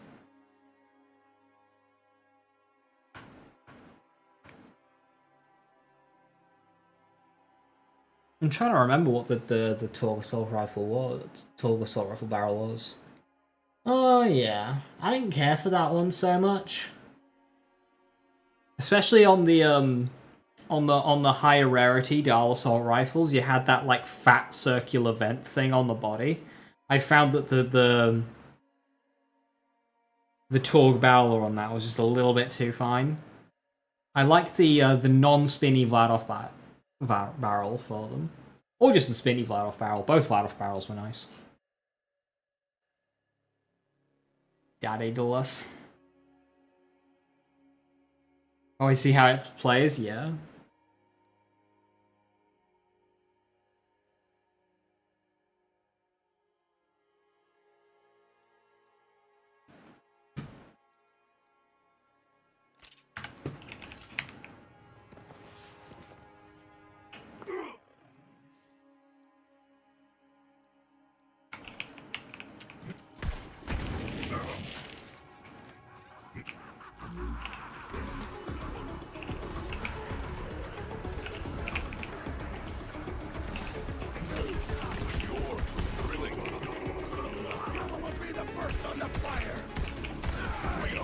All of you are weak!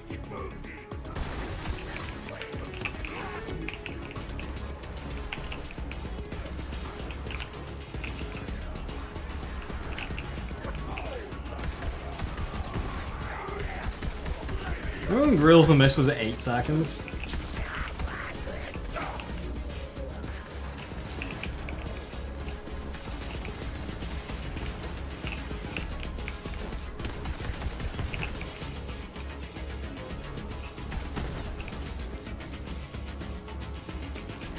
Eight seconds was 50%.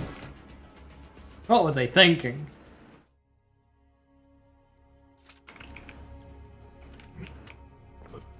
At the Maggie in the Big 25? It is the Maggie in the Big 25.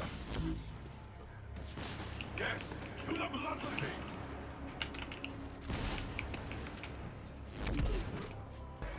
I never believed it, Gideon!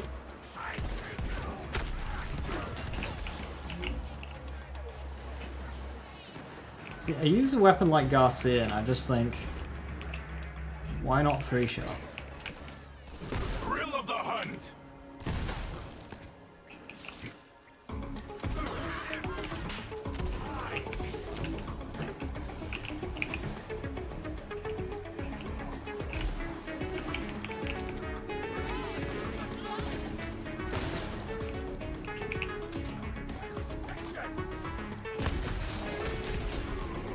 I see.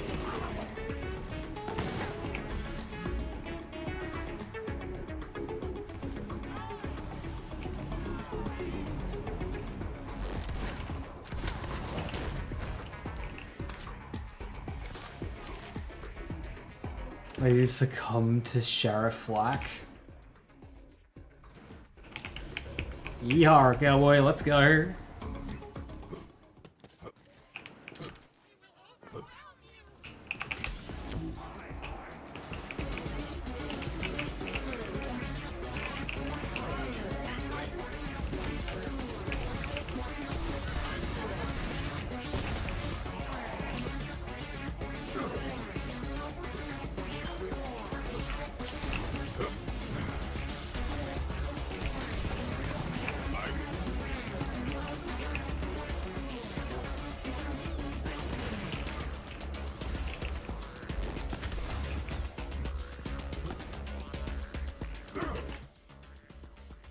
Is that a custom mag? If you like you don't see it? Yeah, it is.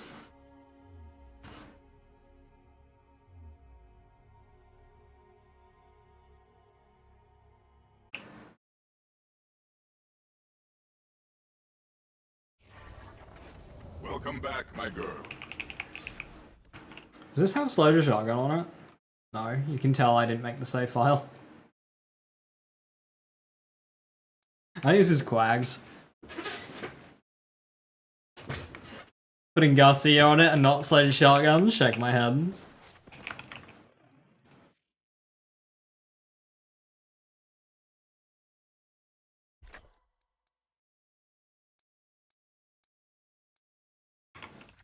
Man has a hot spring.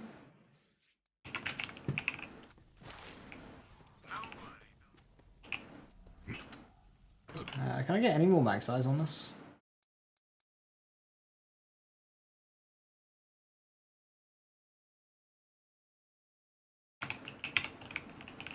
We'll see how 2 shots do. Ah, gravy.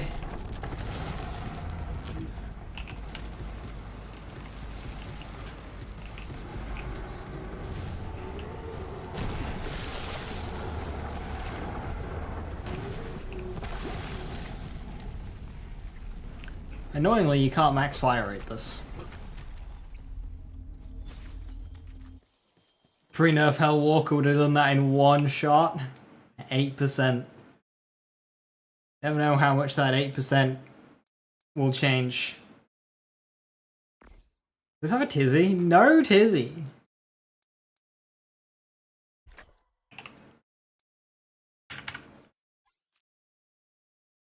Hey Lemon, how you doing? Hello, hello.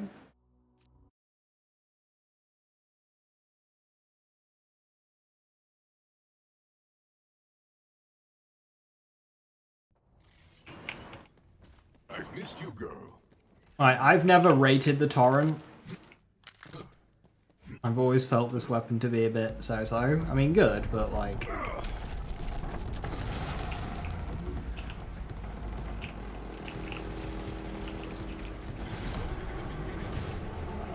man. Notice I nearly fired all my bullets before I even started stacking Stackbot.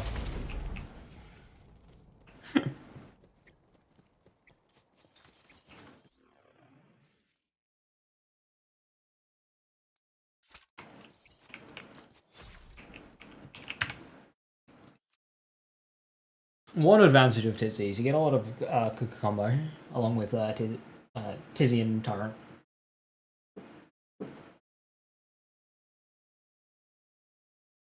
Sandhawk is my favourite. I'm gonna have to do a Sandhawk run like this, actually. Oh, that's pistol. Is there a sniper one? There's Dahl.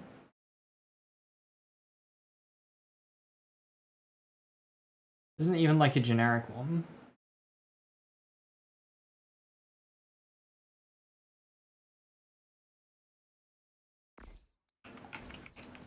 I've missed you, girl.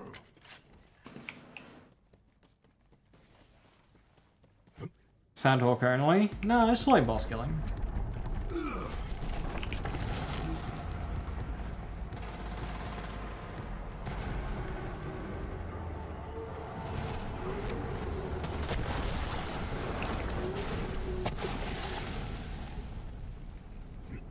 So, that's a bit of a trap with Sandhawk, in my opinion. If you try and sustain the Sandhawk, you remove the one reason to use the thing.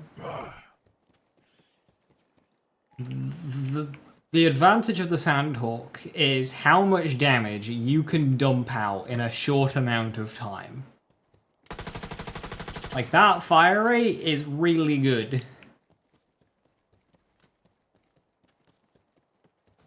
Yes, cut purse launchpad, I think, is the only acceptable way to sustain a Sandhawk.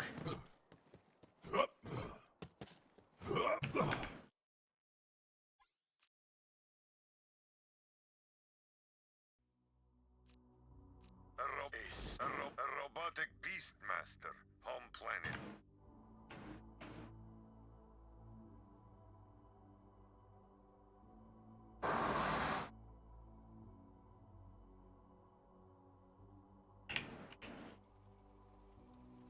Oh, hang on. I was about to level up the save file. But then I remember that gets rid of all the skill points, so that is low overclocked. Interesting. No agility training. Alright, that's quite standard. Believe it or not, it's just the same build as everything else, because we have too many skill points.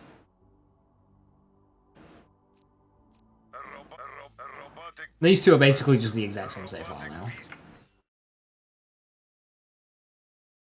Forage gravity snare, don't actually try it.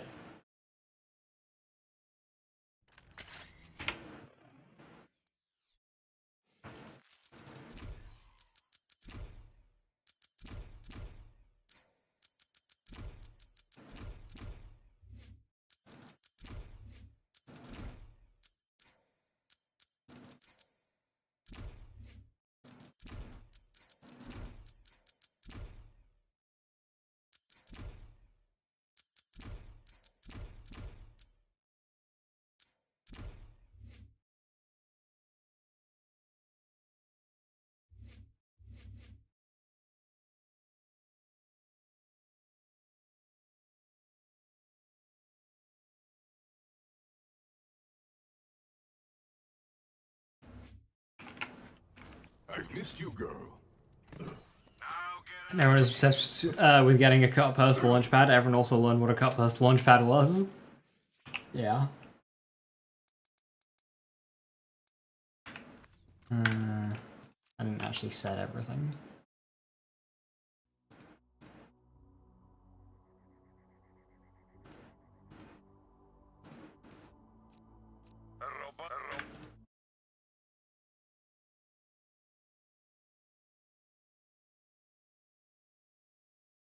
Can you use it to apply Terror without ASC Terror and go Sandhawk only? You still need to give up an Anoint to do that, but yeah.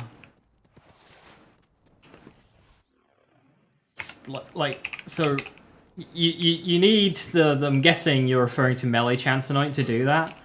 You know what else you can also do? You just use a Face Puncher and just shoot something.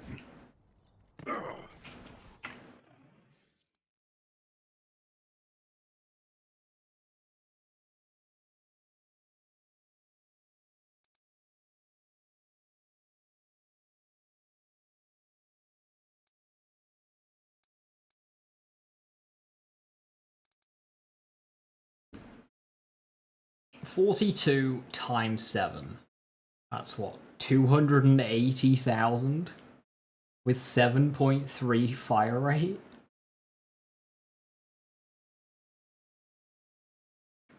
Hang on.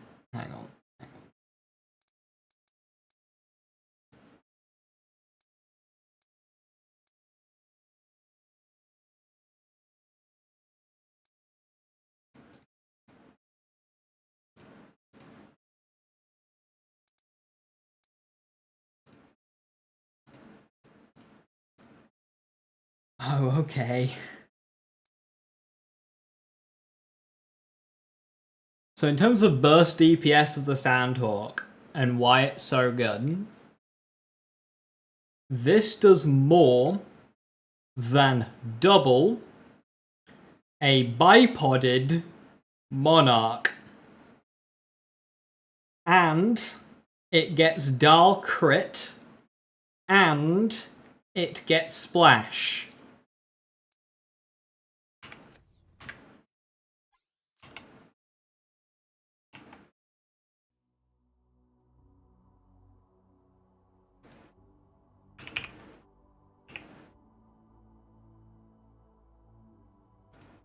BRB, will I make a Sandhawk specific class mod?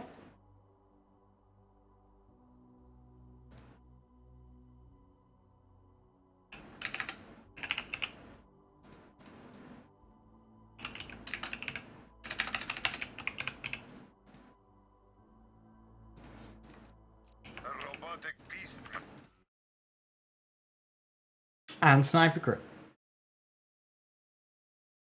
How you doing, Swan? Welcome back, my girl. You've always found it overrated, you know it's good, never had results.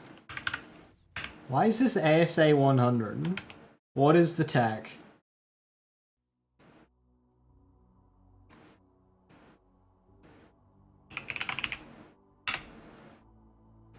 Why is it not fade? Or airborne?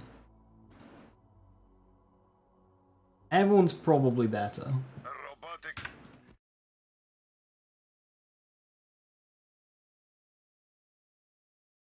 How do I feel about each element having its own debuff outside of dot? I like it a lot. Yeah, I like it a lot as long as it's not too OP. So Borderlands 1 did that very well. I think it was, what, 35% debuff for corrosive, and shock did a stun. So, like, that was really cool.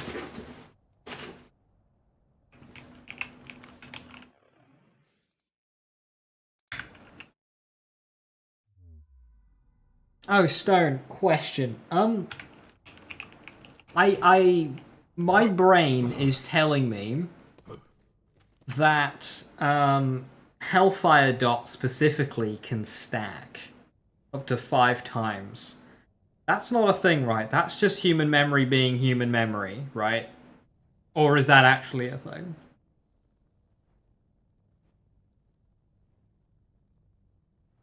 I know you are one of the few other Hellfire appreciatives.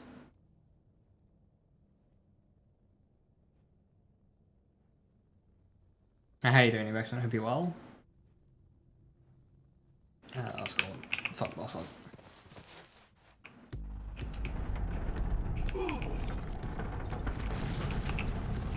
Flawed memory, cool.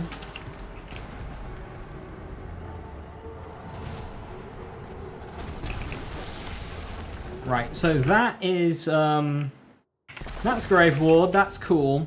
The issue with that kill is, I didn't have Stackbot stacked.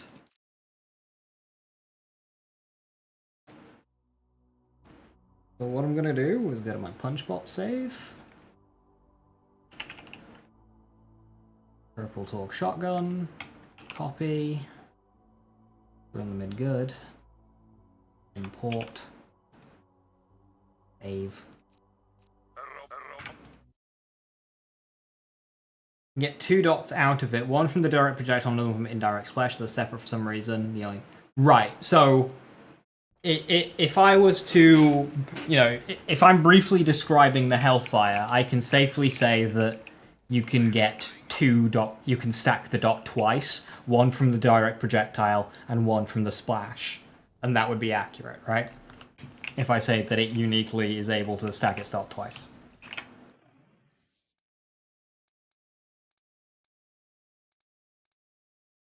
Yes, cool. Thank you very, very much.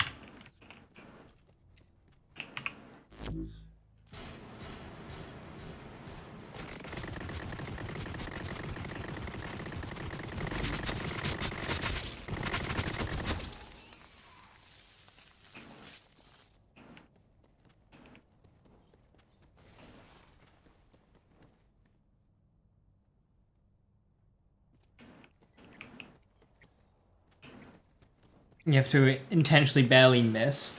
Right, so you have to hit the ground around the enemy, or a wall. You can't just hit the enemy. Okay, good to know. I'm not actually confident. Ow, what the fuck? Revolter! Let's just start again from scratch.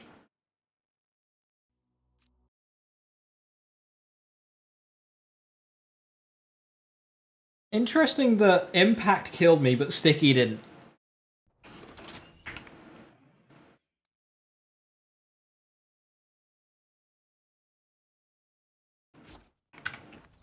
Glad to have you back. Distract them for me.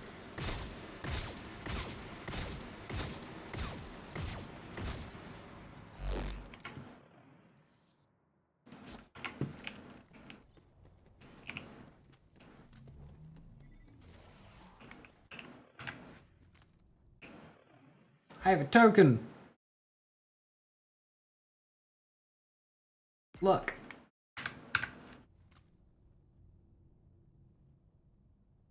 You shoot the feet, you crowd. Yeah, yeah.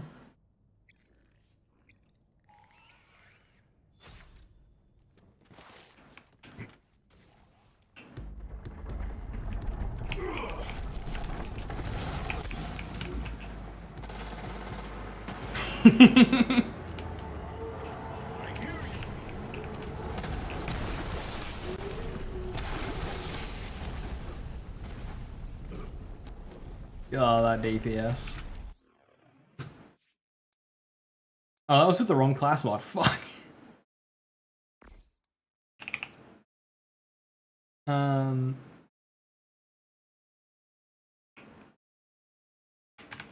Right, hang on. We can actually improve this even more.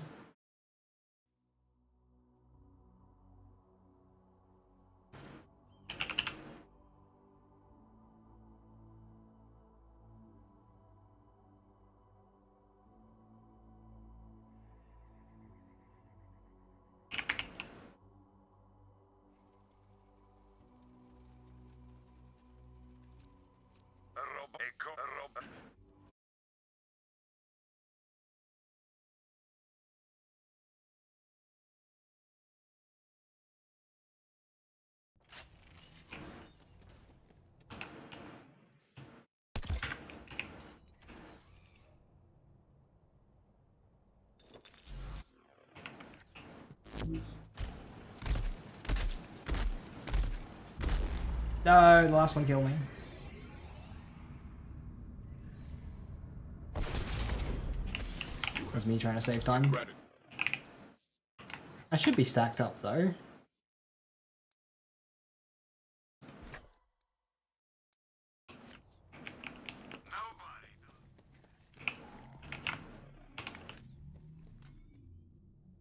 You want mag 2 trial bosses that we probably don't have the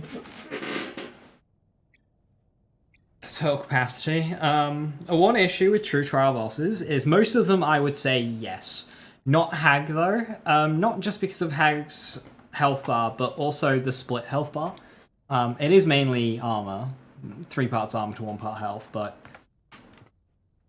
the split health bar really does hurt when doing a build like that. But the thing is it's so fast to mag dump, is you can mag dump it, have enough time to swap to a second Sandhawk, mag dump that one as well, and still be in Grills of the Mist.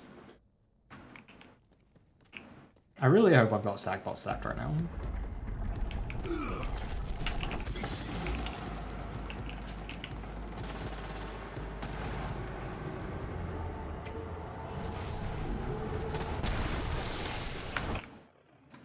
Alright. He doesn't have a Soda Rift. Fuck is this safe at?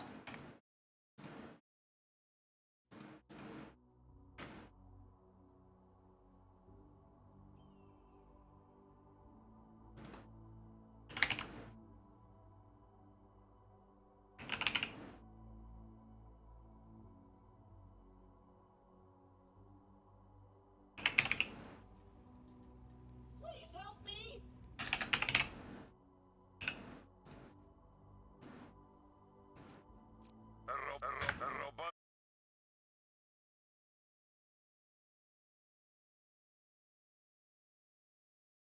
Never thought of swap dumping. Yeah, we have the power to do it.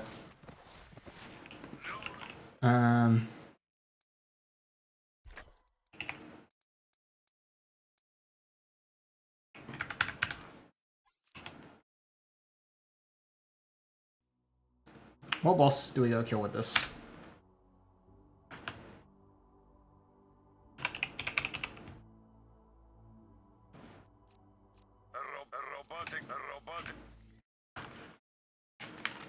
So card DPS-wise, Sandhawk is the best DPS gun.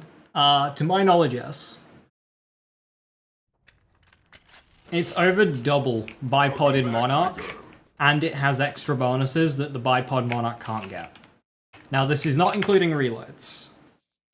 But Sandhawk has a 2-second reload anyway, so like, it's still good.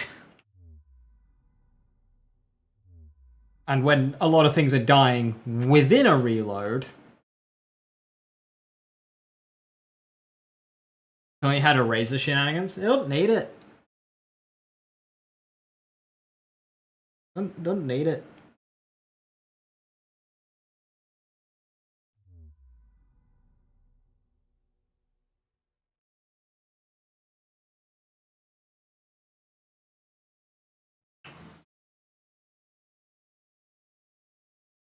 And well, if you lined up two enemies, if you use the razor as intended, and you just lined up two enemies, the enemy at the back is all kinds of dead.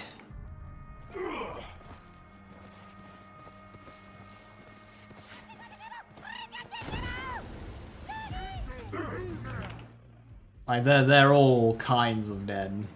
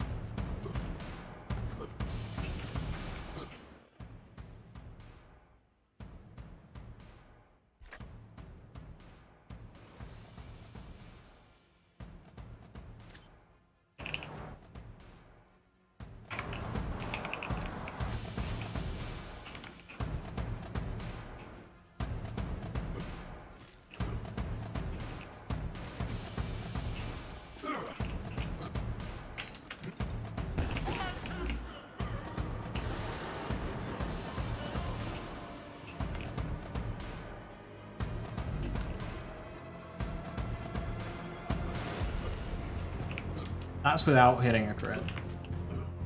I mean, Mega Ball might have popped a few times in there. If only Scourge had HP, you could use items as a razor body. You know what you could do? You know what you could do? Use pillars.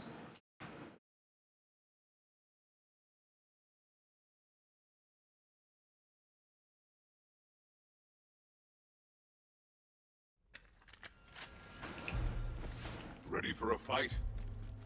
Look away for 1 second. Bless you. You crit the pillars. Hustler can. Or use pillars on anarchy kills.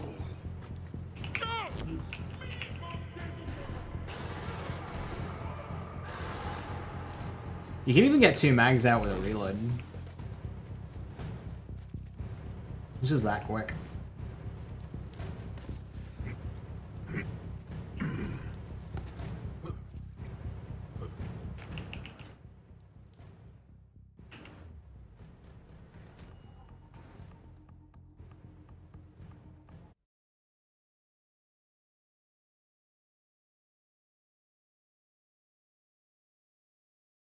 Ready to go?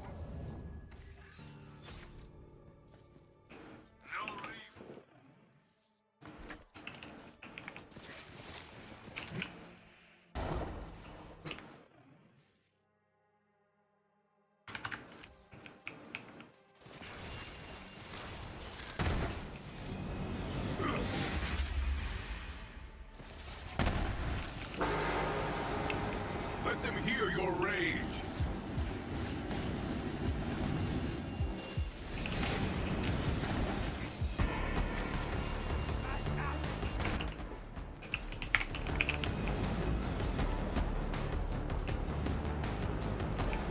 Zooming through maps on Rafa is going to be really interesting with how much speed that guy can get. How many cliff deaths are going to happen because you just zoom way too quick?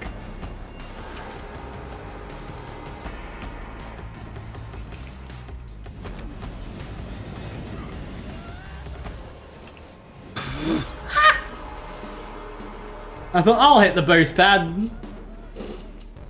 Max move speed Rafa, 1 life. Hell yeah.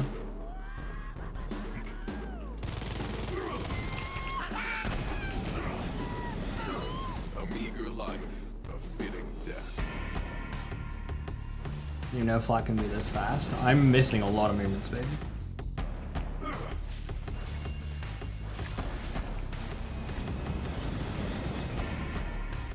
So I'm missing Fast and Furious, just full stop.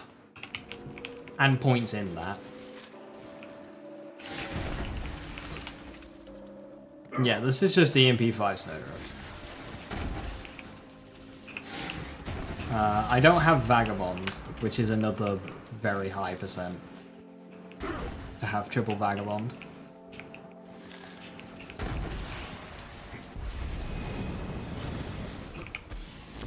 Then of course I've got fadeaway bonus. Stop! Rafa's gonna be faster than Zane Driver Mara from our calculations, very much so, yes.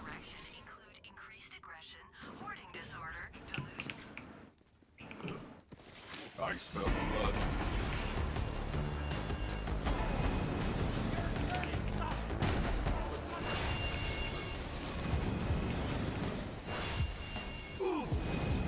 All this just to kill a train in 4 seconds? Yes.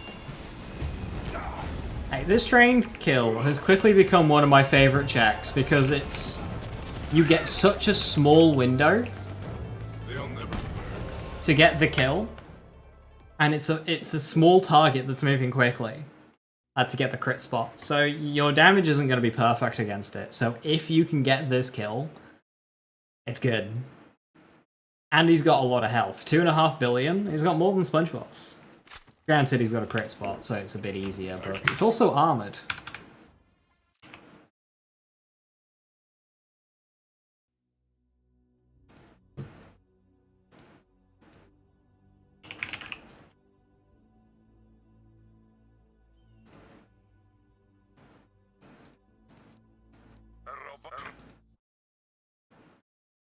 How much movement speed could Rafa get? Oh, I don't know. The precise number.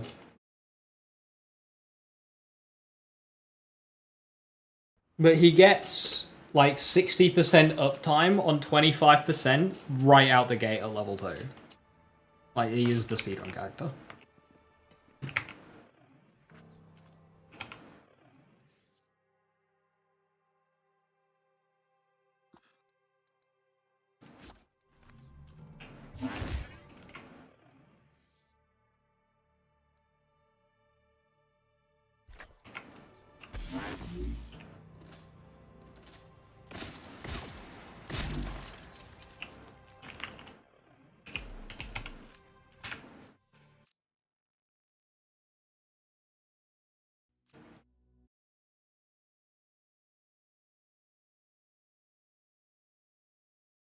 A no scene Red Zane build and certain bosses are miserable. Yeah, you can't really ignore that. Outrun.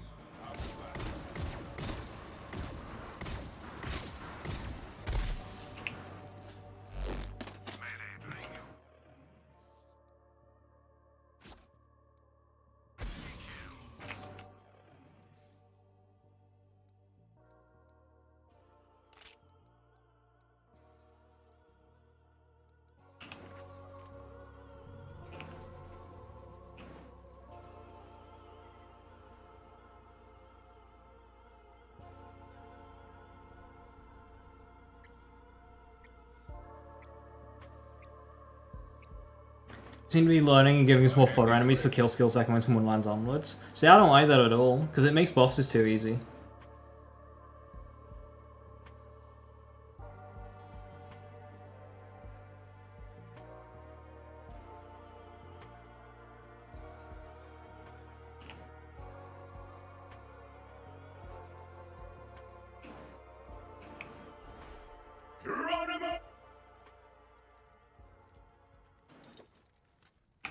Keep them busy.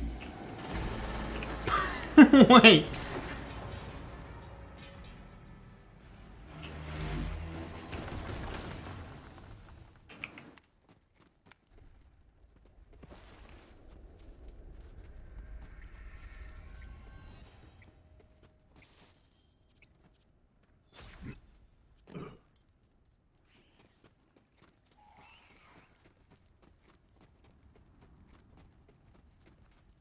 I presume you prefer the kill skill method similar to WTF? As in, like, you kill the turret, you get a kill skill, and it takes it off?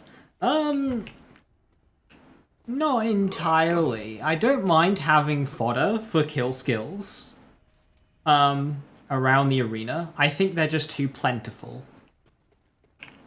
I think if they weren't infinite and they were more restricted in how many you got, that would be better. So, like, do you use them to... So then it's tactical, right? It's like, do you use them for kill skills, or do you try and save them for second wins? So maybe something like Rampager, where off to the sides there's a couple of floaty things that are in limited quantity. Now, they replenish in the Rampager fight, and there's the ones above as well, so it's a bit of a moot point. But that kind of idea.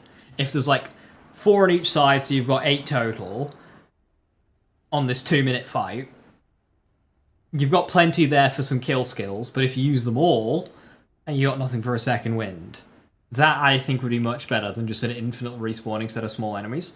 Because another problem with the infinitely respawning set of small enemies is they're just annoying. Like, bugger off! Go away! I want to fight the boss, not you! I want some guy appearing, shooting me with a basic gun. Shoot! Go away. I don't like you. Just give me a mono v mono versus the boss. 1v1.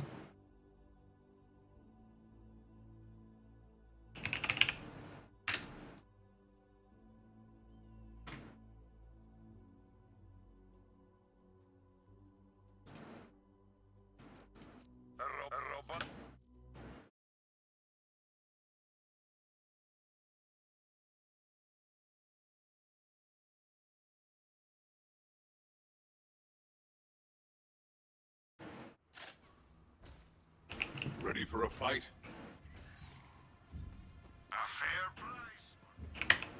It's gonna be a world record on the train kill. The thing is, the train kill, it just kind of depends when damage starts happening.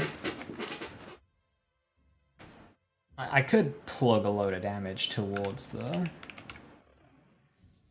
where it spawns and potentially get it, but like, the thing is with declaring that kind of thing as a world record,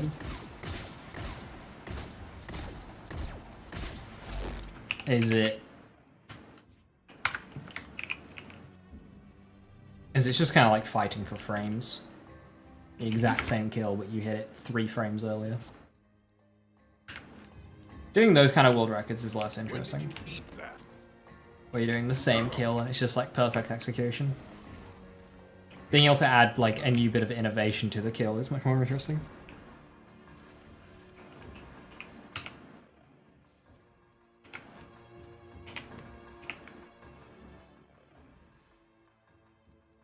I don't know if this is going to do enough damage. I also, like, really need to be precise here in terms of my aim. Swooping?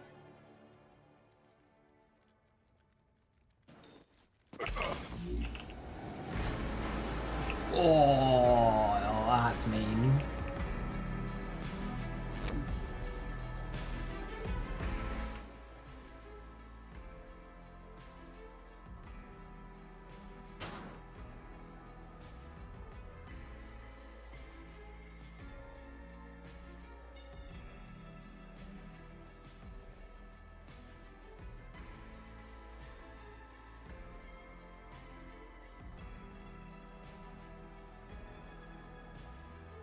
Wait.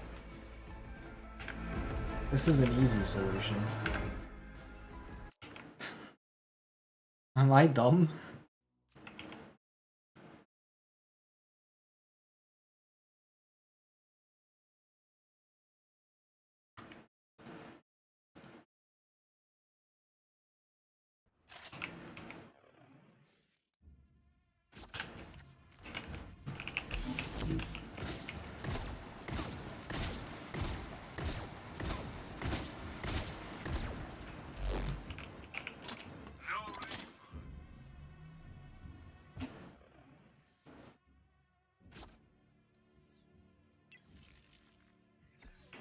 Just take off gorillas in the mist. I'm firing 3 shots. just take off gorillas.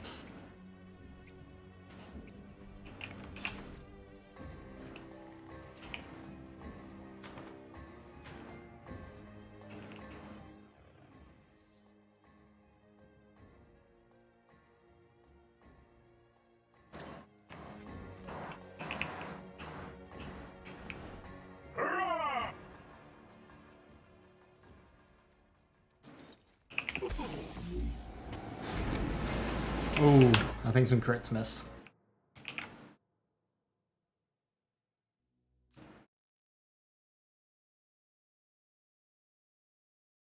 Compared to that first run.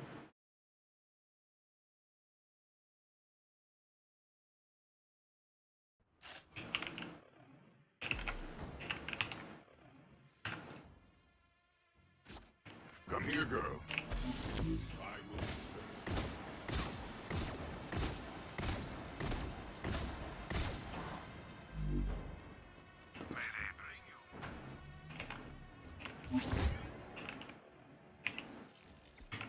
This is purely for like flex, is this?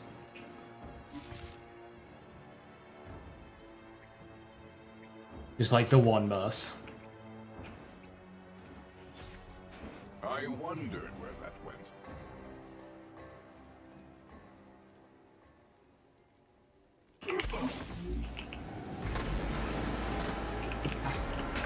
That's even worse! How's it getting worse every time?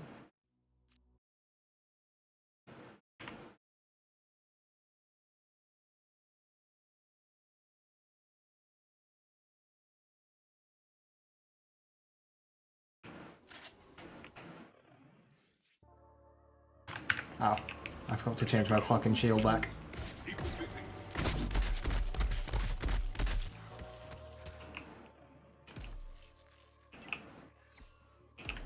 Apparently.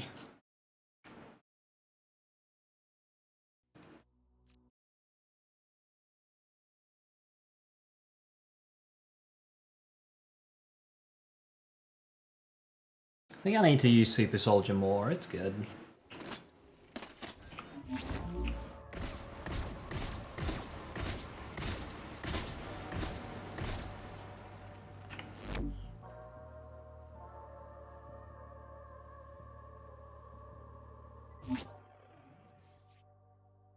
Movement speed, fire rate, and ammo regen. What's the fire rate and movement speed bonus? Does anybody know?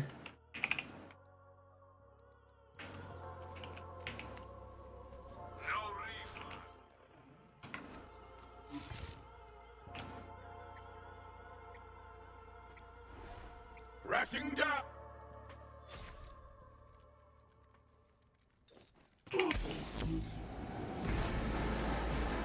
No, that's still not... That first run... That's the spirit. It's so much more damage than that. Of what? The Super Soldier bonus, the fire rate and movement speed. I don't know how low level my weapon is, but you get that much percentage damage, it can kill you. Yeah, that's the thing with this game's formula, and BL4 looks even more ridiculous. Come here, girl.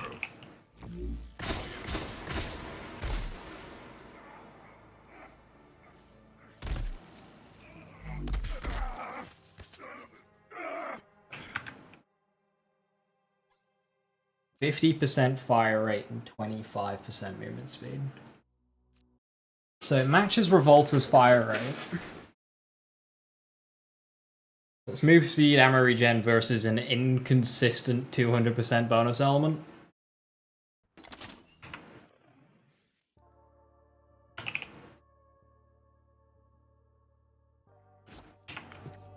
Come here, girl.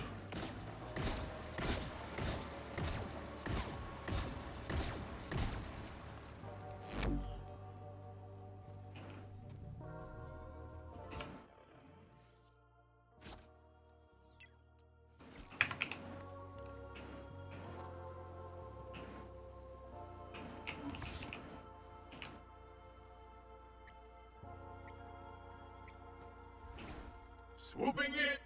A handy trick.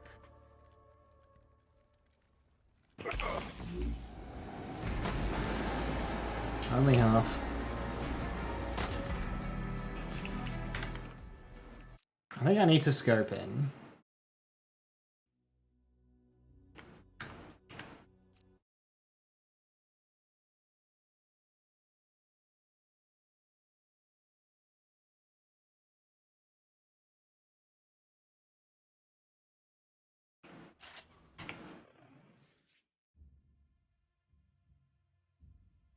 Protective barrier.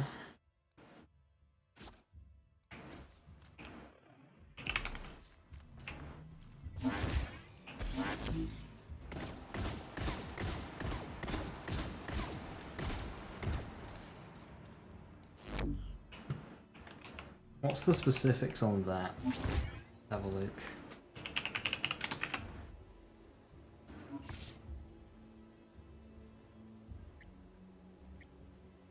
Oh, it's just straight up invulnerability. Okay, that's nuts.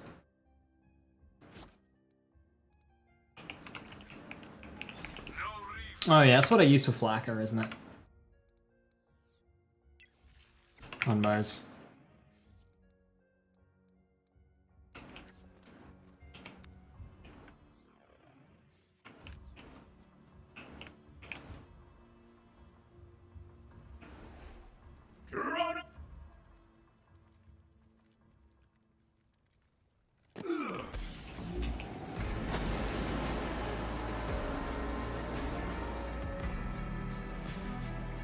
Let them hear your rage. It's annoying because I'm sure this can do it.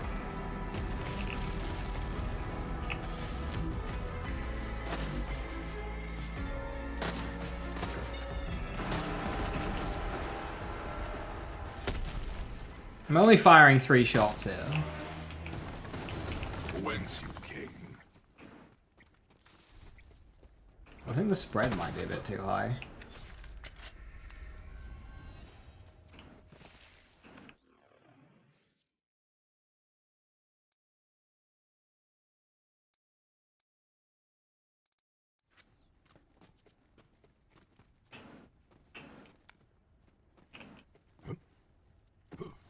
But yeah, the fact that we can just do 2 billion damage in Where did that come from?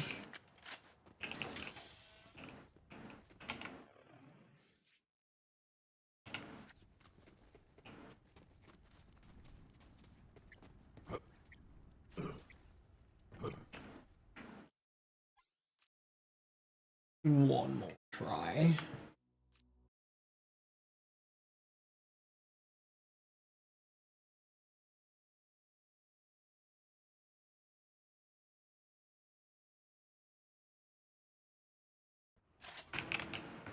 And go back to its piss.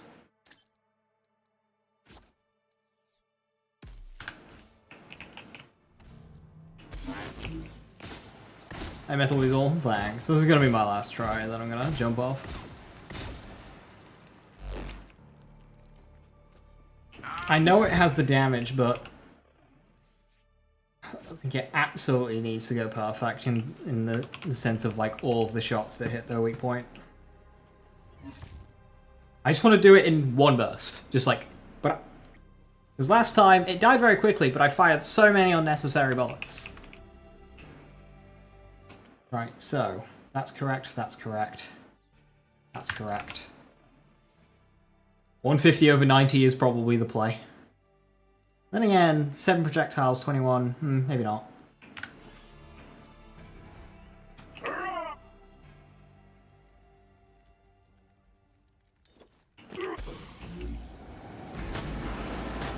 Nah. Ah well. Ah well.